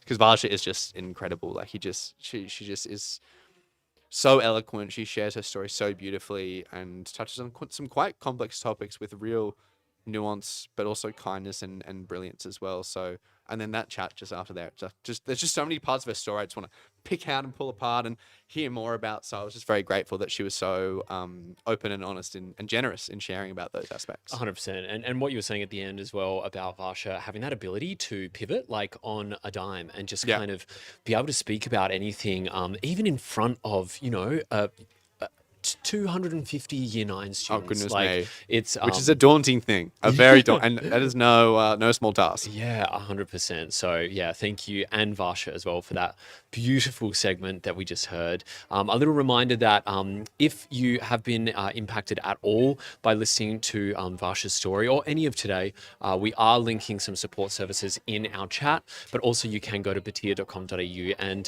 there's a wealth of knowledge there for different support services that may be applicable to you and that you can access if you may need. Absolutely. And I just want to extend a big thank you to all our supporters across the country and the world who are tuning in today. We are making excellent progress towards that milestone, which we will have a double challenge on if we get there before the end of the live stream. We're at $35,572.50. We want to get to that 50K mark before we wrap up the stream today, because I want to see Alex do a milk shoey, as if the baked beans weren't enough. And also Mitch do the shot of hot sauce. I mean, we get a double win there. And as you're saying, like, just to really reiterate here, we got to do that by 3 p.m. at the end of this live stream. We're within, what is it, 2:22 now? We're getting close. So now is the time to do it. 35,000 we are at now. Remember, only half is actually what we need from wonderful, generous people like you and anyone you know to actually reach that. Oh, no, sorry. A third. A third. I'm so sorry. I told you my maths is Skylar, terrible. leave the maths to me, mate. Okay, I'm the one who was doing my 3 times tables last night. Okay, I know what we're talking about. A third. We only need a third. So we only need 5K worth of donations to get there. I reckon we can do that definitely by 3 p.m. today. 100%. And we're making it sound like that's simply just to get those 2 milestones out of the way. No, that is the cherry on top. The impact, is it not? It is. Oh no, true. Because impact and all that. Yeah. So we want, I'm trying to bring it down and be serious for a moment. Yeah. Okay. No, the impact really from this is actually gargantuan. We get to, as you've heard a lot today, we get to give valuable education and knowledge to young people around Australia in all different states as well. And a reminder as well, the wonderful people that you're seeing behind us are just the volunteers from our Sydney office. We also have people stationed as far as Victoria, Queensland, South Australia, WA as well, all of which is going to be looking like this. And we are stationed everywhere to try and get as much impact from the donations that are coming in today as possible. So Absolutely. Thank you so much for your generosity. It's been really nice, hasn't it, Sky? We've seen, we've had the chance just in between segments to have a little look online and see the whole team tuning in from across Australia. And we're so fortunate to have their wonderful support, and they're doing an incredibly wonderful job. So thank you to all of them across all different states, and also to our wonderful team here in Sydney as well. Yes. So I think it's time to head to our last special, well, not our last special guest, our last little video segment before we finish up for the day. Now, the other thing, can we just get a little update on the raffle? Have the entries closed for the raffle? So the entries have now closed for the raffle. So after we hear from the wonderful Abby, our advocacy and policy manager, we are going to be hearing about who wins the raffle. So do not go far. We've got a jam-packed last half hour. So we are very, very excited to finish off today with a bang. We'll see you after that.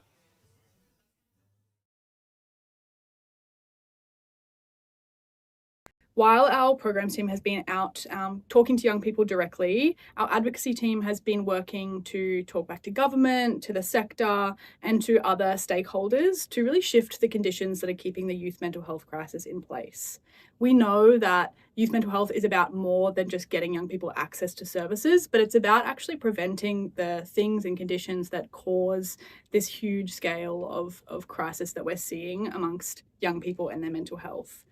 So we want to shift this by shifting the determinants and the factors that are keeping mental health in place and that are causing mental ill health, from homelessness to climate change to the cost of living. This year, we have 3 main priorities. We have regional and rural and remote mental health. We have digital determinants of mental health, and we have prevention as kind of a broader underpinning focus. So in action, what does advocacy look like? What are we actually doing with our time? We've been focusing on a few things in the digital space. We've been really working hard following the social media minimum age ban, or the age ban that happened last year. We've been working really hard to follow up our advocacy in that space. You know, we really believe that young people deserve access to safe online spaces. And so we're calling for the government to introduce a digital duty of care that is robust and ensures that safety is really put on platforms and not on young people. This is a really significant piece of reform. It could see digital spaces like social media being really held to account for safety. Everyone has the right to exist online in a way that is protective of their mental health and well-being, particularly young people. You know, we are seeing really important and kind of big impacts of social media on mental health. So we would want to find the right balance between making sure young people are thriving online and thriving in their world and their spaces, and also not putting that burden or that ownership on young people. So we've been working really hard to advocate for that piece of work, and building off the work that our digital team does in those spaces to lend our expertise in back to the sector. For our focus on regional, rural and remote young people and mental health, we kicked off this April with a really cool event, a youth voice workshop attended by the Duke and Duchess of Sussex. It was an amazing opportunity to have young people in the room with such people in power, to have their voices heard and to just hear from them their perspectives of growing up in regional and rural communities. The young people spoke from their hearts about their kind of vision for their communities. They shared their experiences of a system where young people face pretty significant barriers to getting the mental health care they deserve. You know, long wait lists, really long drives to get to a nearest psychology or even GP clinic. They spoke about where young people have to kind of wait for a really significant event like a natural disaster to receive any kind of help or support. And they spoke really clearly about their kind of pride and passion for their communities as well, and the things that they love about living in regional and rural areas, and the importance that stigma plays for those communities. They really shared a lot about how the kind of tight-knit communities have a bit of a double-edged sword of being super protective and super amazing, but also carrying a bit of a kind of closed-mindedness or making stigma feel a little bit more present in those communities. So we're working hard to kind of implement back their perspectives into our policy work, to share that with government, to share that with stakeholders, and really try to shift the system so that it's a little bit more equal for people living in regional and rural places. And be informed by their lived experiences in everything we do from here on out. We believe that your mental health shouldn't be dictated by your postcode or where you live. And so we're doing everything we can to try to shift the system to be a little bit more equitable. Finally, batyr will continue our kind of ongoing efforts to really advocate for a stronger prevention sector. You know, only 1% of the current mental health budget actually goes towards prevention. And so that means that we have a mental health system that's really geared towards what we call late intervention, or the kind of hospital beds and clinicians that are really important, but won't actually shift the tide of the youth mental health system or crisis. So we're calling for a 5% investment into prevention of the overall mental health budget. We really want to see more going into prevention. We know that it's just so impactful. It's what we talk to young people all the time about, and that they say would make a real difference. We don't just want to be kind of stemming the tide of mental health. We want to be actually shifting the tide. We want to be addressing the kind of causal factors, getting in early, giving young people education, so that we actually see those rates of suicide and of mental health lessen instead of just kind of addressing it once it happens.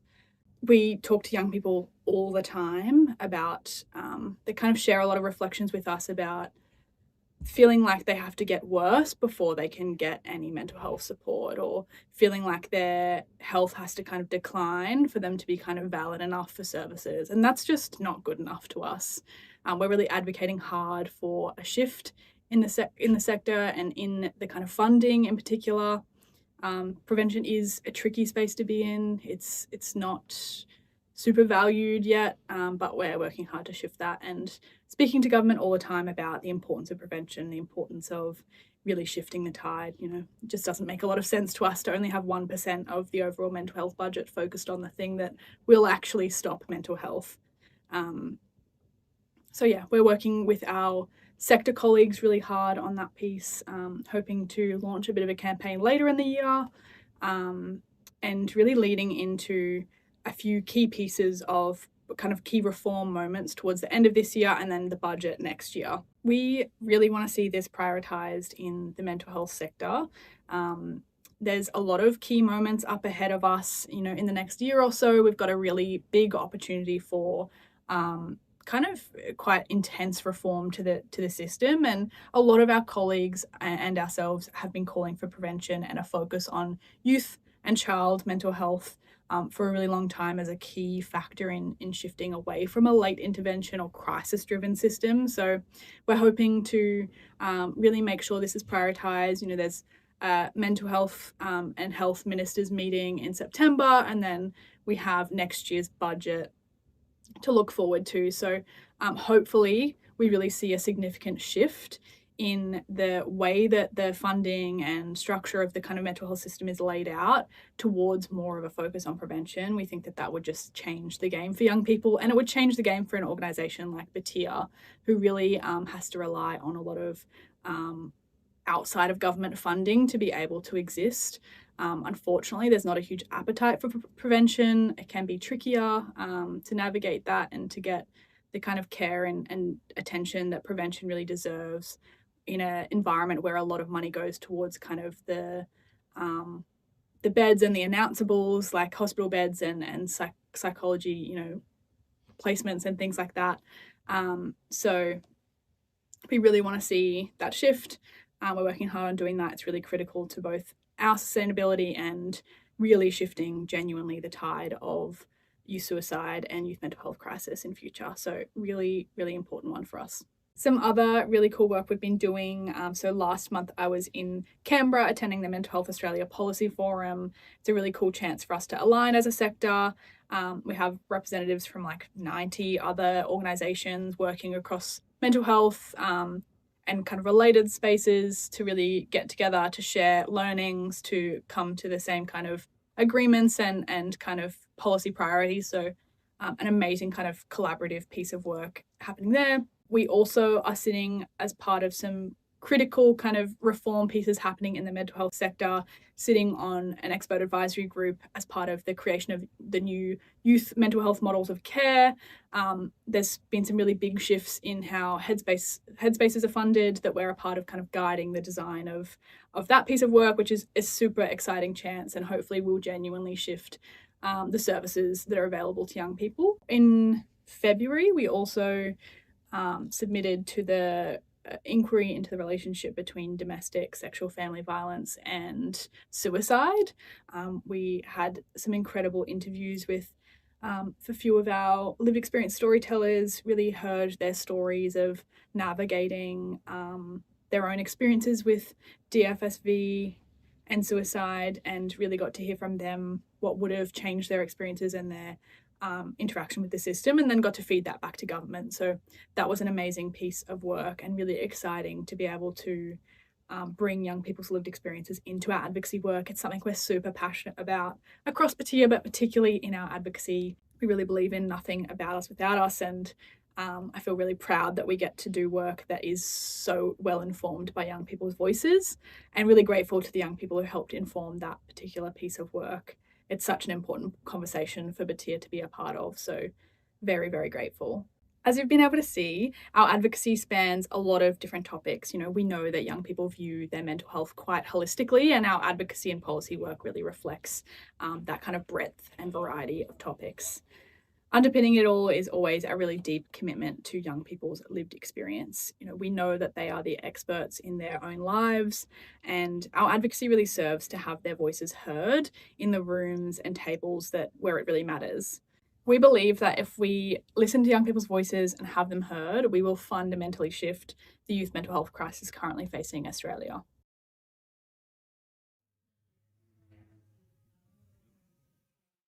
Thank you so much, Avi.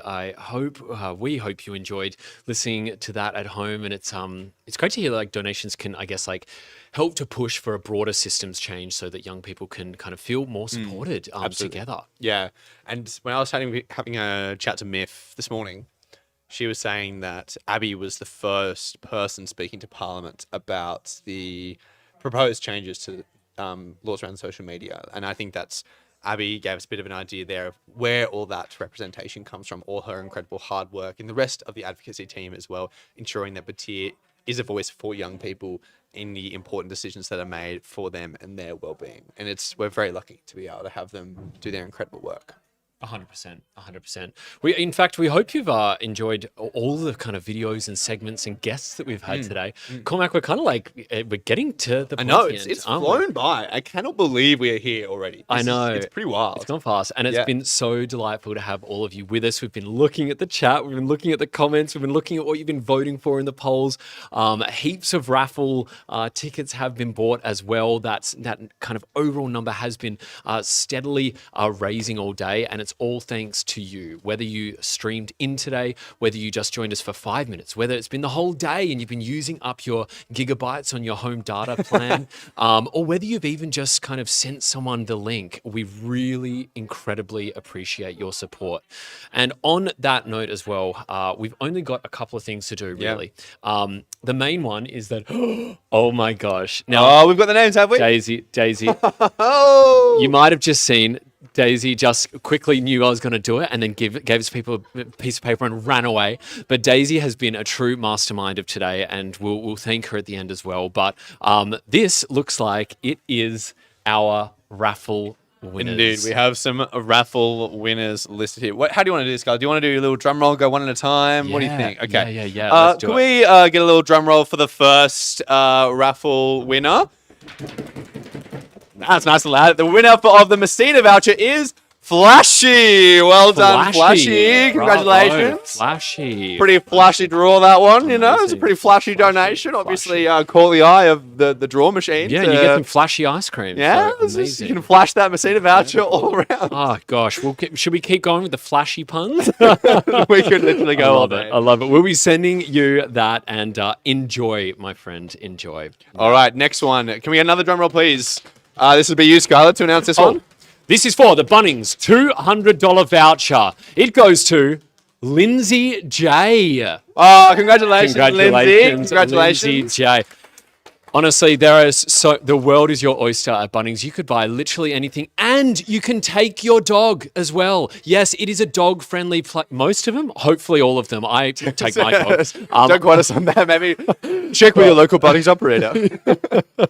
So congratulations, Lindsay J. We'll be sending you that one as well. I hope you're in the middle of some home renos, Lindsay, because that could be a great opportunity for you to make use of that. Okay, for our final one, our grand prize, the $299 Shocked headphones to be used whenever you like to swim.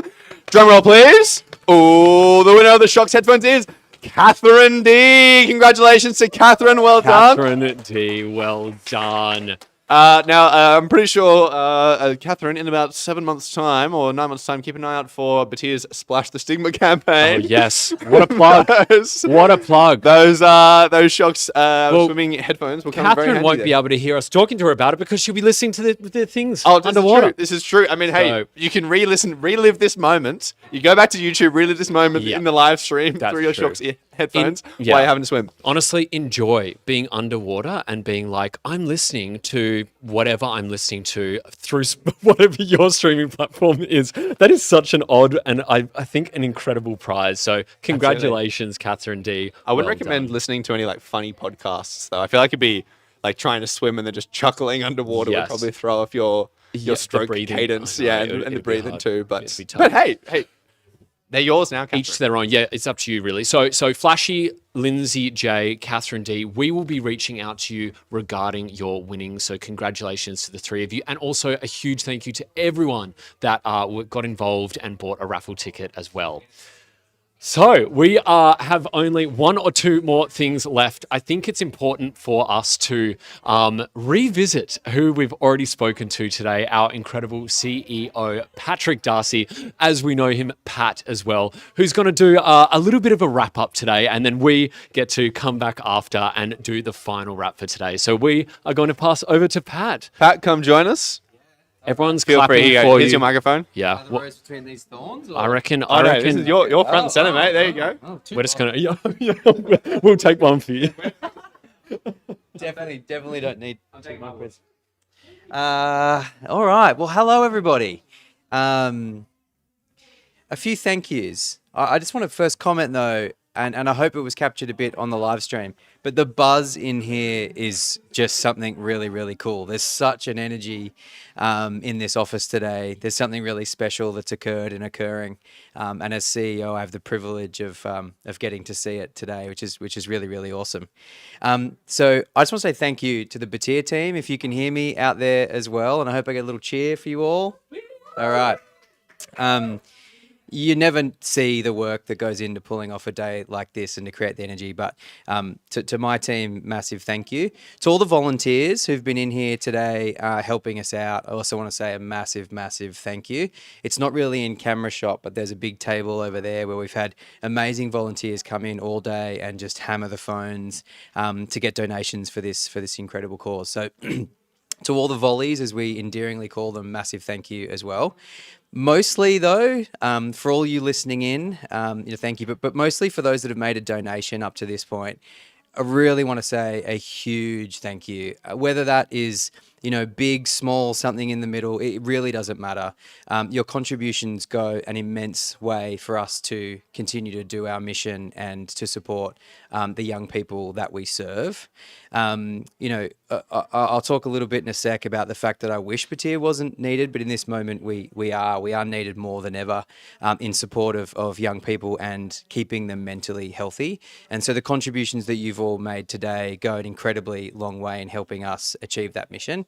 So on behalf of me and the team, I want to say a huge thank you. But most importantly, I want to say thank you from the young people who will be impacted by the work that batyr does. Young people you will never get the chance to meet, and an impact you will probably never actually see happen.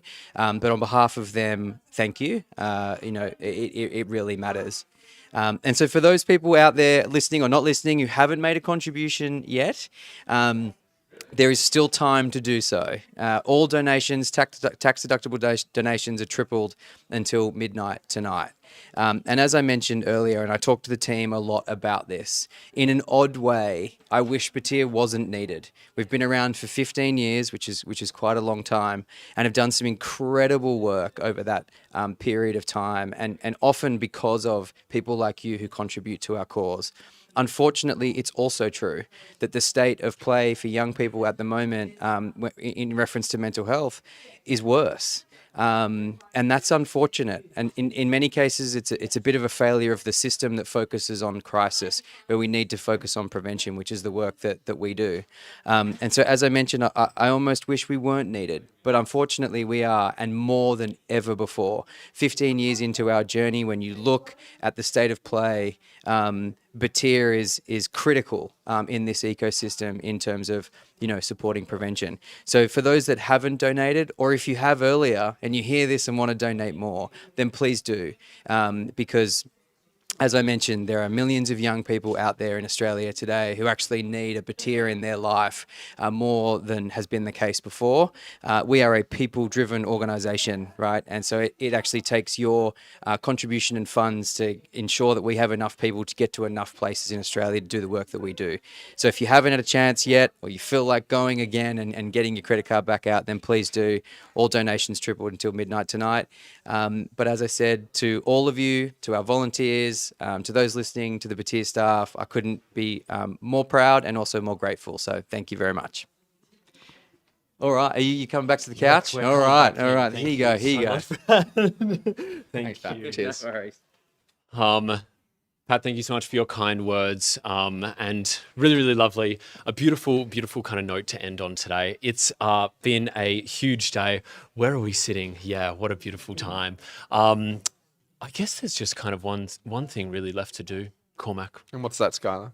It'd just be to wrap up the day, generally speaking, have a little reflection on what we have kind of achieved throughout the day, and also just throw out some thank yous, and also, I guess, have a chat about, ways that you can continue to get involved.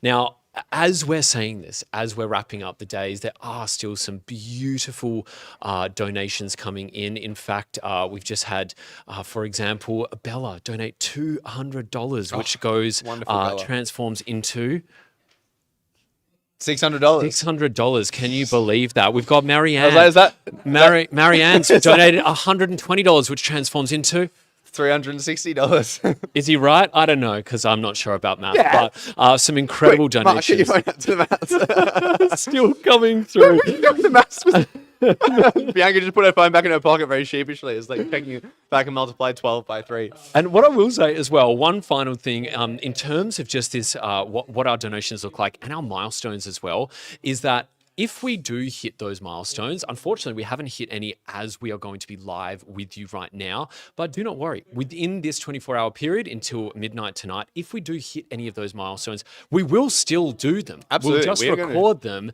and then show you them on social media. So if you want to see Pat shave his head, get those donations rolling in. Yeah. It's really up to all of us to see what kind of things we're going to get our staff members to do.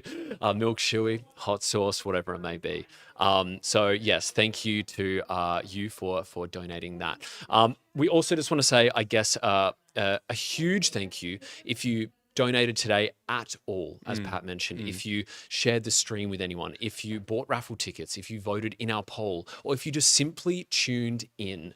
We really, really cannot understate how grateful we are for you to join us today and for contributing to mental health for young people in Australia. Absolutely. Everyone, when it comes to an issue as widespread and prevalent as youth mental health, everyone's contribution matters. And I think everyone who, as you said, Skylar, shared the stream, bought raffle tickets, voted in the poll, or simply tuned in today, in addition to anyone who donated, played a hugely significant role in supporting Batyr and the work we do to support youth mental health in Australia.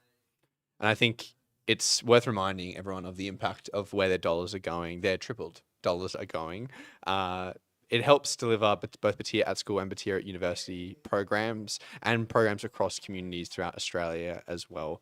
They also help to support the training and workshops for young people with lived experience of mental illness and mental health challenges through our Being Heard workshop and amplified voices too, and also continues to support the training of storytellers so that they can continue to share their stories with other young people on our programs as well.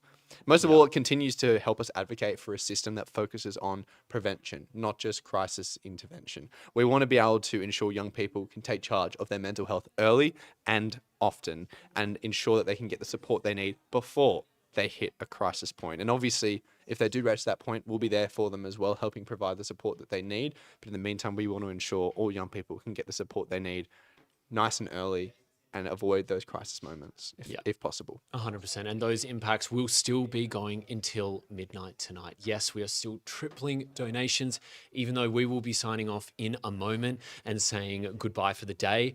They will still be tripled until midnight. So what a way. If you've really enjoyed anything, if you're a new friend with us at all today and you enjoyed watching anything, please share it with whoever you would like to and get those donations in before midnight tonight. Just heard another beautiful donation coming in, $200 from Nick B. Thank you so much for that. Much, Nick. They're Shout out to still Nick. streaming out. Thank you so much. I think maybe it's probably important, just as we kind of leave you today, is to talk about other ways that you can stay involved with us at Batyr. what can we do to kind of I keep mean, there's lots of involved? ways to stay involved. I mean, we saw the wonderful work that our volunteers did today to make today a reality and keep those donations rolling in. They're doing the hard part. As we said at the start of the program, we're just sitting here having a chat and chatting with all the cool people involved with Batyr. They're the ones making the calls, making the emails, sending the text messages, really getting out to our network to spread the word about Giving Day. So if you want to contribute in a similar way in other areas of Batyr's work, there's a few we'd like to highlight. First and foremost, stigma-free streamers, which is currently happening this very month. A bunch of streams are going live for youth mental health to raise funds for Batyr's work. So please head to our website to find out more about that program. What else we got, Scarla? We've also we're doing the Sydney Marathon. We actually. Wait, I'm not doing it. Are you doing it? I'm not doing it. My gosh. No, we are not doing it. First three steps, I would be. Should we have injured. made Like, that no. a milestone, like 250k? Skylar and I are on the Batyr Marathon, the Sydney Marathon. Honestly, as you Batyr. get the same effect from 10 meters. I'd be like, no. Oh, we got one of our volunteers. Oh, sorry, Jerome. Do you want to come here and just give us a hello? Come on, round of applause. Just found out that one of our volunteers is running it, I believe. Come round, Jerome. Hello, mate. Come and join it. We got some time to spare. Yeah, we got some time to spare. Sorry. This is supposed to be a wrap up, but hey, it all happens. I love that we've just kind of just made you do this. Yeah. We didn't ask if it was okay. We just hoped for the best. This is the first interview Skylar and I have done together all day. Usually it's been a one-on-one, so you're getting the dual-wheeled host today. So, what was your name, by the way? Jerome. And you have been a wonderful volunteer with us today. How's it been so far? It's actually been pretty fun. The team's all great. So yeah, vibes always here. now, real talk, how's the music been today? Because there were some criticisms about some of the peoples who are helping manage Giving Day about their music choices prior to today. And so how's the music choice in the office been today? It's been pretty good. There's been some good tunes, but yeah, questionable. But okay, still questionable. Still questionable. If you had to rate it out of a 5, what would it be? A 4. Oh, 4. Actually, that's pretty good. Now, just to why we just decided to randomly pull you from anonymity down into the couch. So you're running the Sydney Marathon, is that correct? And for us as well? Yes, I am. Are you a marathon runner? Is this something that you've done? I think I came to Australia January last year. Never ran. Okay. So you didn't run to Australia, did you? No. I came from the UK. Okay. I've never ran past maybe 5k since January last year. So training's been hard, but it's been good. Nice. And so what was the motivation for then deciding to run a marathon? I think it's the people around you as well that push you to do more and more. So the friend group has done ultras, backyards, 100Ks. So I think a marathon sounds pretty small, but in my head, it's a lot. Yeah. I mean, it's all relative. It's all relative, isn't it? Yeah. Well, we truly can't thank you enough for it and for volunteering today as well. So incredible. Look at the people that are around. It's so amazing. I would and so much generosity. There is one more question I'd like to ask. Yeah. If someone was to volunteer at the Sydney Marathon, what would you like them to do for you? Like, what's helpful as a marathon runner to get some help from the sidelines? I think people know me as a sweaty runner, so just pour water. Yeah, okay. That will help me. Nice. Water and towels. Yeah, we'll have that ready for you. So all those who are get ready to help our sweaty runners if you're volunteering for the Sydney Marathon. Honestly, can't wait. Thank you so much. Thanks very much, Jerome. And Cheers. Thank you so much for being a good sport. Hey, everyone, let's give a round of applause for Jerome and his wonderful work. Amazing. What an amazing, what an incredible coincidence. Last minute. Now, also, by the way, I've just found out, Cormac, you've got a shout out from your mum in the chat as well. So, hey, mum. Cormac's mum. I mean, we heard from Tim and his mum about what an important role parents and guardians can play, and I'm very grateful. Mum, thank you for being there for me on my journey and for supporting me in my work with Batyr as well. Yeah, what a delight. Now, we just covered Sydney Marathon. We've got a couple of other ways that you can keep involved with us today as well. Do you want to talk about the next one? Yes, what we got Blue Tie Ball. Blue Tie Ball, our flagship charity fundraiser. You can purchase tickets online now if you would like to attend the Blue Tie Ball. It's kind of like, it's the gala of Batyr's existence. It's the celebration of everything Batyr does. Gets together the best and brightest of Batyr and their supporters for a one night only celebration where we can continue to raise funds for the wonderful work we do. So if you'd like to, first you can attend the Blue Tie Ball if you like and participate, but you can also volunteer. I mean, every big event like that requires many hands to set up and make happen. And so please feel free to reach out to volunteer and be part of that as well. And another way as well to keep involved with us, keep finger on the pulse of what we're doing. We are on social media. We've got Instagram, we've got TikTok, and you can follow us on those. Another reminder, Mark, who we spoke with today, Trek for Youth Mental Health, an incredible page to look at to see the impact that he has kind of created from such an incredibly epic journey over the last year. But yes, follow us on our Instagram and our TikTok. You can also go onto our website and sign up to our mailing list, and we'll give you some info, news as it comes to us. Absolutely. And also, if there are any concerns that you have around mental health, either for yourself or for family members or people close to you that have come up today, feel free to head to our website for information about support services as well, or reach out to us. We're more than happy. It's what we do, isn't it? Provide information about how young people can reach out for support for their mental health. So please do not hesitate to reach out to us if there is anything we can do to assist you after today. Now, Skylar, I think to wrap up, we do want to thank some people. However, I would just like your assessment of the day thus far. It's been pretty special for us to be able to do this. I mean, usually we're out speaking to students and schools, but how have you found today? What have been your reflections on the day? No, I'm joking. I've loved it. It's been such an incredible day. My brain is filled, and I think it's because we've been joined by such incredible triple people. A triple incredible for triple donation day. A reminder, triple donation to me tonight. Just such incredible people with so much wisdom, whether it be from our recordings that we've played, whether it be from our live guests, staff members of Batyr, people from the community listening to your chats. It's just filled my head, and I've had so much fun. And truly, it's been a delight to host with you. It's been a big day. It's like a very, very big day for everyone involved, and I think you've Cormac done such an amazing job today, so thank you as well. Thank you very much. It has been a pleasure, and I think you've talked about how it filled your brain with all these wonderful ideas and experiences. It's also, for me, it's also filled my heart, I think, and it's so wonderful. One of the best things about working for Batyr is that you start to realize that this thing that you are so passionate about, that you feel so invested in, that is so close to your heart, which for us is mental health, is something that is shared by so many others. And we all bring our own strengths and interests to that. And I think, you and I have seen that today. Obviously we love having an app and having a laugh, which we've been able to do today. But they're a huge team who've all brought their own skills and talents to make today happen. So also, firstly, thank you to you, Skylar, for being my co-host. It's such, you and I were often going out separate ways, facilitating different programs, but whenever we get the chance to work together, it is an absolute joy and a pleasure. So thank you so much for being my co-host today. Agreed. And straight back to you, mate. Straight back to you. We also want to say a huge thank you to all of our volunteers that were on the phones today, and our Batyr staff members that have also been working really, really incredibly hard. You've seen a glimpse of our beautiful Sydney office behind us. Only half of our office, actually, of the volunteers and staff members who have worked really, really hard today. But that is not all. We, as we mentioned before, we have got staff members from Victoria, Queensland, South Australia, WA, also working really, really hard that are not visible on the live stream today. But thank you all to you so much for your efforts today.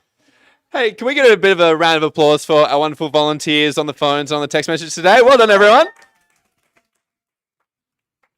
Hopefully you heard that. I'm not sure.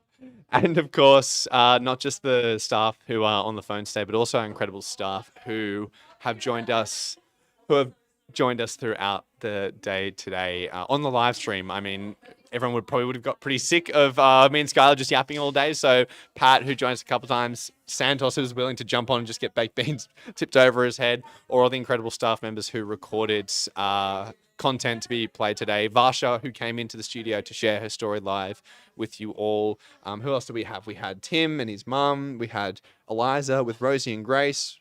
which other staff members did we have, Scott? Oh, we had Joss, we had Abby, we had Malsa. Malsa, my Yeah. goodness. Yeah. It's like so many. There's so many. Shakai and Ben. Shakai and Ben, oh my of course. gosh. And we Melody. probably, Melody and Yeah, Max who share their story as well. I mean, so many. As I said, it's just so wonderful to be able to be part of an organization where so many people share that passion for mental health. And of course, we just want to kind of do a couple just very small, not small, but specific thank yous to the members of our staff on the day that made this Giving Day happen specifically. The first two we've been kind of talking to a little bit. They're out of camera this entire time, but we really want to say a huge thank you to Daniel and Bianca, who are just off screen for you. You were acquainted with Daniel's hand earlier on grabbing his little popcorn packet. You might have been hearing Bianca, there it is. You might have been hearing Bianca yell kind of stuff to us, like news rolling in.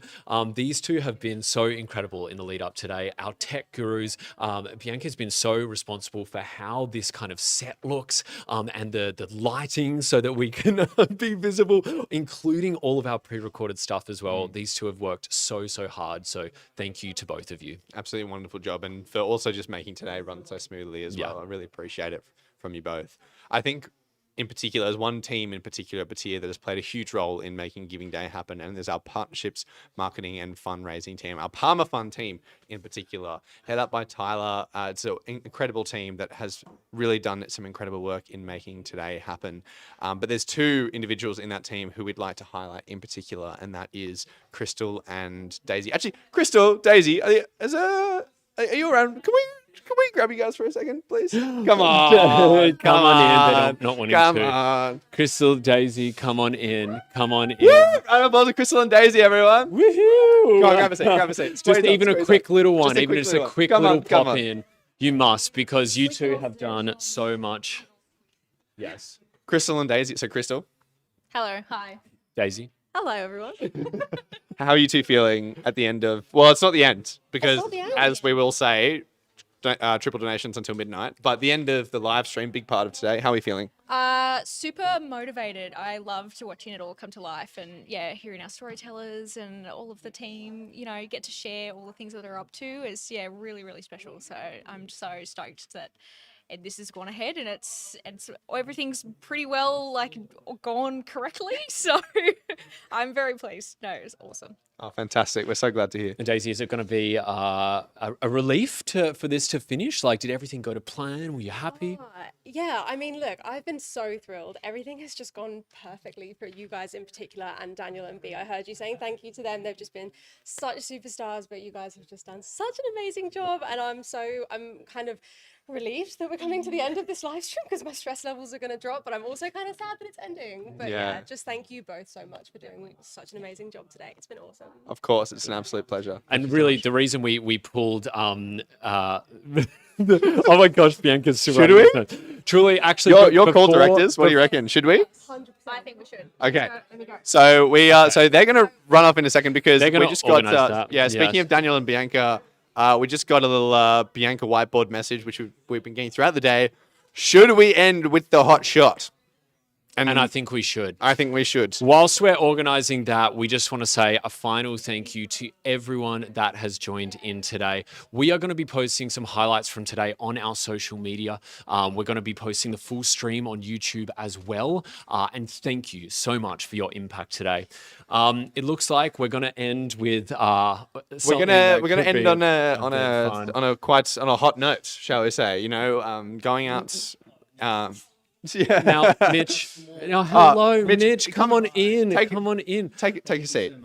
So, we haven't actually said hello to you today, but hi, Mitch. Nice to see you both. No, it's nice to see you. Incredible job. How are you feeling today? Up until right now, I was feeling really good. And what is it about right now that maybe has made you feel not so good? Well, there was a point maybe last week where I agreed to do something hot and saucy for the live stream, and I didn't realize how literal that was going to be taken. I had a wonderful performance prepared, and here we are. This is my reality. Okay, well, I mean, hold that performance because later on we want to see that as well. But for now, we've gone the more literal route of hot and saucy. I'm probably going to spew. and I just want you to. Have we got it? Have we got that top? Have we got it? Have we still got Look, the top? I think in the interest of how fun this could be to sign off, just maybe if you do that just there, and so it's still on camera, that would be really quite a fun. Yeah, aim straight into the room, my friend. And can I just say, this like is that actually, haircut. this is quite full. It's quite full. That's a lot of hot sauce. Daisy called my this gosh. a small shot. I mean, hey, it's. Yeah. If that's small, then I'd be scared to what a big shot of hot sauce would look like. Oh my goodness. So how are we gonna do it? Do we want to do like the formal sign off, or do you just want to like give it to Mitch and just send it from there?